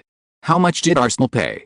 This penalty immediately caused huge boos from Highbury and curses from Manchester United resounded throughout the stadium. This penalty certainly satisfied the Arsenal players. Referee, red card, that is definitely a red card action. But the Manchester United players knew that their appeal was useless. Chapter 66, the final moment of the Christmas War. After the game was restarted, Arsenal launched a fierce attack, while Manchester United consciously retreated, but they would never shrink their defense. Ferguson's tactic was to play a stable game and waste time. Arsenal's attack rushed towards Manchester United's defense like a storm, but Manchester United was like a rock, allowing the wind and rain to hit them, only destroying the ball at the most critical moment, and occasionally using Rooney and Giggs' speed to sprint forward. Arsenal's attack did not achieve any results, while the defense was threatening from time to time. In the 83rd minute of the game, Wenger made the final personnel adjustment, removing Hleb from the field and replacing him with Ebou, and at the same time changing Fabregas' position to closer to the left. It was obvious that Arsenal's offensive firepower was prepared to be mostly concentrated on the left, and at the same time Silva was removed and replaced with Flamini, who was more determined to move forward. Ferguson also made personnel adjustments, replacing Giggs with Park Ji-sung, who has a stronger impact. At the same time, Brown was replaced by Evra in the backline, and Sylvester was withdrawn to the central defender position. It seems that the two sides are going to have a decisive battle. Adams said with great anticipation. Well, but now Arsenal's top priority is to score quickly, and time is running out. Matthew was also very anxious when he saw Arsenal in trouble. After the two sides made substitutions, the tactics were very clear. It all depended on whether Arsenal's left side could be opened. Lee Yuxin and Henry on the left side had become the focus of everyone in Manchester United. Damn it. Lee Yuxin was already holding back a fire when he passed a ball to the road for the 7th time on the left. Seeing that O'Shea had appeared around him and Rooney was also between him and Fabregas, Lee Yuxin completely gave up the idea of dribbling the ball to the left. I'll take you guys around in circles. Lee Yuxin was ruthless and stopped running to the front court. Instead, he quickly retreated to the back court, and Rooney also quickly ran to the Arsenal half to reduce Lee Yuxin's chance of getting the ball. Fabregas saw Lee Yuxin's move and immediately realized something. He quickly drove the ball back to Touré in the back court. Touré received the ball and sent the ball to the retreating Lee Yuxin. He knew Wenger's position arrangement for Lee Yuxin clearly, and he would take the ball wherever he felt comfortable. At this time, Lee Yuxin finally got the ball again and dribbled forward quickly. Rooney wanted to come over to stop Lee Yuxin's dribbling. Lee Yuxin flicked the ball with his left foot and quickly moved his body to the left, making Rooney think that he had to go back to the left. Then he quickly sent the ball to Flamini, who was moving to the left, and he bypassed Rooney and ran to the right. After Flamini got the ball, he dribbled forward quickly. O'Shea saw Lee Yuxin changed his position, so he didn't dare to be careless and rushed forward to intercept Flamini. However, before O'Shea arrived, the ball had been delivered to Fabregas' feet, and he advanced to Manchester United's half in an orderly manner. O'Shea and Fletcher had already followed Fabregas' dribbling. At this time, Lee Yuxin ran up from behind with all his strength. O'Shea naturally had to give up Fabregas and defend Lee Yuxin, who was inserted from behind. Therefore, Fabregas easily dribbled the ball into the front of Manchester United's penalty area. At this time, Henry had also come out of the penalty area and retreated to his familiar left to meet Fabregas. Fabregas first used a fake move to dunk the ball near the penalty area line, and rushed into the penalty area. Seeing that Ferdinand had blocked him, he delivered the ball to Henry's feet again. Henry faced Gary Neville's defense, and he dashed to the left, swayed, turned and stopped quickly, and quickly rushed back into the penalty area.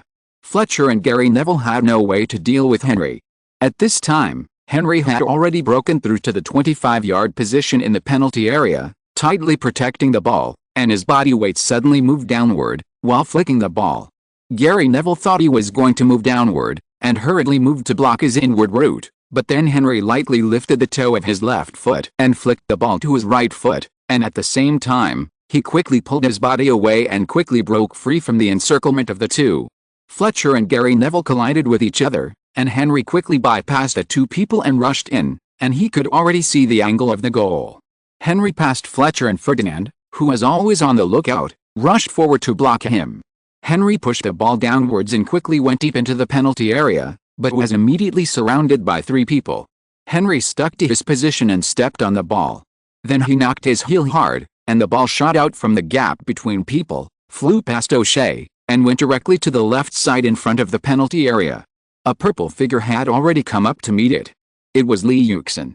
After Lee Yuxin took O'Shea away and let Fabregas dribble forward easily, he did not continue to move forward, but quietly dragged behind Fabregas. When he saw Henry break into the penalty area, he started high and returned to his left position. O'Shea had been paying attention to Lee Yuxin's position change. When he saw Lee Yuxin start, he hurried forward to intercept Lee Yuxin's receiving the ball. However, Lee Yuxin, who was starting at full speed, was not fast enough for him. Fortunately, he was close to the ball and rushed directly to the ball. When he was about 2 meters away from the ball, he just saw Lee Yuxin receiving the ball. It was too late. He jumped up and shoveled the ball with his long feet. At this time, Lee Yuxin had successfully received the ball. He glanced at the scene in the penalty area. His left foot was already raised high, and he had already made a powerful shot. He swung his foot down quickly, but at the moment he was about to draw the ball, he felt a sound beside him. He instinctively hooked it, flicked the ball, and moved to the right. A figure passed by him. It was O'Shea. The Manchester United players in the penalty area saw Lee Yuxin's action and were ready to jump, but when they saw Lee Yuxin stop shooting, they made up their minds and quickly prepared to grab the ball. But after Lee Yuxin avoided O'Shea's flying tackle, he did not dribble the ball, but directly prepared to shoot again, and his speed was faster than before, and his right foot had already hit the bottom of the ball. The Manchester United players were startled and jumped up quickly, completing the action that they had not completed in time just now. Lee Yuxin looked at the Manchester United players who jumped up, and a very strange smile appeared on his handsome face. He watched the ball fly out confidently. Oh damn, the devil smile, what the hell is going on? Oh, my god, it's going to score. Lee showed that smile again, he deceived his opponent again. Soon everyone's eyes were focused on the ball that was flying in an incredible way. The reason why it was incredible was that the direction of the ball's flight was completely different from the blocking direction of the Manchester United players. The ball drew an outward spinning arc close to the ground, and quickly flew past the feet of the Manchester United players who were still in the air, and spun to the far bottom corner. At the moment when Lee Yuxin let O'Shea pass, he shot again, not with a powerful volley, but with a flick shot, and he used the outside of his foot. In this short 1-second period, Manchester United players saw Lee Yuxin shoot twice. The first time he was obviously preparing to shoot with a powerful blast, but before Manchester United players could wake up completely, Lee Yuxin shot again the second time, which was too sudden. In addition, most of Lee Yuxin's shots in the past were blast shots. In this split second, Manchester United players made a mistake in judgment and gave up a shooting angle in vain. Van der Sar watched helplessly as the ball flew under his players and shot directly to the blind spot on his left side. He had no way to stop it. Goal, Lee scored. It's unimaginable. Manchester United's entire defense line made an unforgivable misjudgment. Lee deceived everyone. He made the entire Manchester United defense line go around in circles. We equalized. Lee, our mysterious genius, you never know what he will do next. Seng's scream woke up the entire Highbury. Lee. The entire Highbury was completely reverberating with shots for Lee Yuxin. This goal was their best gift for the new year. After scoring a goal, he did not make his signature celebration move, but ran to Manchester United's goal as soon as possible, scooped up the ball, and quickly handed it to the referee. This move immediately made Manchester United players unhappy, and countless eyes stared at Lee Yuxin. It was obvious that this move was a provocation to their entire defense line. He still wanted to score a goal. However, Lee Yuxin ignored the murderous gazes of Manchester United players and ran quickly to his own half. Well done, Lee. You're so naughty. Arsenal's players all high-fived Lee Yuxin to celebrate. But Lee Yuxin was not satisfied. There was still time. It was only the 85th minute of the game. Well, Wenger clenched his hands and straightened his waist with a hint of excitement. When Lee Yuxin shot twice, he was already squatting on the sidelines and looking nervously. Oh, Ferguson saw his disciple make such a mistake and covered his face in disbelief. Seeing that the game was about to end, he didn't expect such a mistake. In fact, it's no wonder.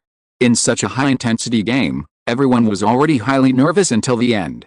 It's natural that some subconscious factors interfere with the action. It's just that Lee Yuxin took advantage of their blind spots and shot successfully. King, I want the first gift of the new year. Lee, give us a reason to be happy. Arthur, let Alexander go back to have nightmares. Victory, victory, we long for victory. Victory, victory. Seeing that their team should write the score, Arsenal fans became more enthusiastic, shouting the names of their idols, demanding that their team must win the game, and the whole Highbury finally echoed with the voices shouting for victory. Manchester United naturally did not want to fulfill the wishes of Arsenal fans. You need your own New Year's gifts, so what about our team? We also want to bring the first gift of the new year back to Old Trafford. And Ferguson had already played the last card in his hand at this time, replacing O'Shea with Scholes, the old ginger who gets hotter with age. At this time, Scholes was still suffering from a mysterious eye disease. Ferguson was always worried and only sent him to the field when he was in good physical condition. Scholes said his eyes were uncomfortable the day before the game, so Ferguson didn't plan to include him in the match list today. However, his eye disease got better and he strongly requested to let him sit on the sidelines. At this time, Giggs left the field, and Fletcher was still unable to fully take on the task of organizing the game. Manchester United's offense was not running, and Arsenal's offense had to be able to press forward. According to Arsenal's offensive, it was very likely that they would lose the ball again. Ferguson had no choice but to take a risk. At least by replacing Scholes, Manchester United's offense would come alive again, and he could in turn contain Arsenal on the field. After the game resumed, Manchester United immediately launched their own offensive. O'Shea and Fletcher continued to form cooperation on the road, while Scholes was in charge of the entire road, and Park Ji-sung was dragged back. Rooney also moved closer to the left and became a left winger, while Van Nistelrooy kept cruising in the Arsenal defense line. The formation became 45, and Ferguson focused on controlling the field. Arsenal still followed Wenger's established tactics, completely releasing Lee Yuxin, leaving the whole field to him and Fabregas, while Flamini and Ebao were more defensive, and Henry and Van Persie kept changing positions. One side had a flexible strategy, while the other had a steady strategy. It depended on who would win in the end. Although Scholes was affected by eye disease this season and lost his previous sharp forward insertion, he greatly revitalized Manchester United's offense on the field. As the two sides played a big offensive battle, the back line of both sides pressed a little higher when attacking. It depended on whether the two sides could quickly tear open the opponent's defense line, and Scholes' appearance played such an effect. Concise, Scholes' pass was very concise. In just a few minutes on the field, he had already made 3 good passes. Arsenal really didn't dare to be careless for a while. Zigan and Lauren were both closely watching the balls from Manchester United's two sides, but even so, Arsenal's defense line was still torn open by Scholes. In the 90th minute of the game, Ferdinand kicked the ball and immediately sent it to Scholes in the front court.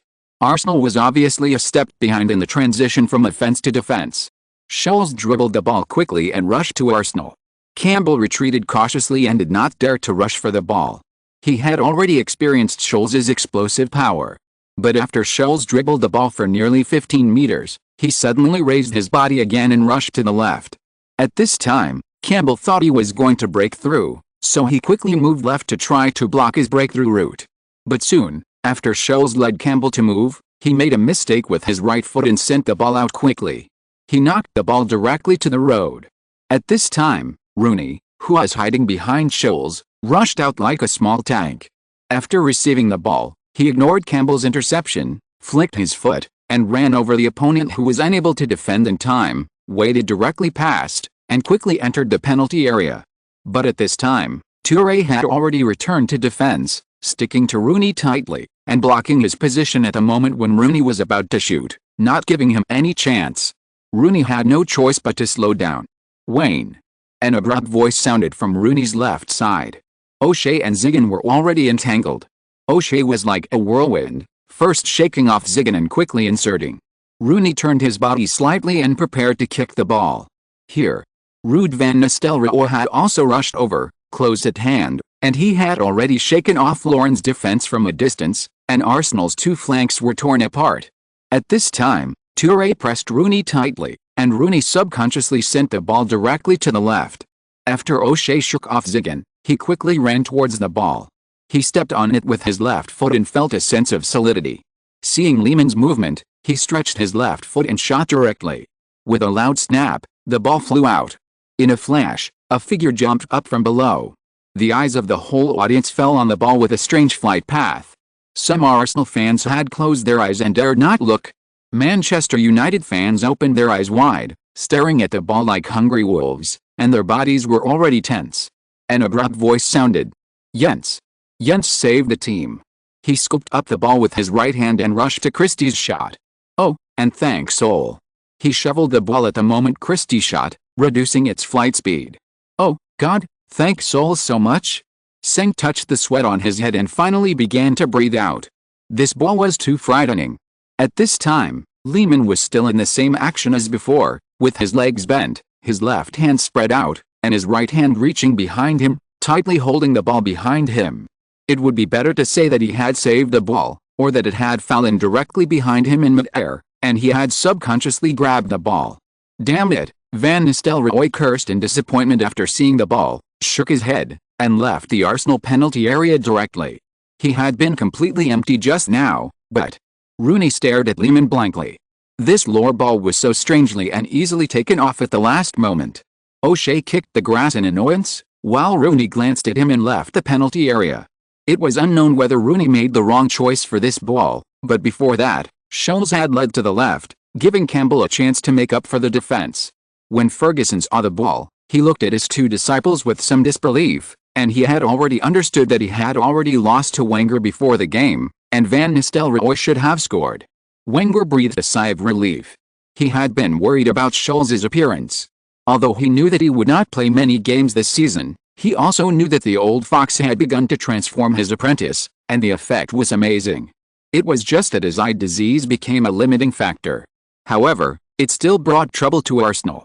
Fortunately, his apprentice was not bad.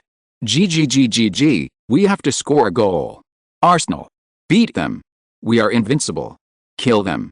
Arsenal, Arsenal, Arsenal. Seeing that his team had escaped a disaster, the whole stadium burst into even crazier shouts. Although the feeling of death in life is palpitating, it is easy to make people lose their minds. Arsenal fans are like pedestrians who are going to send off the expedition, waving their jerseys and cheering manically. The whole Highbury is completely crazy.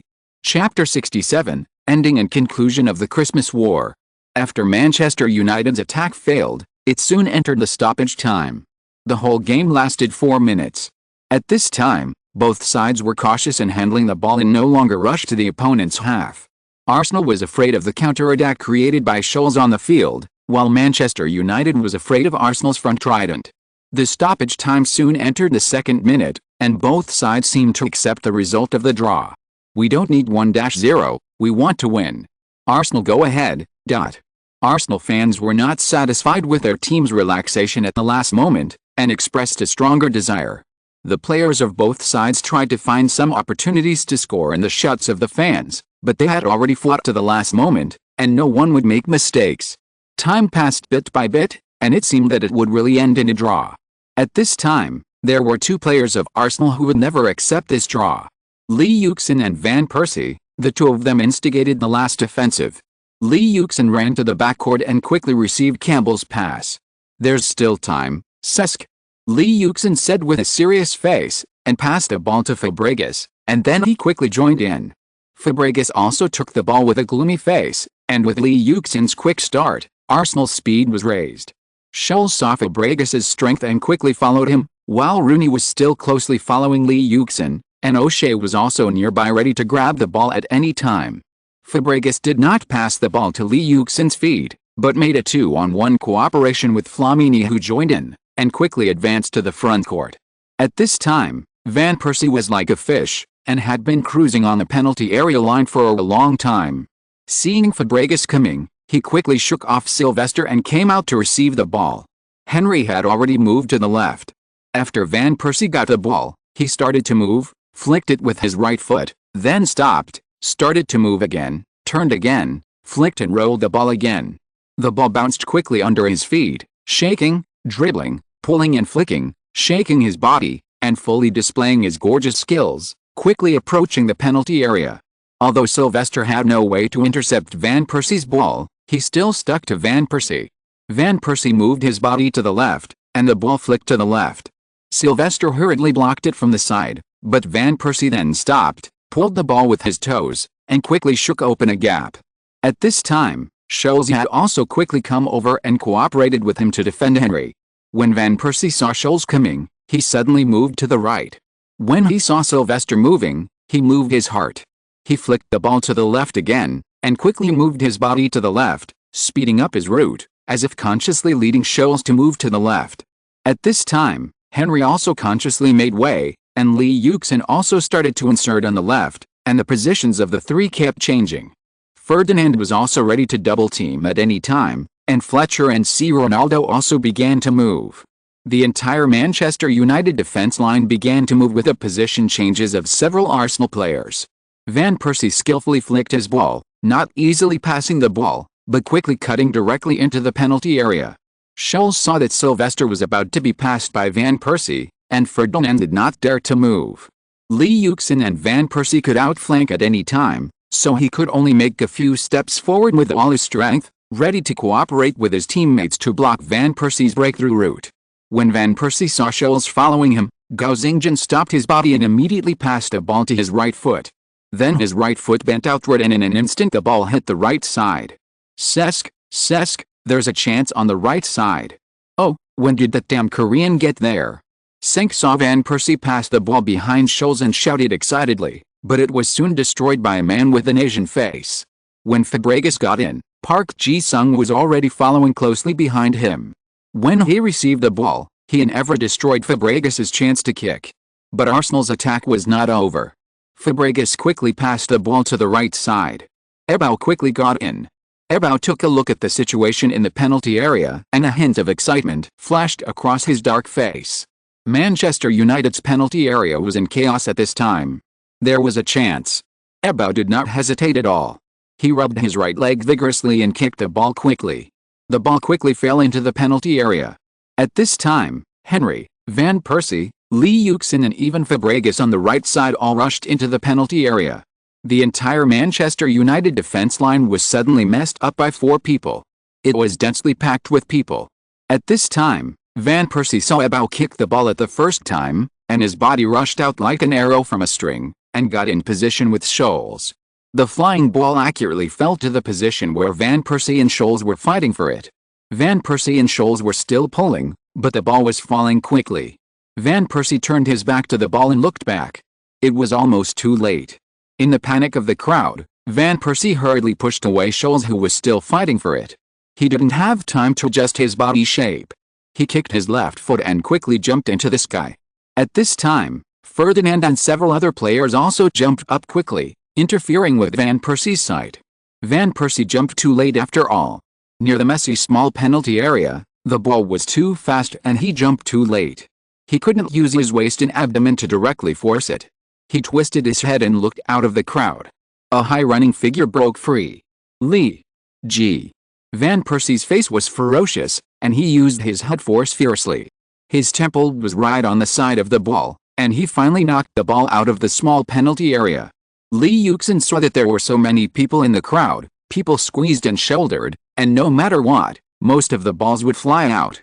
Lee Yuxin took the opportunity to do the opposite, and quickly got out of the dense crowd and ran out of the penalty area.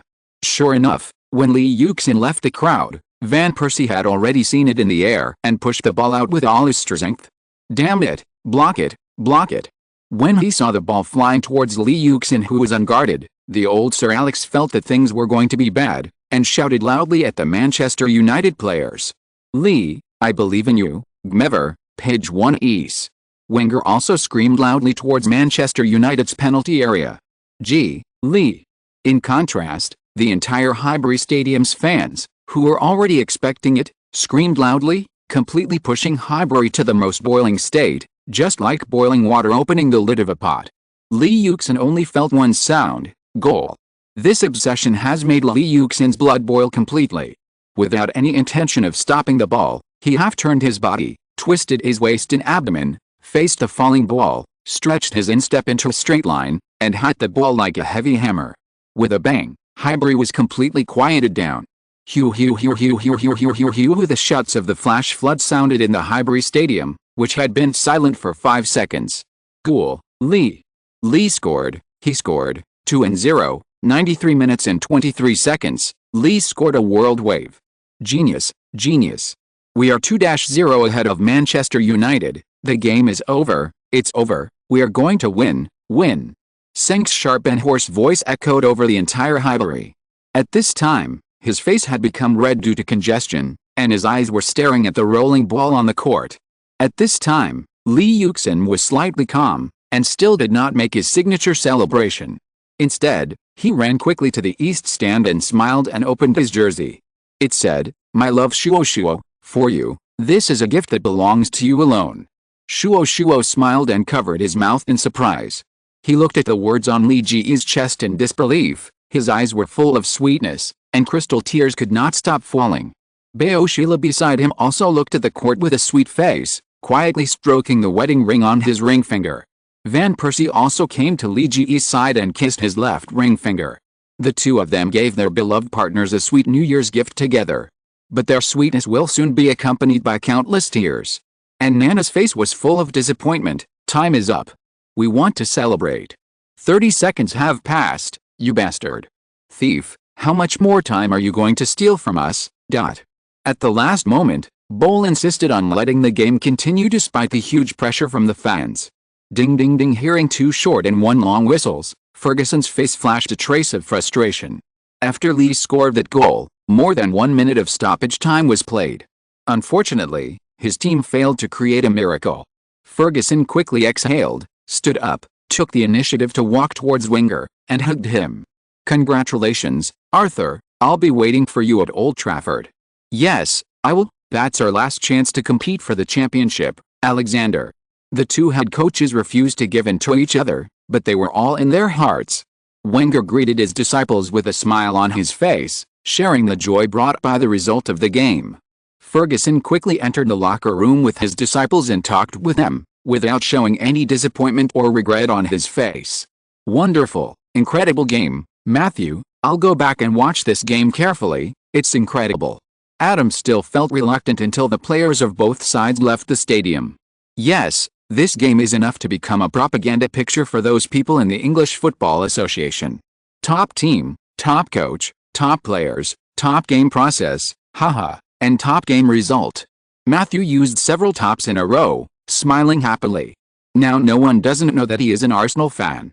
Haha, Matthew, you're going to be complained about, and then I'm afraid you'll really have to steal Senk's job.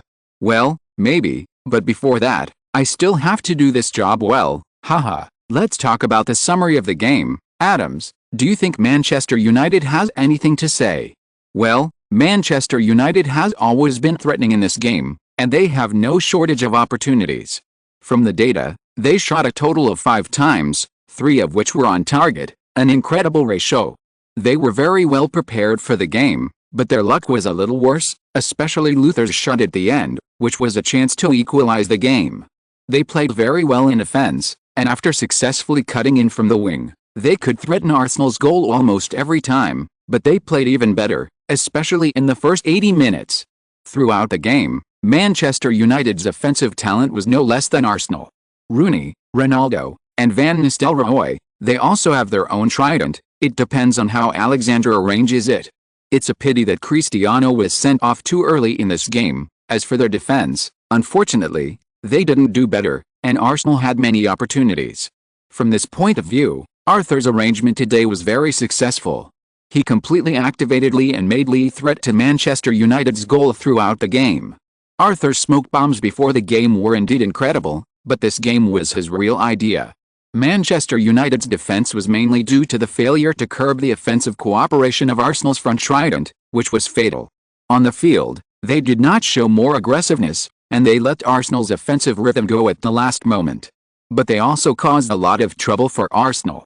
There was even a time when I thought Manchester United might win the game, but I have to say that Arsenal was a little lucky. Of course, I am looking forward to the result of the next game between the two, because at that time, I think Scholes will make up for the first 80 minutes of this game.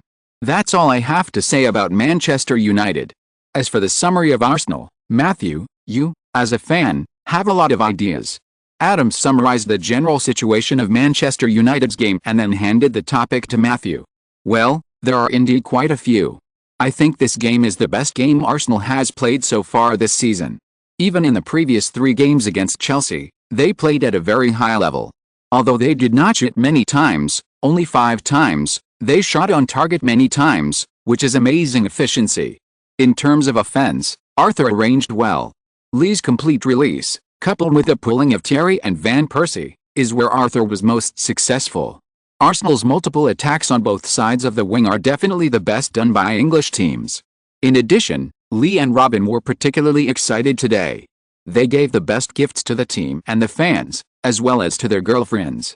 Before the game, Alexander talked about the possibility that this game would be dominated by young players. The result was indeed so. Whether it was Cristiano, Wayne, or Lee and Robin, they all proved this. However, it seems that Alexander's pressure on Lee had no effect. Of course, it can also be said to be a prediction of Lee's performance, haha. Lee's final brilliant kill really made him worthy of the Torrent Sports Daily's comment, but I still think he should have won the award.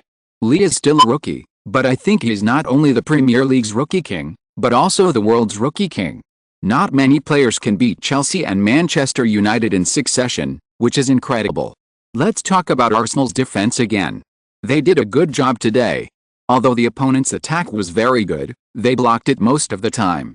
It was only because the opponent seized a few counter-attack opportunities that they broke the goal. Arsenal's current defensive will is admirable and lucky enough. I hope they can do better next time. Matthew is not assured of Arsenal's defense. The old and the young were young, but the will of Arsenal players was indeed admirable. In the end, he only pointed it out in a tactful way. This game did not disappoint our expectations. We both said almost everything. I don't know what Arthur and Alexander have to say. Let's go back to Highbury to listen. Matthew and Adams finished their summary and didn't say anything more. They directly cut the screen back to Highbury. While they were talking about the result of the game, the Arsenal players were also celebrating. Chapter 68 Winter Transfer. After the game, Lee Yuxin ignored the controversy and went home directly.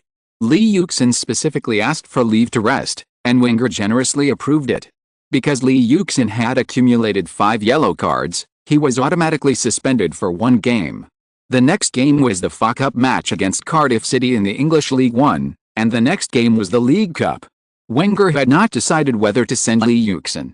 He did not have any strict requirements for Lee Yuxin, but just said that he should try not to contact the media. Lee Yuxin returned home. Yang Guiyang and Shuo were waiting for him. The next day, Lee Yuxin had breakfast while chatting happily with Yang Guiyang and Shuo. Now there is no war in London. The evaluation of Lee Yuxin is more about yesterday's game. He scored 2 goals and scored a last-minute goal. Lee Yuxin once again appeared on the headlines of major European newspapers. The title of Terminator became the best footnote to Lee Yuxin's strong lethality at the last moment. BBC commented on Lee Yuxin with the title Genius Shines at Highbury, while the Post used God's Gift to England as the title.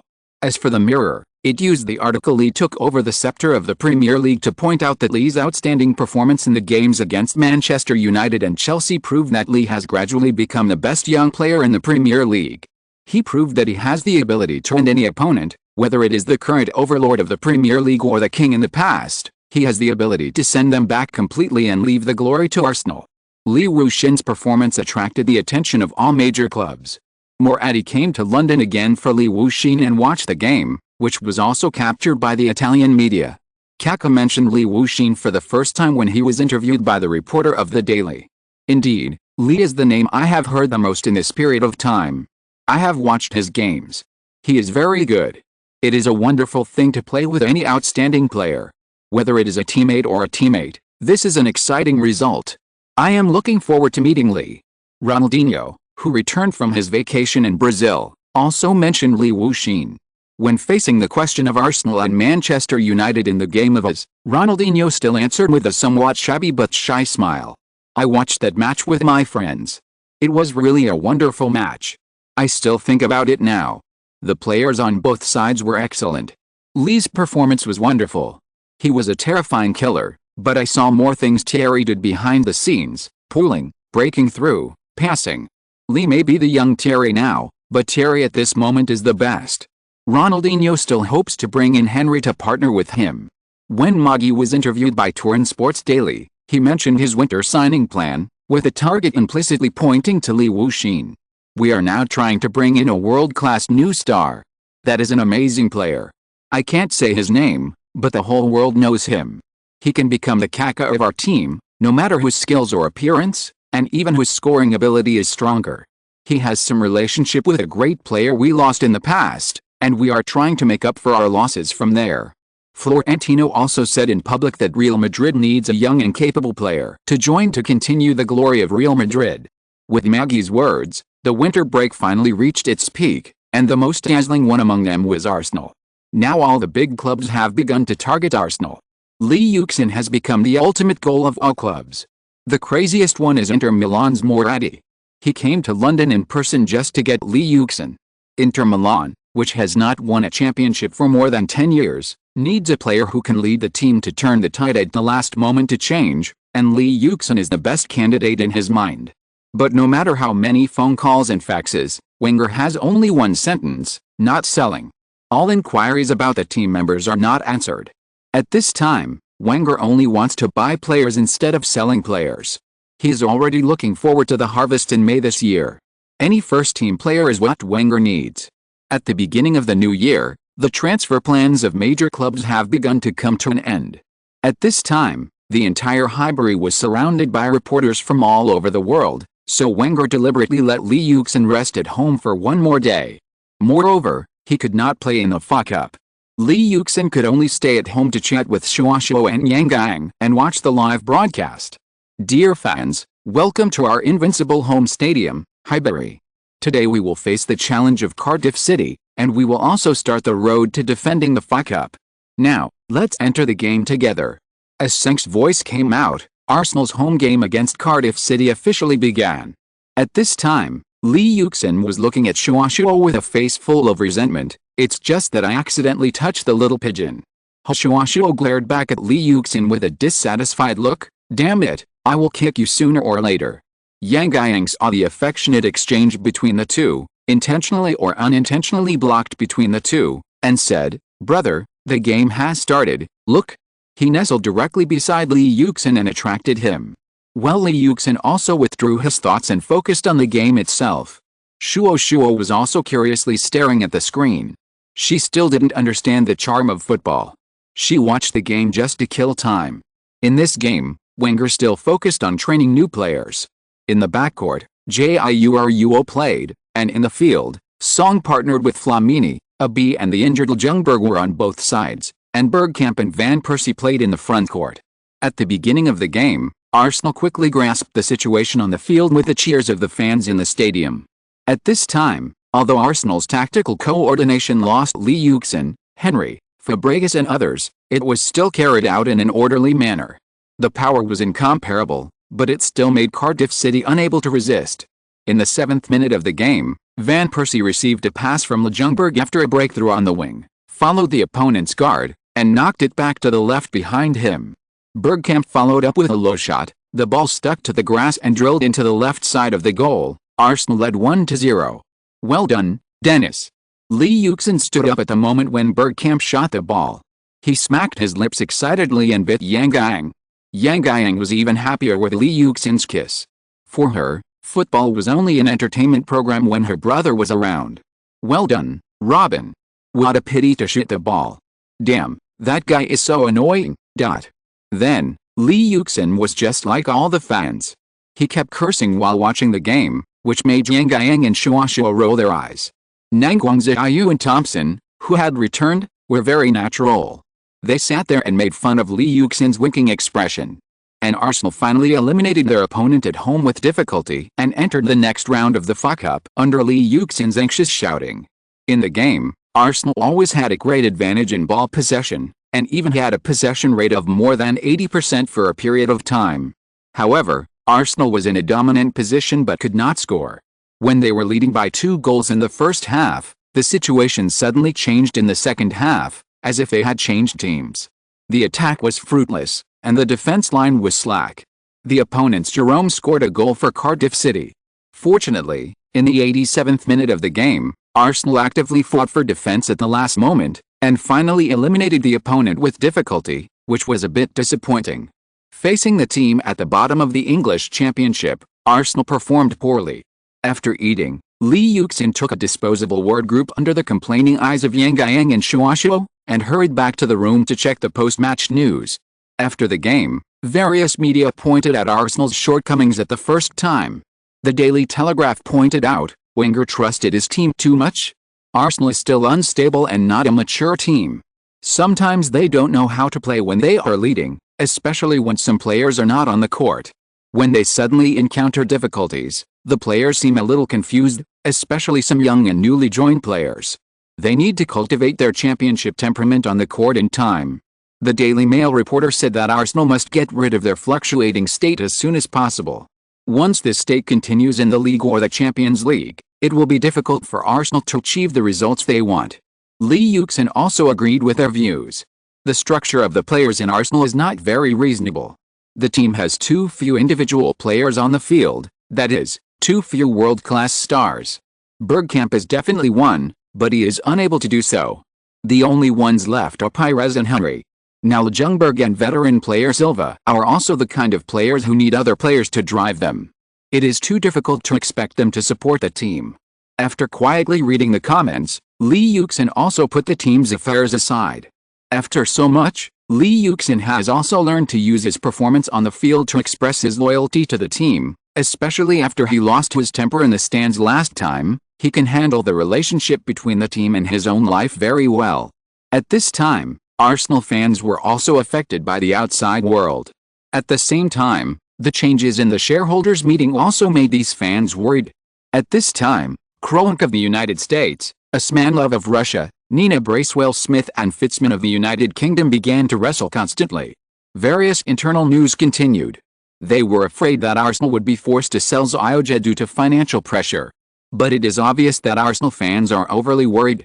Now, no matter who the major shareholders of Arsenal are, they will not propose to sell first-team players when Arsenal's prospects are good and the league is just halfway through, let alone propose to sell Etched. Moreover, during this period, Arsenal's various commercial contracts suddenly increased sharply. The commercial areas around the new stadium gradually prospered and have been rented out.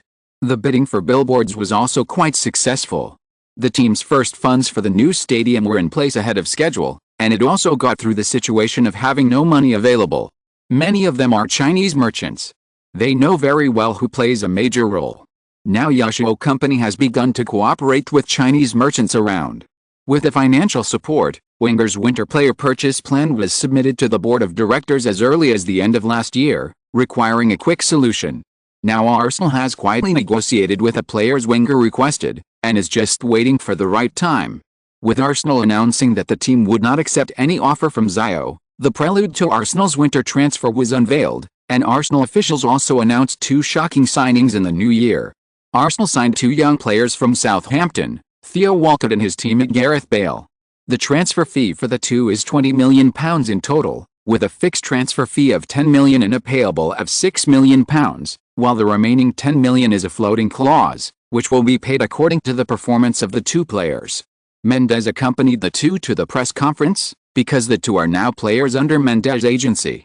This signing made countless media feel incredible. You know, last year, the transfer fee of the Beast Baptista was only €2.45 million. According to the current exchange rate, the total value of this contract is over €29 million. Although it is a floating contract in installments, it is still shocking. Everyone knows that Wenger has been investing for a long time in recent years, but these 2 big investments in the future are still hard to accept. The outside media have begun to worry whether Wenger, who has invested heavily in the future, can win the championship at the end of the season with a lineup full of injuries in the next few months. They are not optimistic about Arsenal's winter transfer this time. This money is enough for them to sign 1 or 2 top players this summer. But everyone in the outside world is keeping a wait-and-see attitude. Although many people are not optimistic about Arsenal's deal, at least they don't see the effectiveness of this contract for Arsenal this season. But Arsenal's record this season has not given them too many excuses to soar, and now Arsenal's young people give people too good an impression. Then, Wenger, who is very busy in the summer transfer market, made another move. He first spent £7 million to get the 21-year-old Adebayor from his old club Monaco, and at the same time spent £3 million to buy the 19-year-old Diaby, known as the new Vieira, from Auxerre. In just a few days, Wenger had already embraced his main winter targets, with a total value of £30 million, becoming the biggest crocodile in the winter transfer market. Wenger was very excited at this time. When facing the media's questioning of his team-building ideas, he said, "Our team is in a good state now. These new players are very talented, but they will not play immediately. They still need our observation. I am very satisfied with the current performance of the players. If possible, I hope they will keep the state. This is beyond doubt, but we still have many seasons to play, and we need these talented young people to help." At this time, Lee Yuxin was living a very comfortable life, waiting for the arrival of the League Cup.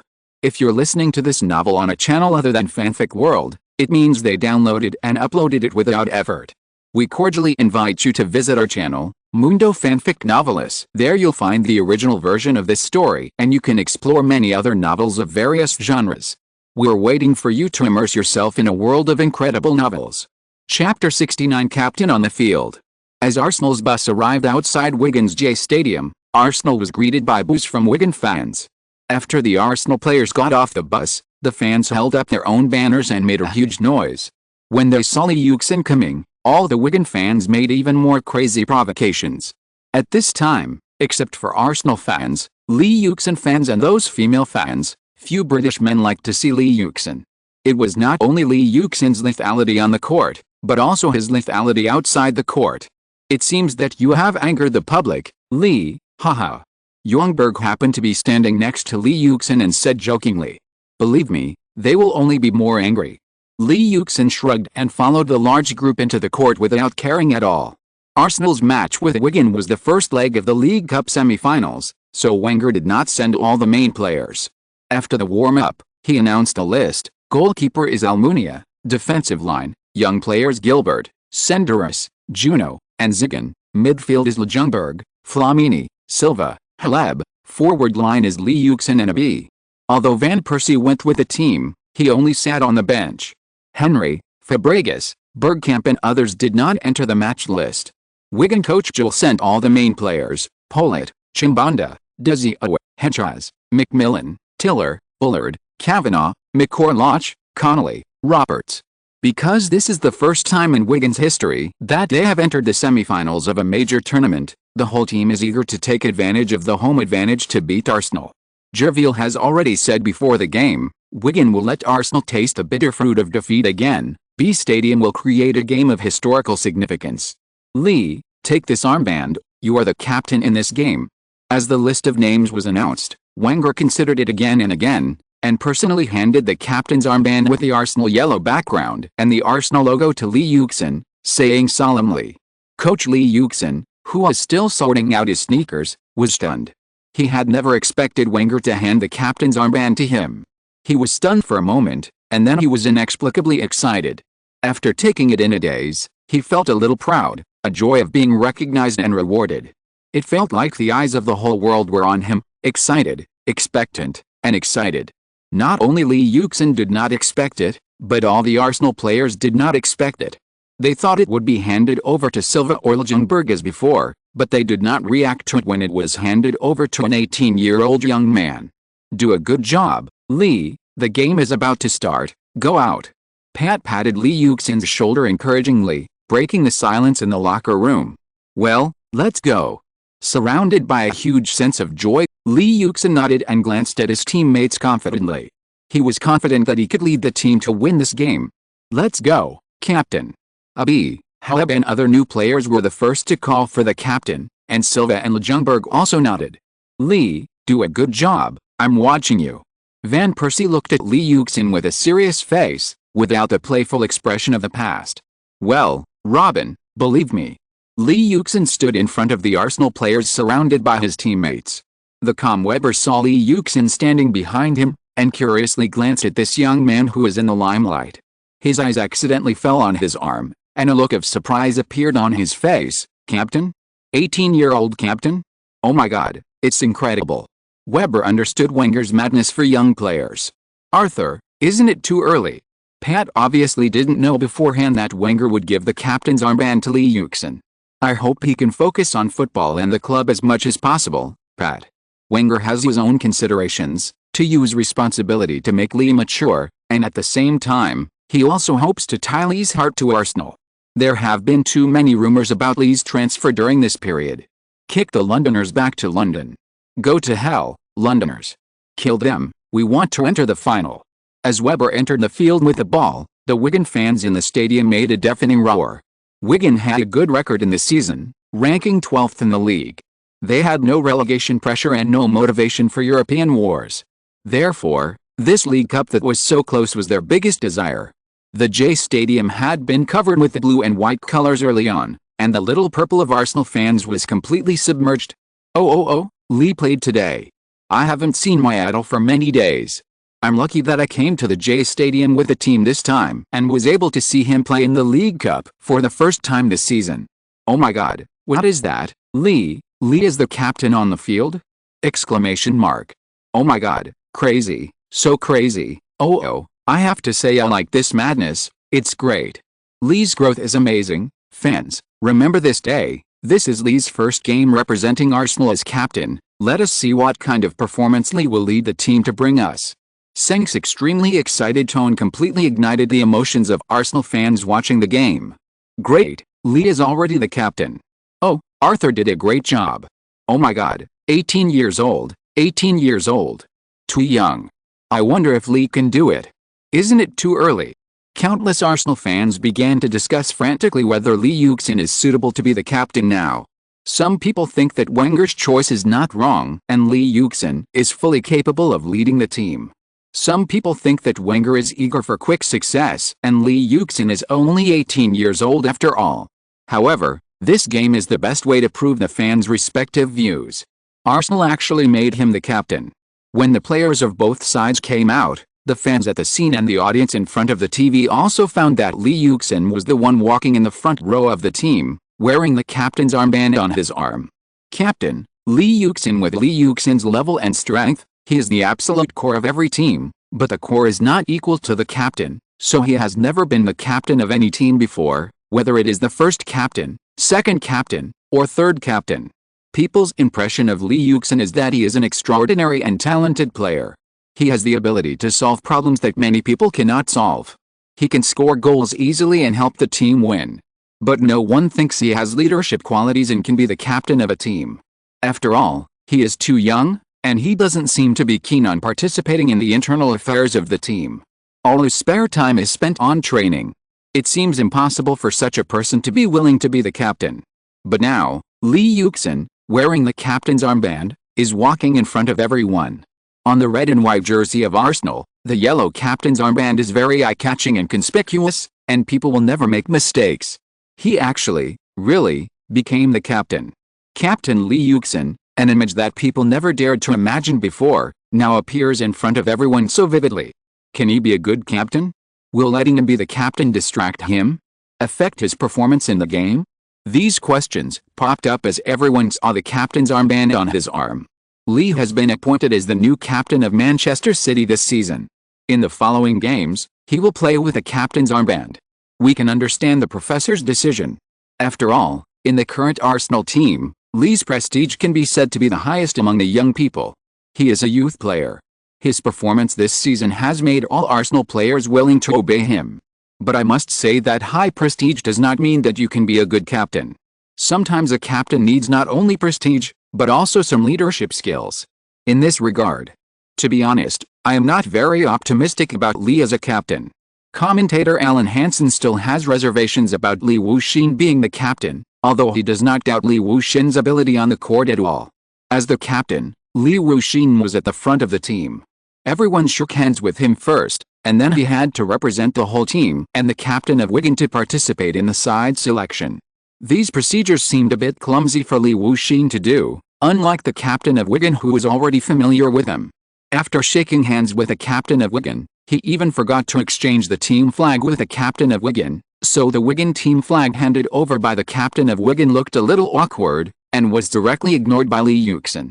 It was only after the reminder of the referee that Li Yuxin realized that the captains of both sides should exchange team flags after shaking hands. So he hurriedly apologized to the captain of Wigan, and then completed the ceremony of exchanging team flags. The captain of Wigan also smiled and patted Li Yuxin on the shoulder. Such a captain, he is really rare. After the next set of procedures, Li Yuxin lost the coin toss and won the right to kick off.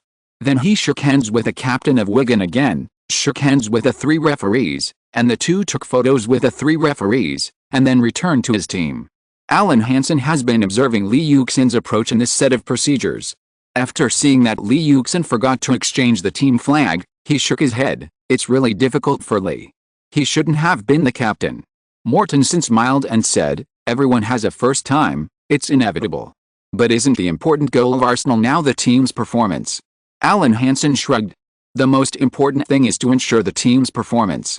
It is very important to give Li an environment that is not affected or disturbed. The position of captain is very important. It's not just about wearing the captain's armband and showing off on the court. It also maintains the unity of the team's locker room, builds a bridge of communication between the team and the coach, and solves various problems within the team. I don't think Li is competent now. And Arsenal is a team that is very prone to problems like this. If Li can't do it, it will affect the team's unity and thus the team's performance. For Arthur, I think this is probably not what he wants to see. Alan Hansen snorted coldly. With Weber's whistle, the game officially began. Li Yuxin and a B passed a ball. At this time, Li Yuxin, who was entrusted with an important task, was like an active volcano, waiting to erupt. After the kickoff, he immediately moved forward to the hinterland of Wigan. Arsenal quickly organized the attack. Without Henry, Van Persie and others pulling on the road, Arsenal focused more on the two sides. However, it was obvious that Wigan was well prepared. They intercepted Li Yuxin on the two sides and fought for the ball many times in the midfield. However, as the game progressed, Arsenal gradually took control of the situation on the field. Except for a B, the other players in Arsenal's front court were regular main players, and their attacking power would not be too bad. Moreover, Li Yuxin, who had crazy motivation, had already pulled on Wigan's road in a large area from the beginning, like a greedy wolf frantically looking for food. Wherever there was an opportunity, he would appear there. Wigan's defense line was constantly pulled and was disrupted by a tireless Li Yuxin, and they were in a state of emergency frequently. Flamini advanced to the front court, first passed the ball to the right, and played a wall kick with Ljungberg. Ljungberg sent the ball to the court again, and Flamini took advantage of the situation, squeezed past Kavanagh who was trying to steal the ball, and sent the ball directly to Li Yuxin's feet. The defensive focus of Wigan was of course Li Yuxin. Before Li Yuxin received the ball, Brad had already secretly squeezed Li Yuxin's waist. Li Yuxin didn't care about Brad's defensive tricks at all, and pressed tightly in front of him. When the ball came, he gently lifted the toe of his left foot, swept it again, and then turned his body to the right quickly, shaking off Brad's defense. At this time, Silva had already inserted himself. Seeing Li Yuxin's ball sweeping over, he didn't covet the ball, and directly knocked it again. 2 passes, Li Yuxin received the ball with a relaxed look on his face, and quickly rushed to the right. Cavagra saw Li Yuxin pass Brad, hurried over to block, stepped forward with his thigh, and pressed forward. Li Yuxin saw the opponent coming, and did not stop his steps at all. He first flicked the ball with the outside of his right foot, and quickly moved his body weight outward, trying to wade through Cavagra. Cavagra saw Li Yuxin's action, and hurriedly moved his center of gravity, spreading his thighs, trying to intercept Li Yuxin who had already started. Although Li Yuxin's body was in a high-speed state, Cavagra's action was clearly seen by him. His heart was quite calm. With a glance, he quickly touched the ball with the tip of his right foot, and then flicked it inward. The ball passed directly under Cavigra's crotch. Then Li Yuxin twisted his body, quickly adjusted his center of gravity, and went around directly from the left. Defense, stop him, stop him. Seeing Li Yuxin break through his interception so easily, Jevil hurriedly called on his players to stop Li Yuxin. Li, it's like a storm blowing into Wigan's penalty area. Li, go in, pass them, GG. Sank's excited cheering was mixed with the boos of Wigan fans. Li Yuxin, who was already in high gear, left Brad and Cavigra far behind, and rushed into the penalty area in an instant. He swept his eyes and decisively cut inside. Hedras saw that Li Yuxin had already appeared in the penalty area, and his face was full of astonishment.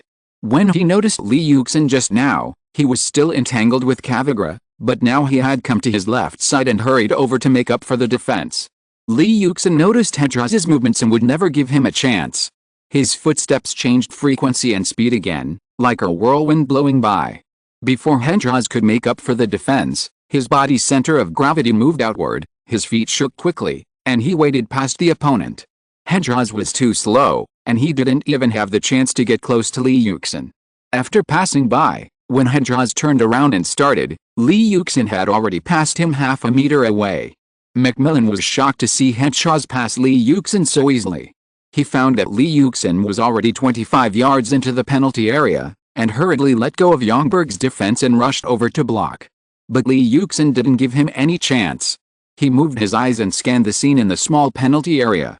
A flash of excitement flashed across his face. Without changing his movements, he flicked the toe of his right foot inward and sent the ball to the left side of his body. Then, before the center of gravity of his body was recovered, he swung his left foot directly and hit the ball hard. After shooting, he jumped in the air in an instant. The whole set of actions, passing, flicking the ball, and shooting were done in one go. Macmillan didn't even have the chance to block the hole with his body. A wave of air hit him directly. He subconsciously closed his eyes. When he opened them again, Li Yuxin in front of him was already staring at the goal with a covetous look. When Pollitt saw Li Yuxin rushing into the penalty area, he hurriedly moved his steps, but before he could stand still, the sound of breaking through the air was getting closer and closer. Before Pollitt could react, the ball was already rolling in the goal. Li Yuxin suddenly hit the goal with great force, and he couldn't even make a save. Goal. Li scored another wonderful heavy artillery shot. Pollitt couldn't even move.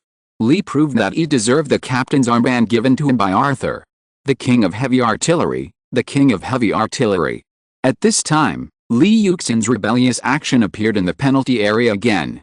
He made a gun-like gesture with both hands, raised them high, and scanned the court.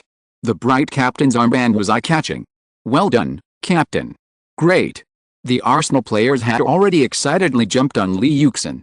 This goal was completely completed by Li Yuxin with his personal strength. Li Yuxin once again used his quick change of direction and terrifying speed to tear through the opponent's defense line. Well done, Li.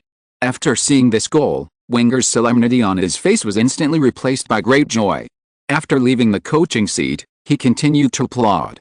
Chapter 70 Perfect Performance. Li Yuxin's goal in the 21st minute helped Arsenal lead Wigan 1-0 away from home into the second half. After Li Yuxin scored a goal with his personal ability, the players of Wigan were certainly unwilling to accept it. If they failed to beat Arsenal at home, it would be a bit like a fantasy to advance from Highbury to the League Cup final this season. Therefore, at half-time, Jewell asked the players to launch an offensive and strive to equalize the score first. At the beginning of the second half, with the cheers of the fans, Wigan actively fought for the ball in the midfield and launched several attacks. The combination of the two forwards, one tall and one fast, made Arsenal's midfield and backcourt exhausted for a while. Arsenal used their counter-attack opportunities many times to constantly put pressure on Wigan's defense line. The two sides played very anxiously for a while. The offensive of both sides was vivid and colorful, and the rhythm of the game changed in the 58th minute. Conley of Wigan made a low shot which was saved by Almunia. Arsenal immediately launched a counter-attack. Ljungberg first passed McCulloch on the right, then cut into the middle at high speed. After reaching the edge of the penalty area, he passed the ball with his right foot, and Li Yuxin pulled to the side to receive the ball. After receiving the ball from Ljungberg, Li Yuxin was trapped by three players from the opponent. Therefore, Lee Yuxin did not choose to dribble the ball, but cooperated with Ljungberg on the side and then sent the ball to Ljungberg, who was running at high speed. After Ljungberg got the ball, he took advantage of the fact that several Wigan players blocked Lee Yuxin and he had not had time to return to defense, and rushed into the penalty area. He accelerated a few steps, and Wigan's defense line was immediately in a hurry. Dazzling hurried over to block it. In the deep of the penalty area, Ljungberg was blocked by Dazzling. He had no chance. He tapped his ankle and passed the ball to the middle. Pollitt failed to catch the ball. Unfortunately, Flamini's shovel shot from the middle slipped past the empty goal. Arsenal lost a great chance to score. After seeing his team escape, Javier finally admitted his mistake of playing against Arsenal. His team's strength was not enough to pose an absolute danger to Arsenal in ground attack. After Arsenal made several threatening attacks, Javier quickly made gestures and consciously asked his players to slow down the pace of the game. He knew that if Arsenal played that kind of fast-paced attack, it would be likely to score again. Javier quickly replaced Scacco and removed Conley. The formation changed to 451. He adjusted his tactics on the field first. Only after stabilizing the defense first, he could counterattack, hoping to find the gaps where Arsenal pressed, so that his players could sneak attack and succeed. And when necessary, he could also let Taylor play back as a forward. The game entered a dull time of passing the ball. After Wigan players got the ball, they frequently passed the ball in the backcourt. Their ground attack could not break through Arsenal's goal. They could only follow Jules' arrangement and place heavy troops in the defense to play a defensive counterattack. Wigan played steadily, intending to use defense to wear down Arsenal's patience and hope that Arsenal would make mistakes, but Arsenal did not want that. Seeing the opponent shrinking in the half-court like a turtle, Arsenal's attack became more and more fierce. Haleb and Ljungberg were like two sharp knives, frequently stabbing into Wigan's ribs, and Lee Yuxin was like an anti-aircraft gun that was always ready, frequently threatening Wigan's defense. In the 63rd minute of the game, Ljungberg made a cross, Lee Yuxin headed the ball, and a B shot from 7 meters away, but Dazzling cleared the ball in front of the goal line. Silva picked up a missed shot, but was dragged over the crossbar by Pollitt. In the 68th minute, Haleb sent a corner kick, and Senderis' header was saved by Pollitt. In the 75th minute, Lee Yuxin and Haleb made 2 consecutive passes and broke into the penalty area, passing the ball to Ljungberg, forming a single shot, but Ljungberg's follow-up shot flew directly out of the far post, missing a great chance to score. After more than 20 minutes of siege, Arsenal's attack, led by Lee Yuxin, was still unabated. The attack was like a tide, continuous, and although it failed many times, in terms of defense, Arsenal players did not rush to press forward, and performed very steadily on the field. At this time, Giville was finally anxious. After playing for so long, although his team's defense was perfect and did not give Arsenal any chance to score, Arsenal's midfield and backcourt did not lose touch because of the team's fruitless attack. Now it was his team that was behind. Anxious Giville finally asked his team to strengthen the attack. Wigan players organized several ground attacks and attacked Arsenal's backcourt. Now it was Arsenal's turn to counterattack. Arsenal could finally play to their advantages in coordination and technology. After Zigan intercepted Roberts' ball in the backcourt, he immediately sent the ball to Flamini, who was running forward at high speed. At this time, Wigan players had just attacked and were intercepted by Arsenal. The entire midfield line was slowed down. Flamini did not covet the ball and quickly passed the ball to Haleb's side. Haleb was still in his own half just now. After seeing Zigan intercept the ball, he had already started to rush to the opponent's field. Seeing Flamini pass the ball in front of him, he speeded up again and received the ball. Haleb was very fast, and the Wigan players behind him could hardly catch up with him, but Chimbonda had already quickly blocked him. Tiller behind Haleb and Brad in the midfield had already returned to their own half. With Chimbonda's delay, they quickly caught up with Haleb, ready to press at any time. After Haleb ran 20 meters with the ball, he saw that the opponent had come over, but his speed did not slow down. When he approached Chimbonda, he flicked his toes to the right, twisted his waist and abdomen, quickly missed the opponent's long legs, and changed direction to cut in. Chimbonda saw Haleb change direction. Although he lost his position, he did not slow down and quickly stuck to Haleb's side. At this time, Brad had come over and was ready to double-team Haleb. But after Haleb cut in, he did not carry more. Before Brad double-teamed him, his body trend did not change, but he passed the ball to his left foot, flicked the outside of his foot, and easily sent the ball out. Abi was already on the left side, and after Haleb sent the ball, he immediately changed direction and moved to the left again. After Abi got the ball, he quickly moved to the right with the ball, and Kavanagh stuck close to him and blocked his position. Abi's breakthrough route was blocked, and the sound of high-speed running came from behind him. With a glance, Haleb had already shaken off the defender and accelerated to the edge. Abi gently sent the ball with the inside of his right foot, and the ball hit the left again. The ball rolled, and Haleb's figure flashed, and with a flick of his toes, he quickly changed the route of the ball's rolling, and quickly rushed into the penalty area. Seeing Haleb rushing into the penalty area, Brad hurriedly chased him, and Dazzling also began to give up Lee Yuxin and came to block, and Chimbonda also followed closely behind Haleb. At this time, Haleb was like a swimming fish. In front of the three blockades, he found a gap for himself to pass the ball, and with a flick of his right toe, the ball quickly flew over Brad's head. The ball flew to the left side of the penalty area, where Dazzling had already arrived. The ball was already flying towards the left side of his chest. He sped up to catch up and prepared to kick the ball away. But one person's reaction was faster than his. That was Lee Yuxin in the penalty area. After seeing Haleb rush into the penalty area, he was ready to respond. Seeing Dazzling's backup defense, Lee Yuxin first deliberately moved down, pretending to get closer to the small penalty area. After leading Hedraz to move, he suddenly accelerated and rushed to the left.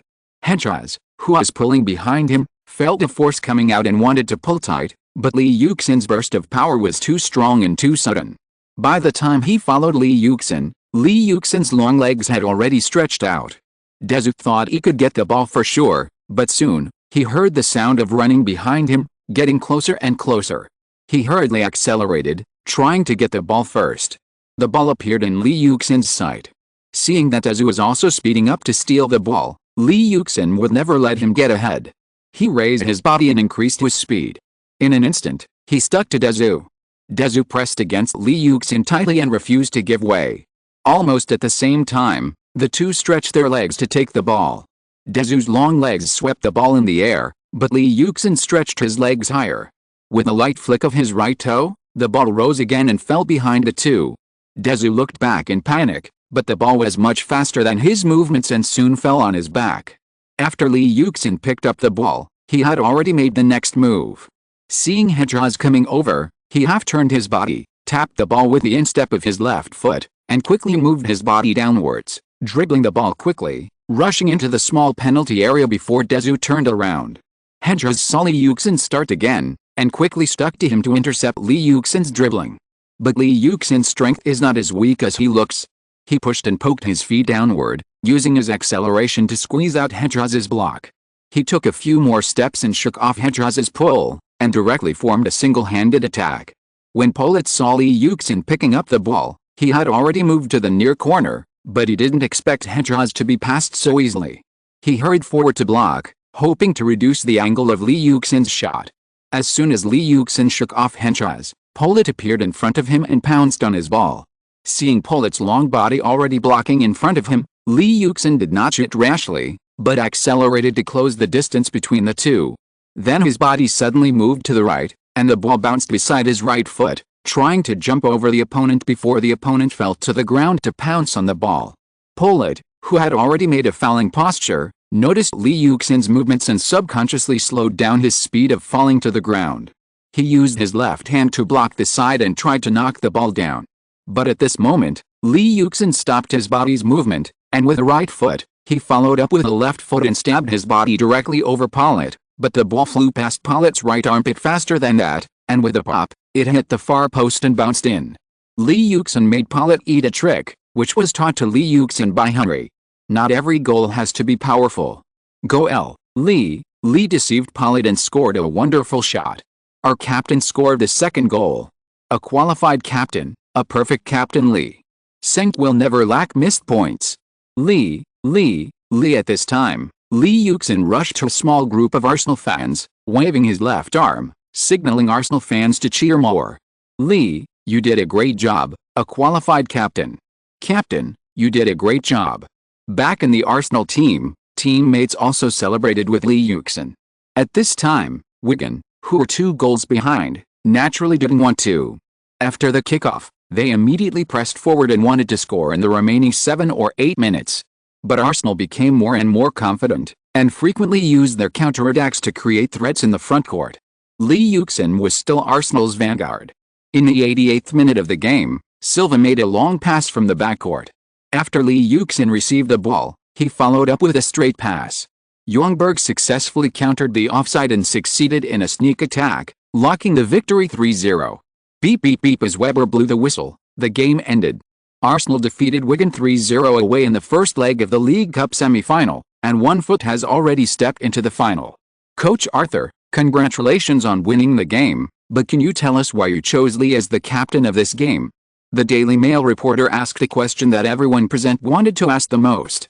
After winning the game 3-0 and having one foot in the League Cup final, Wenger seemed very happy, with a smile on his face, and said jokingly, "In fact, I don't know why, I just gave it to him. Maybe it's God's will. There is no reason, the words also caused laughter from the people present. Well, in fact, there is no definite reason, but I think Lee can do well, so I gave him a chance, and he did it, leading the team to victory. I am very satisfied with this game. Wigan's players are very talented and work hard. The process of the game is much more difficult than the result shows, but fortunately, my team seized the opportunity." After winning, Wenger also generously complimented Wigan's performance. After all, this is their home court. "Lee, may I ask, how do you feel about being the captain for the first time?" Seeing that Wenger had nothing to say, the Daily Mirror reporter shifted the topic to Lee Yuxin. "It's wonderful. I didn't expect a coach to give me the captain's armband. Fortunately, I performed well. Of course, I am very grateful for the help of my teammates. They supported me on the court. But I also want to thank the coach for his trust. This is the most important thing. Yes, I really appreciate it." Lee Yuxin nodded solemnly and turned to look at Wenger. "Lee is indeed worthy of my trust." Wenger also nodded with relief. Wenger was indeed very satisfied with the result today, and Lee Yuxin's performance did not disappoint his arrangement. In this game, Wenger sent all the main players in the midfield, but sent a B to partner with Lee Yuxin in the front court, also to see if Lee Yuxin could take the lead in the front court and test his vision. The on-site reporters faithfully recorded this scene of harmony between the master and the apprentice. "Javier, what do you think of this game? Are you confident that you can advance?" "Well, we missed some chances to score in this game, and Arsenal is stronger than us, but the most important thing is that they have a good captain. Lee's goal made us passive, and we lost the ball too early. Arsenal played very patiently throughout the game. At one point, our perfect defense lost its meaning. The opponent did not make any mistakes. On the contrary, they played very resolutely. And advancing, the League Cup final is our goal." Javier was obviously beaten by Arsenal and lost his temper, but he did not lose his fighting confidence. "Lee, you did a good job today." When Lee Yuxin returned to the bus, Van Persie took the initiative to hand Lee Yuxin a bottle of Gatorade. Today, Van Persie was very quiet after seeing Lee Yuxin wearing the captain's armband. "Robin, believe me, you will do well too. Lee Yuxin has been with him for so long, how could he not know his thoughts?" Usually, Van Persie seems to be laughing and joking, but when it comes to football honors, he values it more than anyone else, and Van Persie has always valued the comparison with Lee Yuxin.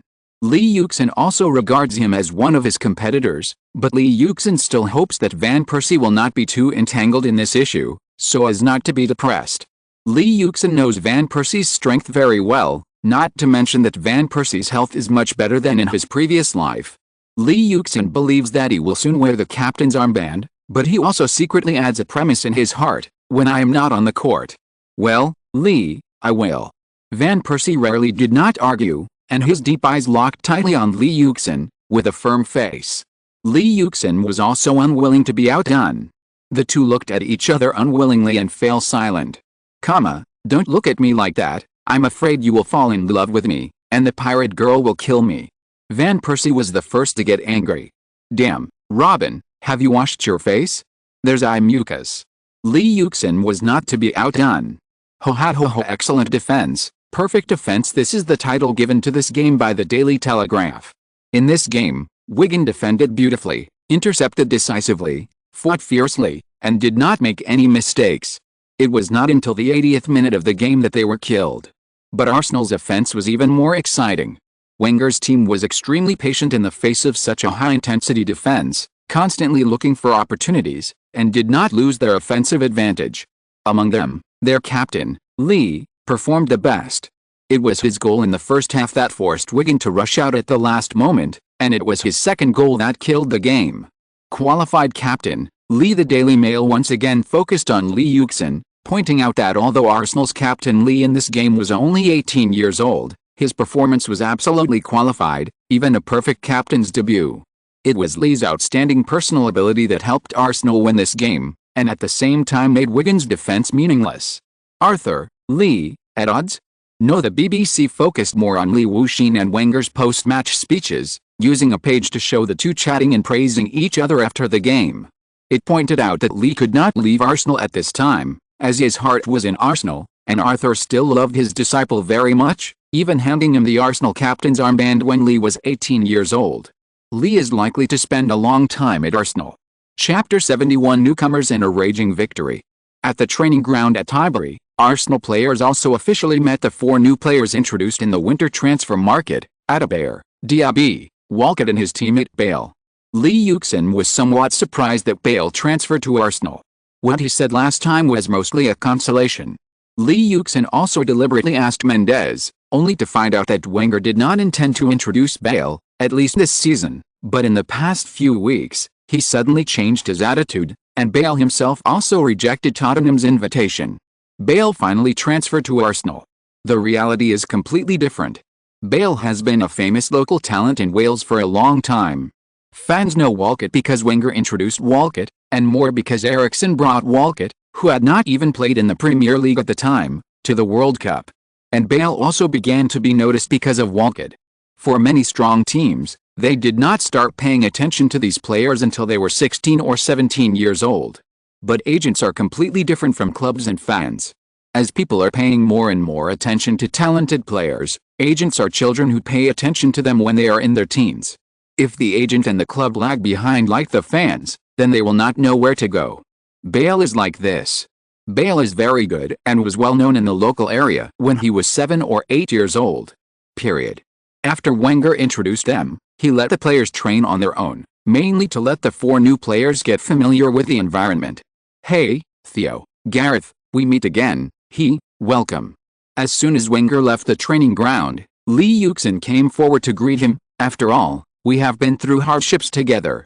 Hey, Lee, I'm here. I said that Gareth and I will definitely come to Arsenal to find you. Walcott, who is wearing a red training suit, was not as shy as he was when he introduced himself just now after seeing Lee Yuxin. Hey, Lee, you are right, Arsenal really accepted me. Bale was wearing a black training suit, and he looked more mature, not as restrained as he was a few months ago. Haha, it's good that you're here. Otherwise, if you go to another team, we'll be in trouble. Robin, Cesc, their speed is not slower than mine. Captain, Theo is your fan, and Gareth has been following us. Lee Yuxin also hurriedly introduced the old and new teammates. Well, although Lee is always a big talker, I believe him this time, haha.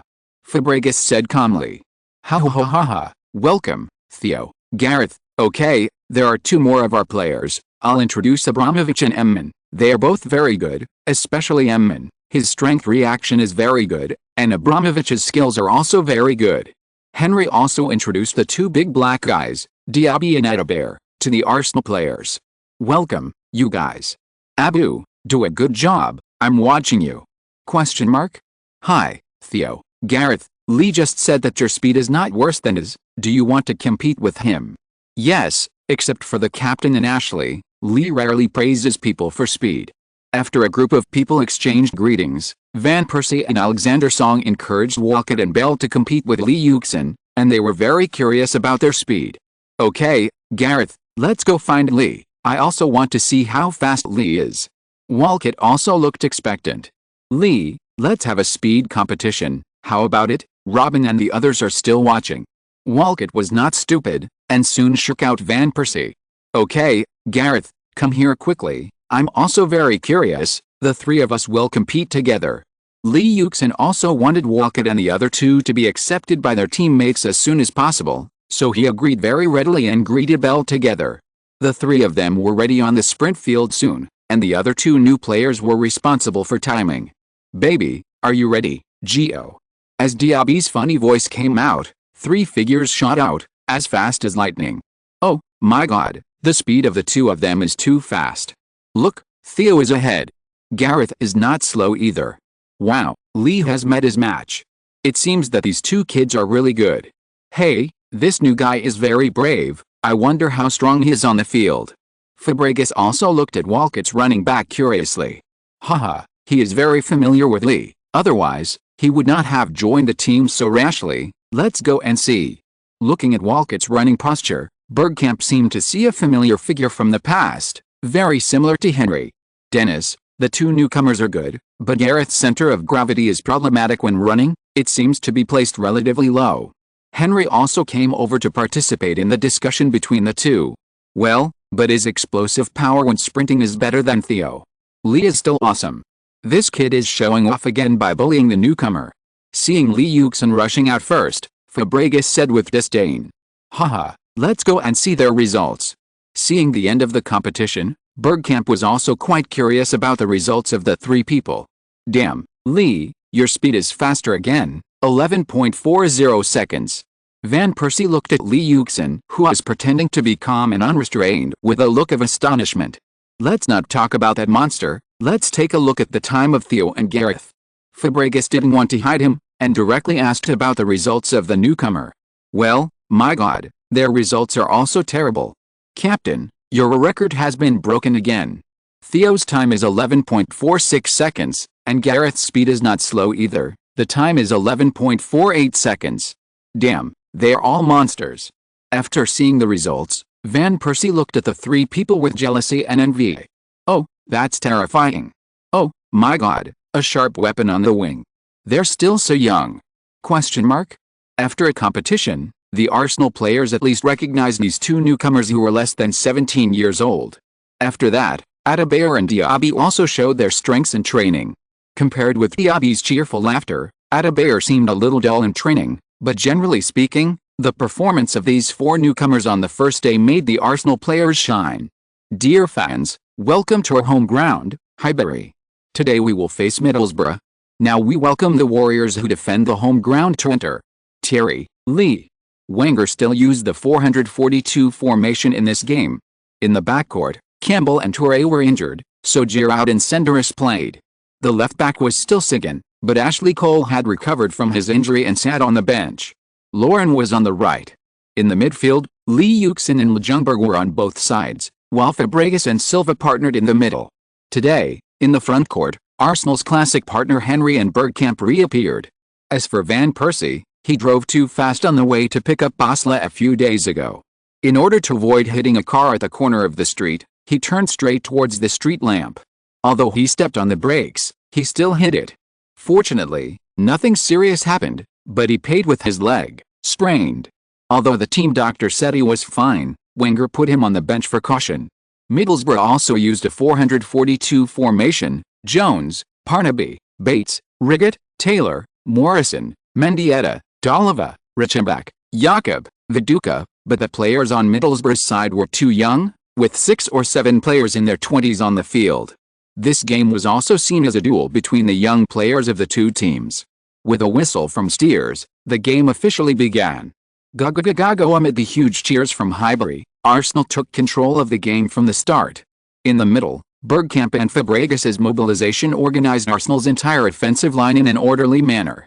Lee Yuxin and Ljungberg frequently cut inside on the two sides, Henry's cruising, and the backcourt players pressing forward from time to time. The Arsenal players bullied the group of Middlesbrough kids. The goal came soon.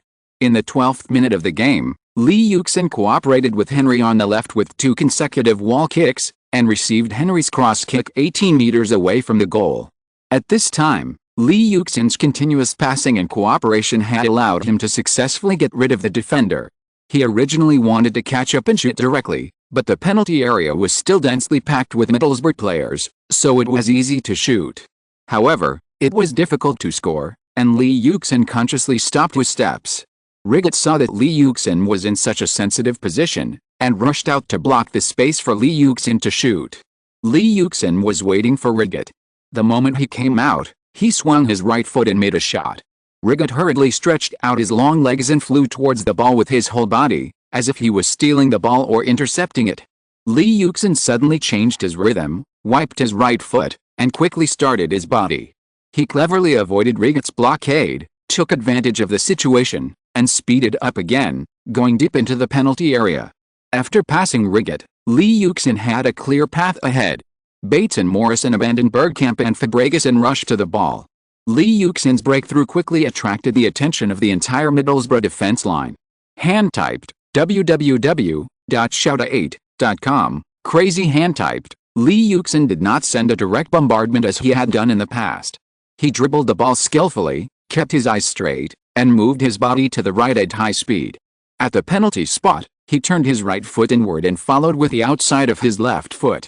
He flicked the ball lightly, and the ball drew an inner arc, like a flash of lightning that passed directly under Bates' crotch. Parnaby, who was behind Bates, stretched out his long legs and made a flying tackle, ready to intercept the low-flying ball, but his flying tackle was still too slow, and Henry had appeared behind him. Henry had already laid an ambush after seeing Li Wuxin enter the penalty area. Seeing Li Wuxin pass the ball, he quickly moved forward. The ball really flew to his feet. Henry did not stop the ball, but bent his left foot to the outside, gently pad the ball, quickly changing the direction of the ball's flight, and directly pad the ball into the goal guarded by Jones, who could not move in time.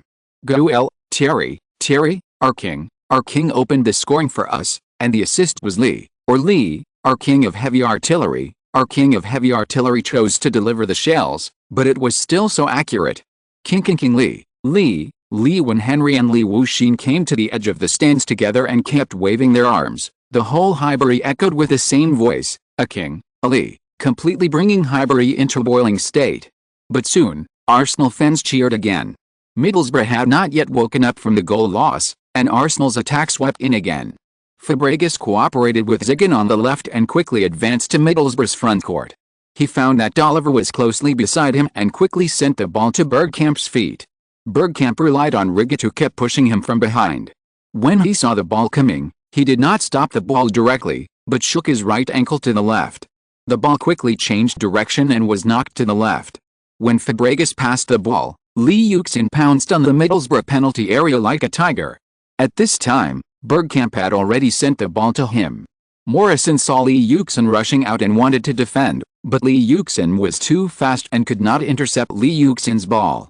After Li Yuxin got the ball, he flicked his left foot and started quickly, rushing into the penalty area again, ignoring Morrison's pull behind him, following the opponent's dribbling, moving forward at high speed.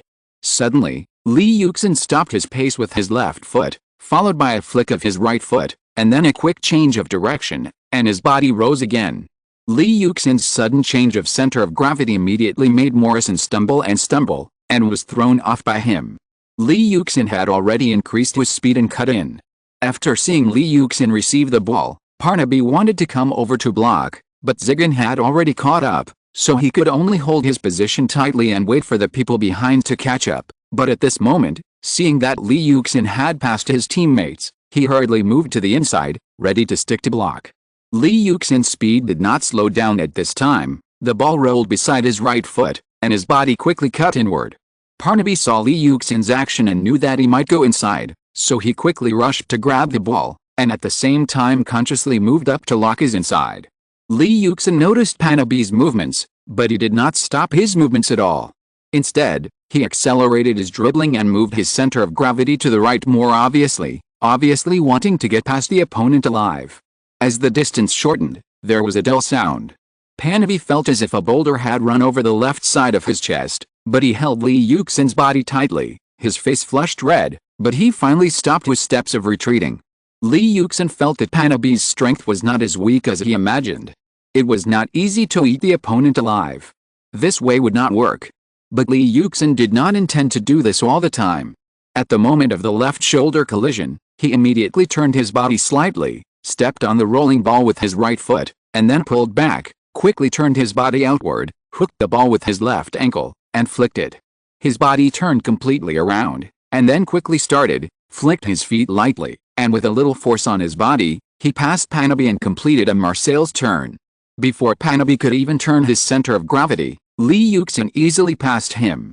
Bates was constantly moving sideways at this time, intending to quickly double-team Lee Yuxin when he walked inside, but before he could come over, Lee Yuxin had already walked outside and rushed in again, moving down quickly to chase Lee Yuxin's breakthrough route. Lee Yuxin noticed Bates's quick approach from the corner of his eye, and accelerated to cut in. At this time, Henry and Bergkamp had already moved forward at high speed, ready to respond at any time, but Lee Yuxin did not choose to pass the ball. Ignoring Bates and Panabi's pursuit, Lee Yuxin broke through at high speed on the left to 7 meters away from the goal, staring at the goal, and then stopped his forward steps, quickly pulled back his body, bent his left foot, supported the weight of his entire body, and quickly swung his right foot in an arc, rubbing his inner ankle against the lower part of the ball, drawing an arc, and quickly spinning towards the far corner of the goal. After Lee Wuxin passed Parnaby, Jones had already moved quickly to the near corner. Seeing Lee Wuxin shooting, he hurriedly dived to the side, but he watched helplessly as the ball spun past his fingertips and flew to the far corner. Cool, Lee scored another goal for us, a gorgeous pass, a wonderful goal, the genius Lee, our invincible king, 2-0, we are 2 goals ahead. Seng's howl completely ignited the sound of Highbury. Lee Lung. Ali Wuxin excitedly rushed to the billboard, let out a long howl, raised his arms high, and kept beating the void, accepting the cheers of his fans. Lee, I love you. My God. An excited and familiar voice reached Lee Wuxin's ears. Lee Yuxin glanced at the figure and quickly submerged it in the purple ocean. He could not see it clearly. He was quickly pulled down by his excited teammates and hugged each other. After the restart, Middlesbrough was completely stunned by Lee Yuxin's goal. There were a series of coordination errors, and finally they suffered another heavy blow in the 28th minute of the game. Silva intercepted the ball in the middle and quickly launched a counter-attack, passing the ball to the right. Ljungberg took advantage of the opponent's lack of time to return to defense and quickly rushed into the penalty area. Then he passed the ball, and Henry followed up with a volley and scored again. In the 33rd minute of the game, Bergkamp passed 2 opponents in front of the penalty area and passed the ball to Henry's feet.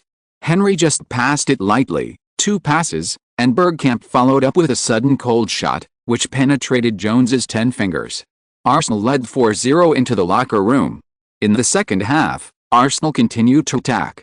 In the 51st minute, Lee Yuxin first passed Morrison on the left, then took advantage of the opportunity to pass the ball, shook off Mendieta, and entered the penalty area. He used a fake move to daze Parnaby, dribbled past the opponent, and passed the ball directly. Henry followed up with a clever push shot, and Henry performed a hat trick. In the 63rd minute of the game, Fabregas passed 2 people in the penalty area, disrupting the Middlesbrough penalty area, and then sent the ball to the front of the penalty area.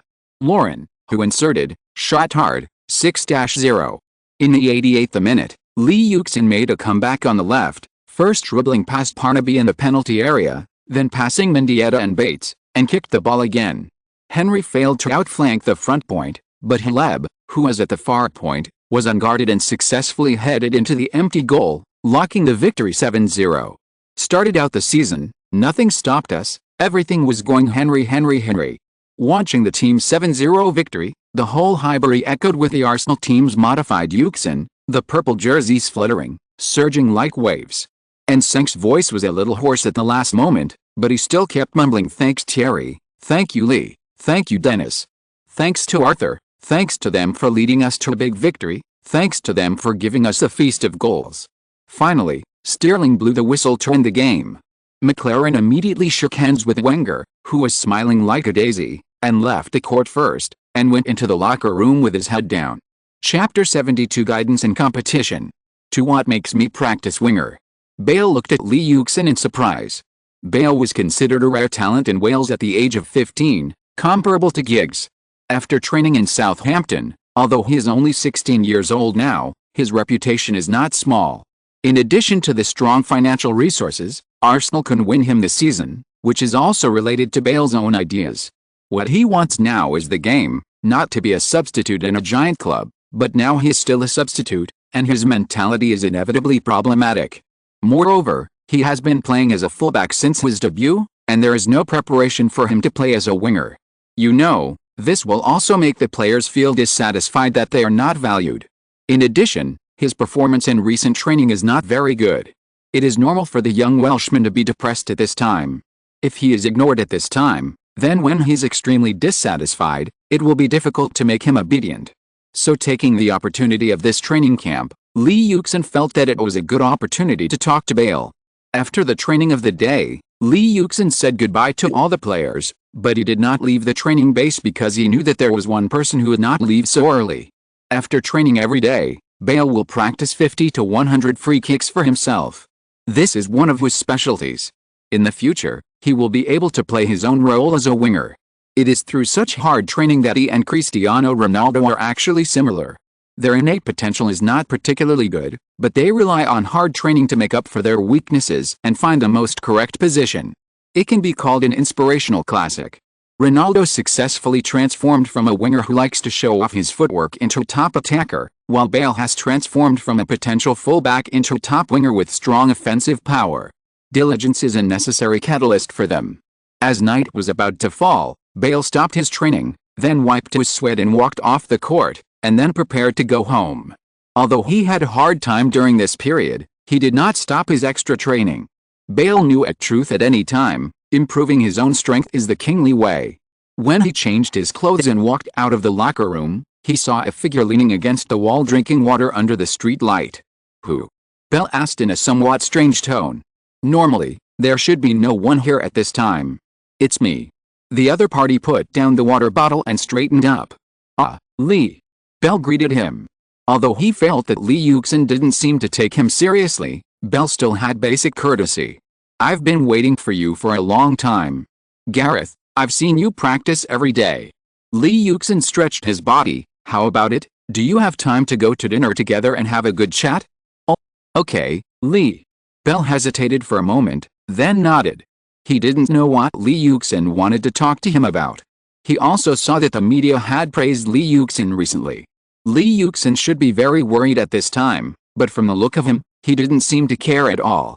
Seeing Bale agreed, Li Yuxin didn't say any more nonsense, but took the lead to walk to the parking lot. Bale followed behind, and then got into Li Yuxin's car. Li Yuxin started the car skillfully and drove directly to a local Chinese restaurant in Manchester. When he first came here, he hated the weather and food in the UK. When he was in Spain, he had paella. In Germany, at least he could eat sauerkraut and sausage. In Italy, no matter how bad it was, he could still fill his stomach with pizza. But in the UK, what could he eat? Fried potatoes, mashed potatoes. Seeing Li Yuxin stop the car outside a Chinese restaurant he had never been to, and then skillfully greeted the waiter and found a quiet place to sit down, Bale began to admire this head coach. Being able to find a good place to eat as soon as he arrived in a new place was also a very good skill.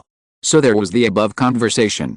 After ordering a few dishes, Li Yuxin spoke slowly during the interval between servings. Li Yuxin nodded. "Gareth, do you remember how you joined Arsenal?" Just want to succeed. Telling Bale such things is to dispel some of Bale's speculations. See, but because of other reasons. Li Yuxin knew that Bale was not a brainless player. Some things would be better if he thought about them himself than if he was told. Bale had calmed down by now, and his mind was working very quickly. "Yes, I started paying attention to you 2 years ago. Your talent is unquestionable, but you need to find the right place. You are not suitable to play as a left back. A top left back, in addition to offense, must also do an excellent job in defense. At least, you cannot become the opponent's main target of attack. In this regard, your positioning and selection have problems, which cannot be solved through training. On the contrary, in offense, your ability is quite strong, and speed is your greatest weapon. As long as there is space, you can cause huge damage to the opponent through speed. Next, I believe the boss will give you a new training plan and a new position, and you will like this position." Bale nodded silently. Now he understood what Li Yuxin meant. Left back was not a suitable position for him. The offensive line would be his active place, and Li Yuxin said that he would like this new position. Bale had no doubt about this. Wenger's previous achievements had already demonstrated his vision, letting Henry play center and Vieira play defensive midfielder. There are not many such examples, but each one is a classic. "Okay, the food is here, let's eat." Li Yuxin laughed, and then said, "Gareth, Don't think too much, keep training. I called you, not to let you be a substitute. You are still young, don't care about some opportunities to play, because you still have a long way to go in the future. The victory in the last round boosted morale. Run past the ball, pass the ball Abu, pay attention to your side. Ashley, overlap, pay attention to the cooperation with Zio. At this time, the Arsenal players in the training ground showed a very good competitive state.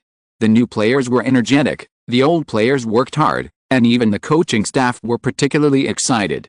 It is absolutely appropriate to describe the current Arsenal as full of momentum. After Lee Yuxin joined the Arsenal players, he took a rest and immediately took a bus north to Liverpool, but not to fight against the Red Army Liverpool, but their city rivals Toffees Everton. Although this match is not the focus of this round, there are still a lot of media paying attention to it, and they are all curious about how Arsenal will win. The media have reason to believe that Arsenal can easily win 3 consecutive league victories. Arsenal's 7-0 victory over Middlesbrough surprised everyone. The terrible attack of Arsenal this season has made many opponents feel a little scared. Even Sky Sports issued a sigh that the whole Premier League is filled with the smoke of Arsenal's gunfire. But not all teams are afraid of Arsenal. Everton, who has a tough style of play, is not afraid of it. The new head coach David Moyes said in an interview with the Liverpool Post that his team will let everyone know that Arsenal is not as strong as it seems, and will defeat Arsenal with something that Middlesbrough does not have. Londoners, this is not Highbury, go back and hide. We have Steel Morse, just wait for your beatings. Our Nevilles will tear you apart. Arsenal's bus had just arrived at Goodison Park when it was immediately surrounded by a sea of blue. The muscular Everton fans waved their fists and held high banners to challenge the Arsenal players. Everton fans are famous throughout Europe for their fiery nature. These people are ordinary workers. The working class in the West is quite passionate, able to fight, and fiery. The most important thing is that these people are loyal to their teams. Even if their team's record is not ideal, facing strong teams, they still defend their teams by insulting and warning their opponents. Steal the ball, force and block. I want you to do everything in your power to disrupt Arsenal's pass, even turn this place into a wrestling arena, make Arsenal players feel like they are struggling in a quagmire every time they pass the ball, every time they break through, understand? Yet, try not to tangle with the opponent, especially their midfield, use passing and running to drive them, waste their energy, don't be too impatient, control the tempo, pay attention to their long passes in this game. Do you hear me clearly? I heard me clearly. In order to curb Arsenal's attack, Moyes used a 451 formation. Martin, Hibbert, Will, Ferrari, Valenti, Arteta, Phil Neville, Osman, Cahill, Kilburn, Beattie, while Wenger still used a 4-4-2 formation. Lehmann, Lauren, Campbell, Senderos, Ashley, Cole, Ljungberg, Fabregas, Silva, Lee Yuxin, Henry, Van Persie, and newcomers Diaby and Bale were also selected for the game. Seeing the Everton players staring at him, Lee Yuxin knew that they would definitely take special care of him, but that look was like looking at a lamb to be slaughtered, which made Lee Yuxin feel very uncomfortable, and he stared back at the other party unwillingly. Amid a huge noise at Goodison Park, the 23rd round of the Premier League, Everton's home game against Arsenal officially began. Hibbert thought Ferrari could at least delay for 1 or 2 seconds, so that he would have surrounded him, but he didn't expect Lee Yuxin to change direction so quickly. The whole person was like a doe, twisting at will, and the moment he got close to Ferrari, he passed him directly. Hibbert quickly turned around and chased again. Will was shocked when he saw Lee Yuxin coming from Ferrari's right side, because he had just turned to Ferrari's left side and rushed out. He was about to block Lee Yuxin, but he didn't expect that he would slip through the gap between the 3 people so quickly. He also turned around and blocked to the left. Ferrari felt a little angry. He was passed by one person so easily. He didn't even have the chance to kick. He didn't do anything. Even if it was flowing water, there should be traces. He turned his body and wanted to entangle Lee Yuxin again. But when Ferrari turned around, he saw a similar scene, but this time it was Will. After Lee Yuxin passed Ferrari, the gap on Everton's left side became larger. Lee Yuxin did not slow down and quickly rushed to the left, intending to get rid of the 3 people.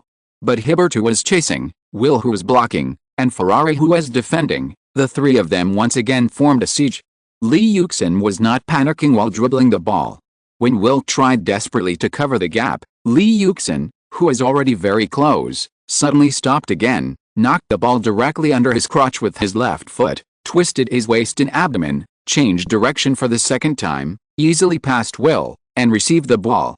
Will wanted to pull Lee Yuxin, but he had no advantage in explosive power, so he let Lee Yuxin slip under his nose and completely escaped from the encirclement formed by himself and his teammates. The whole dribbling action would not exceed 5 seconds, but he walked 2 S's, completely getting rid of 3 defenders, and also fooled Martin. When Lee Yuxin passed Will and formed a single shot, he found that Martin had just moved to the left to prevent him from shooting. Lee Yuxin didn't expect that his previous action had fooled the opponent's goalkeeper. At this time, the goal side was empty. Lee Yuxin's body had not adjusted yet and was still in a half-turn state. After receiving the ball, he subconsciously pushed it quickly and the ball went straight to the near corner. Goal, we scored. Lee took the lead for us. Great. In the 32nd second of the game, Lee staged a wonderful personal show, passing 3 people, and twice. It's incredible. This is the fastest goal in the Premier League so far this season. This is Lee's goal. It belongs to Arsenal. In the first minute of the game, Senk's big fat face appeared in front of the camera. Lee Yuxin clenched his right fist, rushed to the front of the Arsenal fans with an excited face, and cheered. He scored a goal less than a minute after the start of the game. Lee Yuxin was extremely excited. Lee, our genius.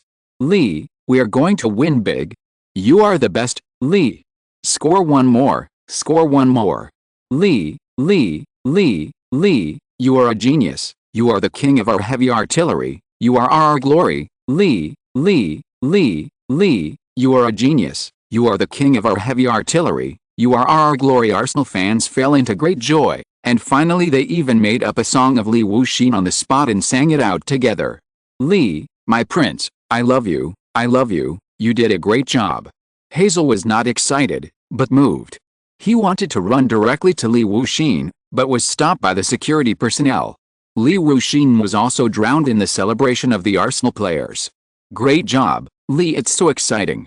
Wow, Lee.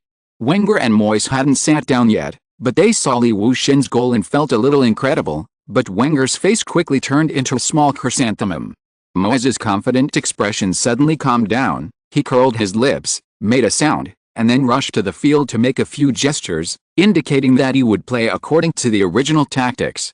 The game resumed, and Everton did not press forward because of this goal. There were still 5 players in the midfield, intercepting the pass and insisting on counterattacks. However, Arsenal launched a fierce attack at the beginning, trying to take advantage of the situation to control the situation in one fell swoop. Everton's defense became tighter and tighter, and the moves gradually began to become bigger. Chapter 73, Accidents and Gains, 1. Oh, what a pity, it was intercepted. What happened? Why did Fair fall there? Foul, this kicking action needs to be dealt with. It was aimed at someone again, Neville should be sent off.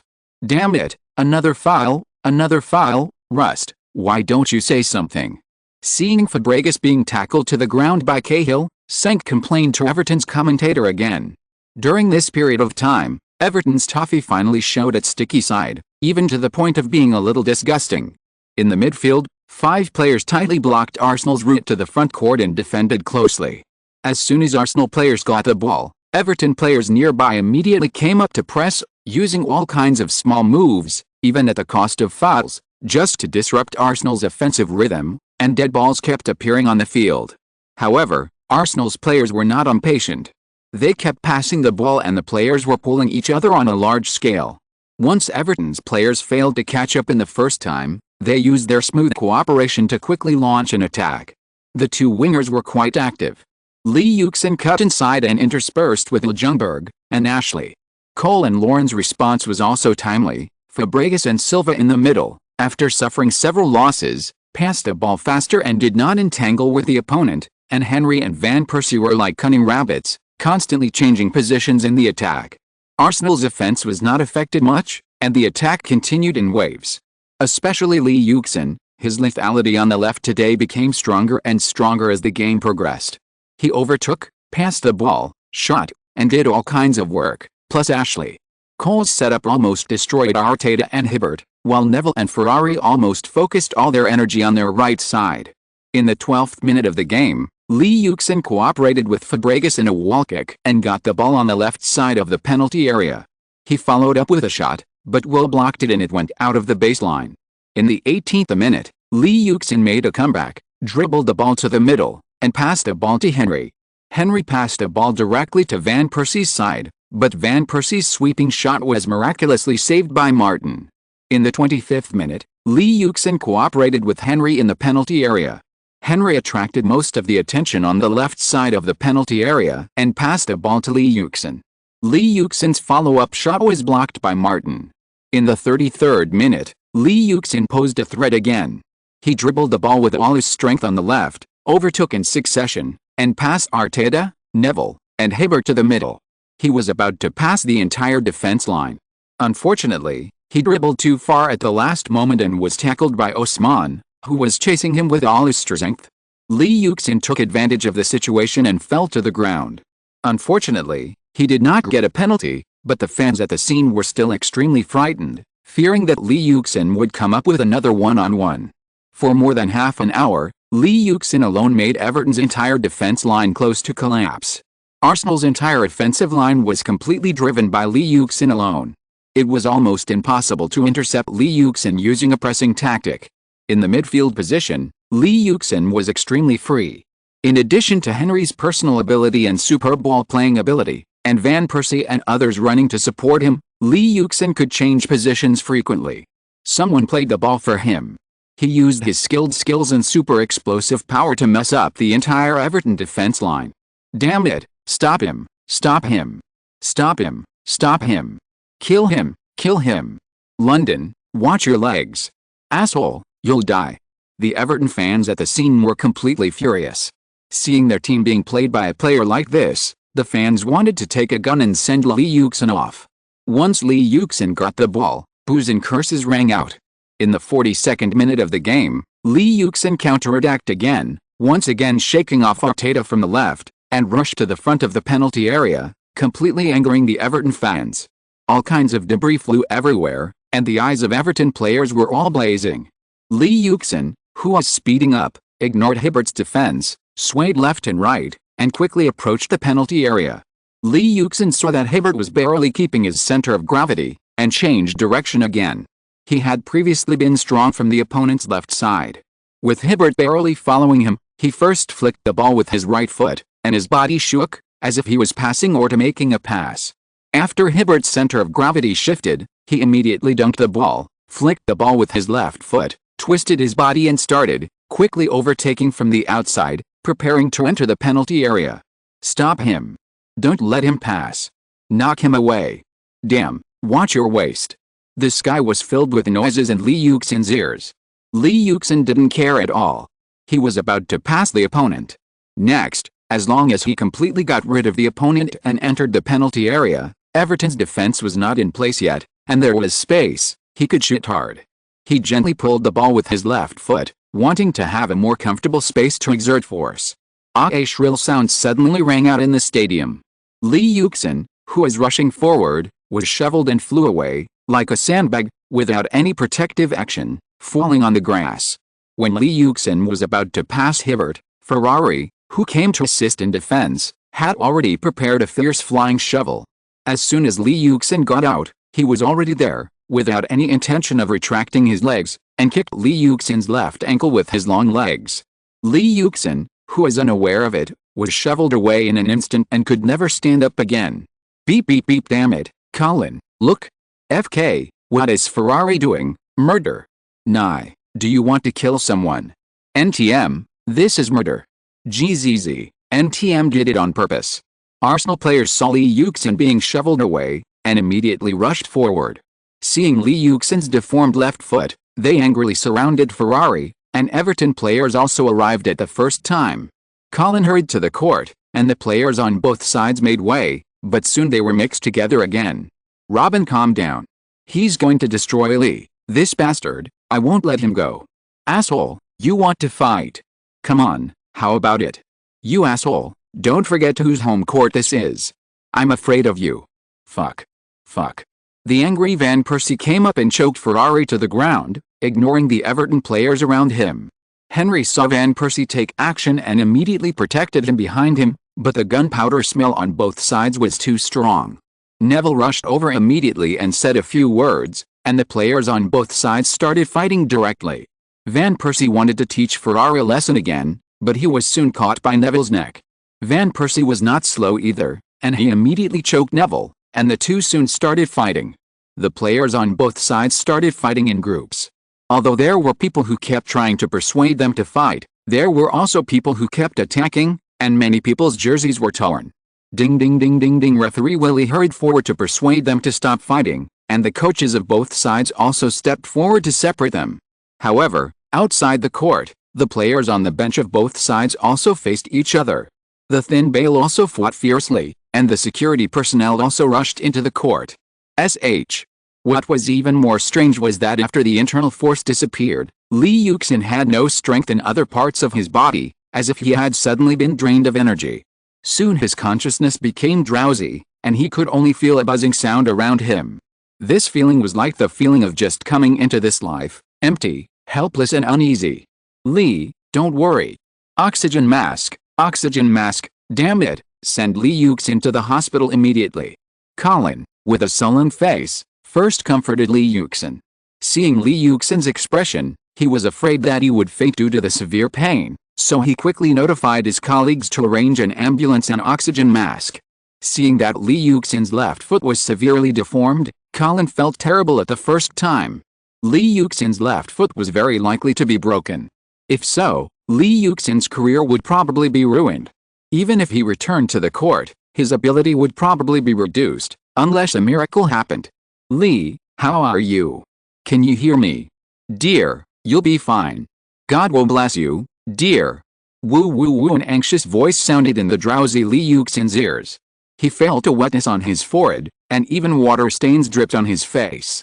In the blur, Lee Yuxin vaguely thought it was the fanatical Arsenal fan Sakaya. Sakaya heard Lee Yuxin's shrill cry and saw Lee Yuxin's deformed left foot. His head was pounded.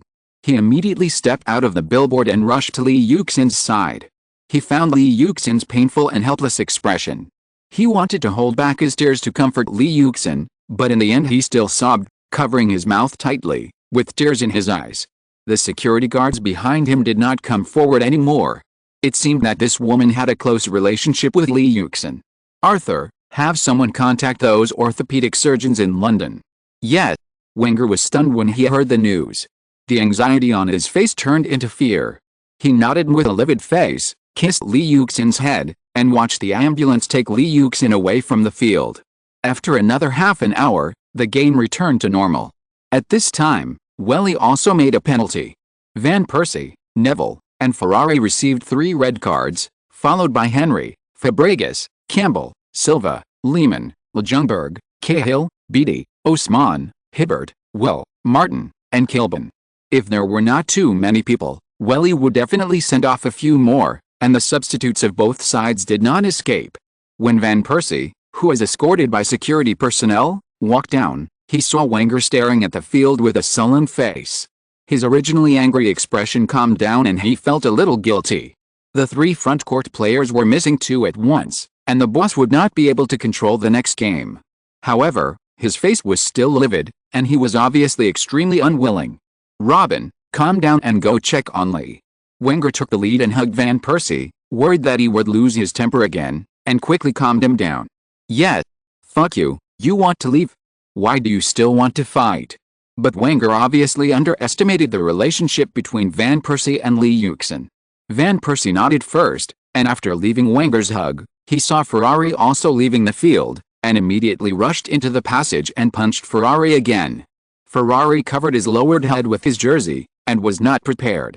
But Neville took the lead and blocked Van Persie, and started fighting again. The security personnel quickly came up and pulled the two apart. The angry Van Persie spit at Ferrari unwillingly.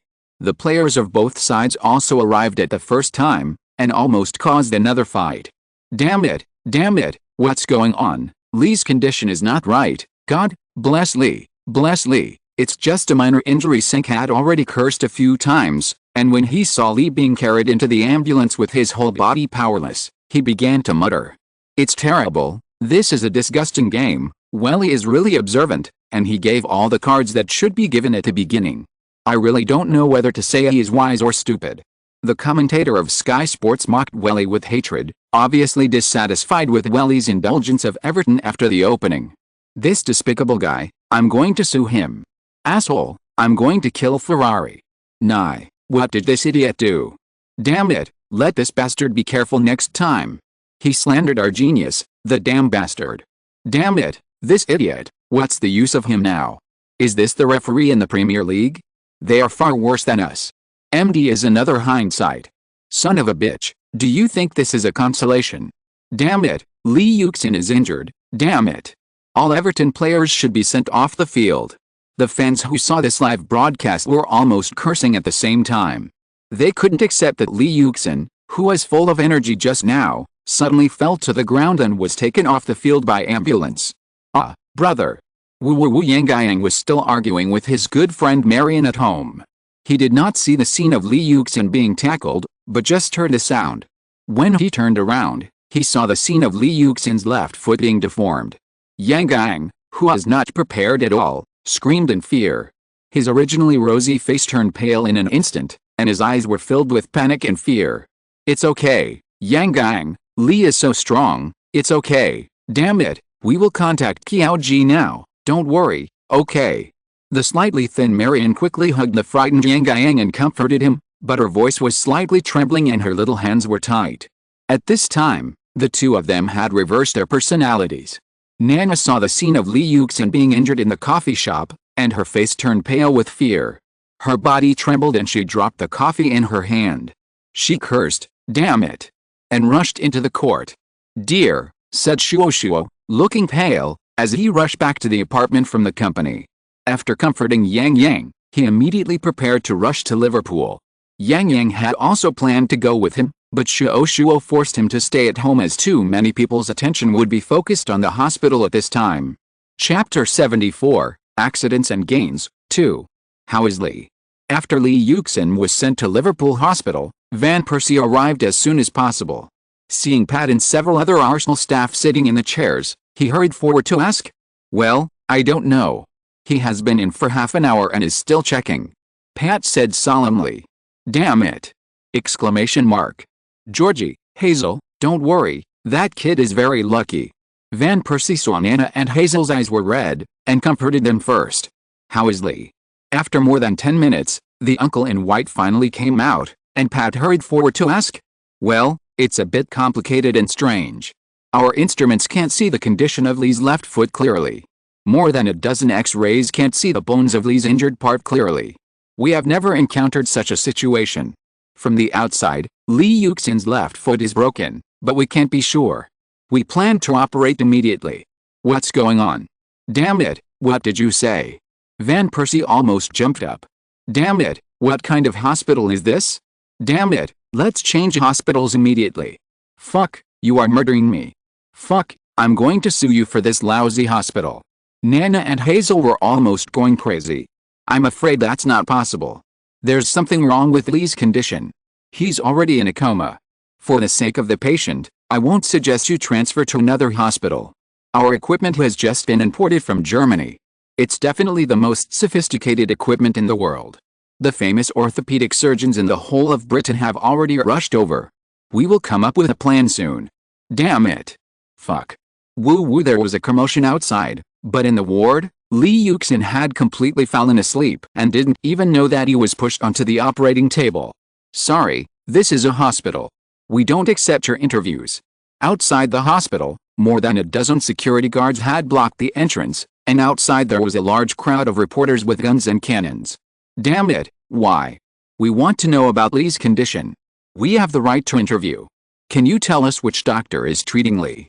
Damn it, what should we do? Everyone is waiting for news about Lee. I'll wait a moment, someone will come out soon. Let's go and get his certificate." "Well, Arsenal people can definitely get in." When Lee Yuxin was injured, a large number of reporters swarmed to Liverpool Hospital, like sharks seeing blood. However, the hospital was well prepared and had a large number of security guards blocking them outside. However, these reporters would never give up and each thought of a way. "Arthur, can you tell me about Lee's condition? Arthur, What are your thoughts on this game? Arthur, did Lee faint at the time, when Wenger appeared at the press conference? All the reporters rushed to Wenger. Wenger said solemnly, I didn't expect this game. I don't know whether I asked the players to play a football match or a wrestling match. If someone feels that he is in good health, he should help others instead of hurting others. I have watched the video. Ferrari's flying tackle was murder. It was a murder of Lee's entire body. He went directly to Lee's left foot, and he didn't even have the intention to withdraw his foot in the end. I will file a complaint with the English Football Association about this matter. As for the fight, I have nothing to say. Lee had fainted at that time. I got the news that Lee has not woken up until now. My players are united. They cannot tolerate any one person being hurt. In this matter, I can accept any punishment from the English Football Association, but before that, I think the English Football Association should study the whole process of the game carefully. Wenger, with a sullen face, didn't speak again after he finished speaking. After a while, he suddenly said sorry and left the press conference immediately, ignoring Moyes' subsequent defense. The news just received, Lee's operation is over. But when he was just in the locker room, Lee entered the operating room. This was a bit too fast. Wenger was worried and rushed to the hospital directly. Hurry, let's go too. Arthur's face doesn't look right. Something's wrong. Let's go. We must not be slower than others. What's going on? Let's go. Hurry. In the huge press room, as Wenger left, most of the reporters left. Moyes saw the increasingly deserted room and stood there in a daze. I haven't finished talking yet. At this time, Liverpool Hospital became the focus of the whole of Britain. When Wenger rushed to the hospital, the number of reporters increased. Reporters from major European sports newspapers such as Gazzetta dello Sport, Cortez, Market and so on were all here. Coach Arthur, how is Lee's condition? Can you tell us the specific situation? How is Lee's leg injury? Someone just said that it is impossible to get Lee's specific condition through filming, right? Excuse me, is Lee in surgery now? Wenger was escorted in by more than a dozen security guards in a noisy voice and did not answer a single question from the media. Boss Pat, how is Lee? He came out so soon. Wenger walked quickly into the senior ward area, greeted several Arsenal players in the corridor, and immediately walked into the family room. At this time, Henry, Pat, Bergkamp, Shuo, Nana and important Arsenal officials had just entered with several doctors, and Wenger just caught up. Hello, Arthur, I am Lee's attending physician, Yuxin. Well, tell me about Lee's condition. As soon as Wenger asked, Shuo and Nana also looked at this Dr. Yuxin nervously. Their eyes were still red and their faces were haggard. Henry, Bergkamp and others also looked at Yuxin nervously. Lee Yuxin was pushed out less than an hour after entering, which was indeed disturbing. Lee's condition is a bit complicated. We spent more than an hour before we could get the specific condition of Lee's left leg bones. In order to save Lee's leg, we had to perform surgery first. But when we took the last X-ray, the results surprised us. According to the results, Lee's leg is intact. The fracture did not hurt the bones. It was just dislocated, but there were signs of recovery after the fracture, and it was quite obvious. We couldn't figure it out. Moreover, Lee has been in a coma since he was sent to the hospital, and we couldn't find out the exact reason. This is also something we couldn't find out. Damn it, I just want to know if Lee is okay. Wenger finally got angry after hearing so much. He was overjoyed when he heard that Lee's left leg was not broken, and didn't care about the rest. But when he heard that Lee Yuxin had been sleeping for a long time, this elegant old coach was completely angry. Well, it should be fine. We have done a comprehensive examination of Lee. Although his body has the root cause of long-term exercise and is relatively weak, all functions are fine. But why is he still sleeping? Our colleagues in the Department of Neurology have been doing their best to check. I think it is the automatic protection of his body when it is seriously injured. You know, our body will have a protective instinct against any injury. As for his leg, it is indeed a big crack, but the bone is fine. We even suspect that Lee recovered by himself, but this is impossible in medicine. However, we can't explain it. We can only say that Lee's leg is a miracle. That's good, a miracle is good. Wenger swallowed hard and finally put down the big stone in his heart. Lee is fine, he is fine. That's great, Nana, let's call back first. Well, Mr. Arthur, doctor, let's go see Lee first.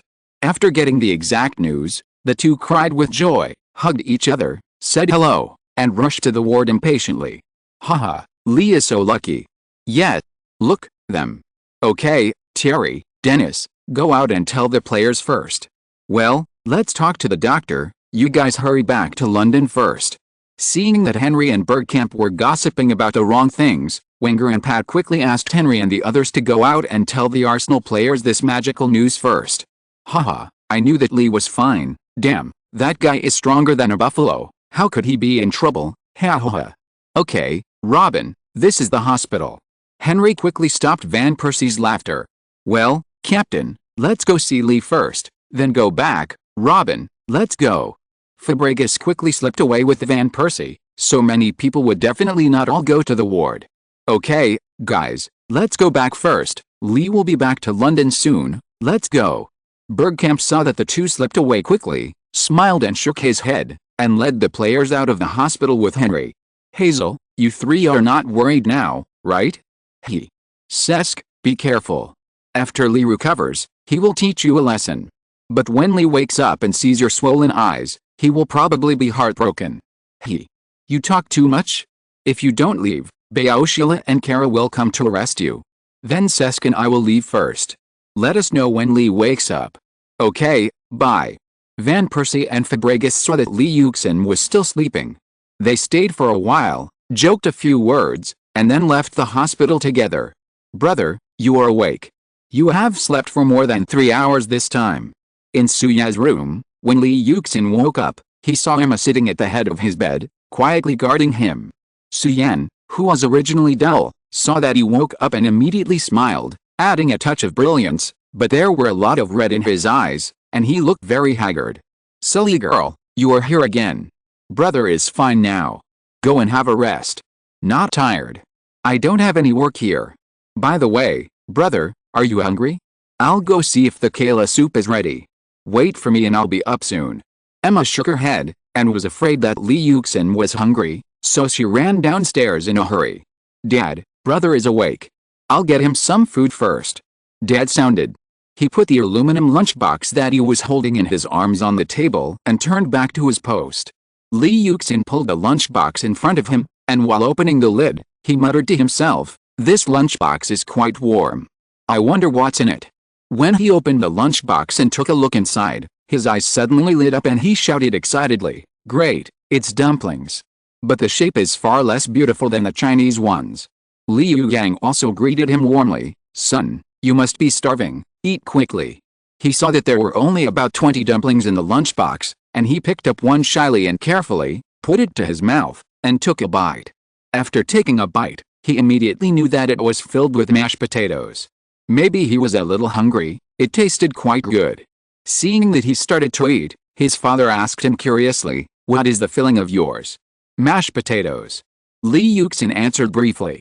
After she swallowed the first one, her mother picked up a dumpling and handed it to her mouth. After Lee Yuxin took a bite of the dumpling in her mother's hand, he laughed twice. Her mother proudly said to Lee Yuxin, "My luck is better than yours. Mine is filled with mutton." As she said that, Lee Yuxin swallowed it in 2 bites, and then picked up another one from the lunchbox. After eating dumplings, everyone went out.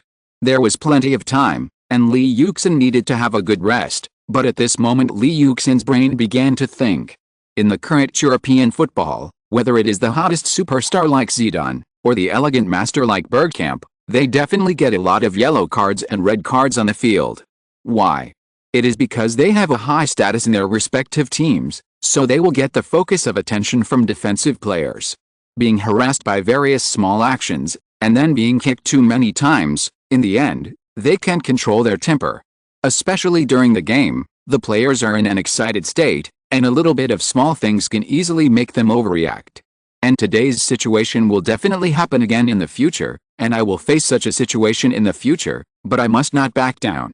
The captain is the core of a team's cohesion on the field, the spiritual pillar of the team, and the model for the team to stand up and take responsibility and motivate teammates when encountering difficulties. I went back to my hometown today, so the updates have been unstable in the past few days, please forgive me. Chapter 75, Fighting the Red Army. This time, Lee Yuxin's left foot was indeed broken by Ferrari, but he was healed by the feeling.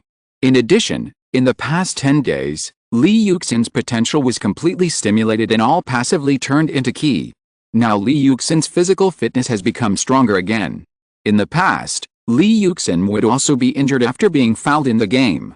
He only needed to rest for a day or two, but there would be roots of illness left. If he encountered a serious injury, Lee Yuxin would still fall down. Once a part of his body was seriously injured, Lee Yuxin's roots of illness would erupt. Therefore, Lee Yuxin would faint so easily at that time and his whole body would be weak. In the next few days, Lee Yuxin was picked up by his father and went to call in for a checkup every day. Until the 5th day, after the confirmation reports from 5 hospitals, Lee Yuxin was finally able to practice with his teammates. Lee Yuxin's injury was healed in an incredible way, but the impact of Lee Yuxin's injury this time is still there. Now when those British medical experts mention Lee Yuxin, their first reaction is a monster, and they also feel a little ashamed. They still haven't figured out whether Lee Yuxin's leg was broken at the time, and Lee Yuxin's recovery also made them completely speechless. In 15 days, he was able to walk normally. At the last check, there was no difference between him and a normal person. He participated in training 20 days later. It was simply a medical miracle. However, the biggest impact of Lee Yuxin's injury was on football. After Lee Yuxin was injured and unconscious, countless Arsenal fans flocked to the hospital to visit Lee Yuxin. Local Arsenal fans in the UK even started to riot in the Everton area, and several fights broke out outside the stadium. Major European media reported on Lee Yuxin's injury almost every day, but the doctors couldn't explain it, let alone the media. They had to use the picture taken at the time to speculate that Lee Yuxin's left foot was probably broken. At the same time, the hospital announced the news that Lee Yuxin's left foot was broken. This made countless fans despair, and they demanded severe punishment for Ferrari. Ferguson, Benitez, Souness and many other famous coaches asked the English Football Association to strengthen the control of the scale of physical confrontation. Mourinho also said that Willy's penalty was responsible for Lee Yuxin's injury. Although it was later corrected that Lee Yuxin was just dislocated bones and not as serious as the outside world said, the picture of Lee Yuxin's injury at that time was too shocking. When everyone was celebrating Lee Yuxin's magic, the entire European football world was questioning the scale of the Premier League referees. Some players even publicly stated that they would not consider playing in the Premier League environment after seeing Lee Yuxin injured. Almost every day, someone mentioned Willy and the English Football Association. The officials of the English Football Association went to work with dark faces these days. Sir David heard people cursing in his ears almost every day these days. Fans cursed, the media cursed, coaches cursed, and celebrities cursed. Now the cruelty of Premier League players is famous all over the world. After Lee Yuxin left the hospital, the English Football Association finally breathed a sigh of relief. Lee Yuxin was discharged so quickly, and at least he didn't have to be scolded all the time. At the same time, they also stepped up to strengthen the standards of referee penalties, resolutely put an end to malicious fouls, no longer condone confrontation, but also did not suppress it. The match between Arsenal and Everton was also the focus of the English Football Association. Ferrari committed a malicious foul and was suspended for 10 games by the English Football Association and fined £15,000. Neville, who played 2 games with Van Persie, was fined £10,000 for 5 games. Van Persie, who took the lead and rushed into the players' tunnel, was fined £12,000 for 7 games. Arsenal and Everton were fined £50,000. As for other players who participated in the fight, some were suspended for 1 game, some were suspended for 2 games, and there were fines ranging from £3,000 to £5,000. However, considering that there were too many people, the English Football Association humanely let the 2 clubs choose the number of games to be suspended. This match dealt a heavy blow to Arsenal, which was originally full of momentum. Yuxin was injured, Robin van Persie was suspended, and with the players who were injured frequently, Arsenal was seriously short of players. In the 23rd round, Chelsea was tied by Charlton at home. Arsenal relied on Yuxin's goal in the opening game to beat Everton 1-0, narrowing the points gap. With 1 game less, they were 4 points behind. In the next League Cup match against Wigan, Wenger sent a large number of young players, including Walcott, Lupoli, Abi, Song and others as the main players. However, Arsenal, which lacked a leader, was surrounded by Wigan from the beginning. In the end, With Song's lucky shot that seemed like a pass or shot, they tied the opponent 1-1 at home and successfully entered the final. The opponent in the final soon came out, which was Manchester United. The FA Cup 1/16 final against Bolton was much more difficult. Wenger sent out most of the main players, with only newcomer Diaby playing in the midfield. Fabregas could play in one more game. In the end, Henry made the final kill in the stoppage time. Henry sent a free kick and found the position accurately, assisting Hisaru to score a header and eliminated the opponent 1-0. In the home game against West Ham United, Arsenal showed their iron-blooded side when facing the opponent's fierce pressing. Fouls and yellow cards appeared one after another. Arsenal received a total of 6 yellow cards in this game. At the last moment, Campbell and Haywood had to fight again. The whole game was like a wrestling field. Even the BBC lamented that Arsenal was now like a powder keg, which would explode at any time and no longer had an elegant side. The result of the game was 2-2. Arsenal was tied at home, and Henry scored 2 goals alone. Chelsea also stopped its pace and was tied by Aston Villa away. The next 2 league games were also draws, 2-2 away to Birmingham, 1-1, and unfortunately tied with Bolton in the 87th minute at home. In these rounds of games, Arsenal's offense relied largely on Henry alone. In order to strengthen the offense, Arsenal's entire defense line had to move up, and they lost the ball in 3 games in a row. Fortunately, Arsenal's players' tactical quality and offensive strength were very strong, and they achieved 3 consecutive draws. At this time, Chelsea had a record of 1 win, 1 draw and 1 loss, with a total score of 61 points, and the points lead over Arsenal became 5 points, but Arsenal had 1 game less, and the next game for Arsenal was the 4th round of the make-up game, away to Liverpool. After the game started, both sides played very cautiously to avoid being attacked by the other side, but soon, with the cheers of the whole audience, Liverpool quickly mastered the situation on the field. In the 10th minute of the game, Gerrard shook off Haleb's defense on the right and advanced to the front court at high speed. Gerrard cooperated with Alonso on the right side of the penalty area. Gerrard attracted the defense of Flamini and Silva and immediately passed the ball to the middle. Alonso followed up with a powerful shot, which was slightly higher than the crossbar, opening the prelude to Liverpool's attack. In the next few minutes, Arsenal was frequently intercepted by Liverpool in the midfield and could not form an effective threat. Instead, the backline was suppressed by the opponent everywhere.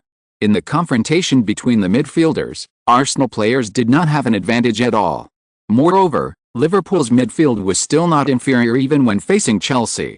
Their fierce interception made Arsenal very passive.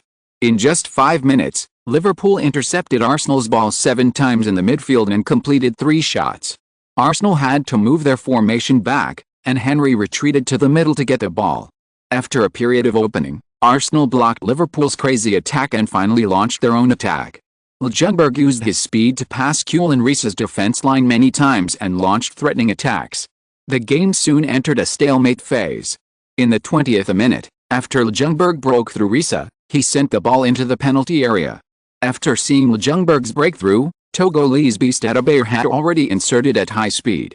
When he saw the ball fly to 13 meters away from the goal, he rushed forward, jumped up to meet the ball, overpowered Carragher to grab the front point, and shook his head hard. With a light shasha sound, Haleb saw Adebayor jump up and inserted at high speed on the left side, preparing to outflank. But Hypia, who was closely watching Henry, returned to defense at the first time and kicked the ball out. The ball fell to Silva in the midfield, and Arsenal quickly organized an attack again. Liverpool's midfield was like a chain blocking the sky, tightly pinching Arsenal's offensive line, not allowing Arsenal players to advance to the front court. Liverpool's tactics were relatively simple, which was to use the control of the midfield to defend Arsenal's offense, and at the same time see if there was an opportunity to launch a fast break. If not, it would switch to positional warfare. In the positional battle, using the control of Gerrard and others, and cooperating with the 2 forwards, one is agile and the other is tall, to create killing intent.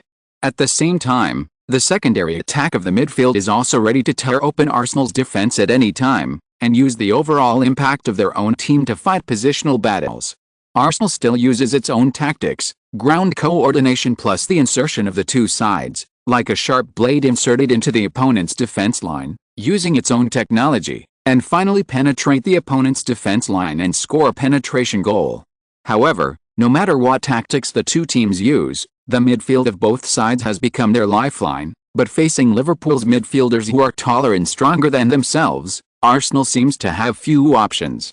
The rhythm of the game changed quickly. After several threatening attacks by Arsenal, Liverpool began to strengthen control in the midfield and control the ball in the midfield.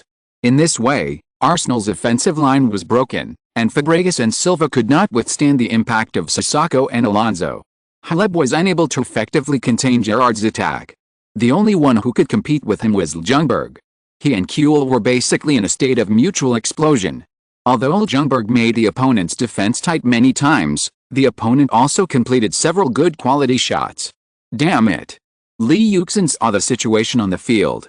Arsenal was intercepted in the midfield many times and could not attack the front of the opponent's penalty area. He was anxious. Wenger looked at the situation on the field with a serious face. In the end, his midfield was too weak. Steven, pass them. Xavi, give us a beautiful world wave. Robbie, let them pick up the ball, pick up the ball. Seeing the team suppressing the opponent, the entire Anfield United Stadium issued a terrifying sound, and as Liverpool's attack rushed to Arsenal's half.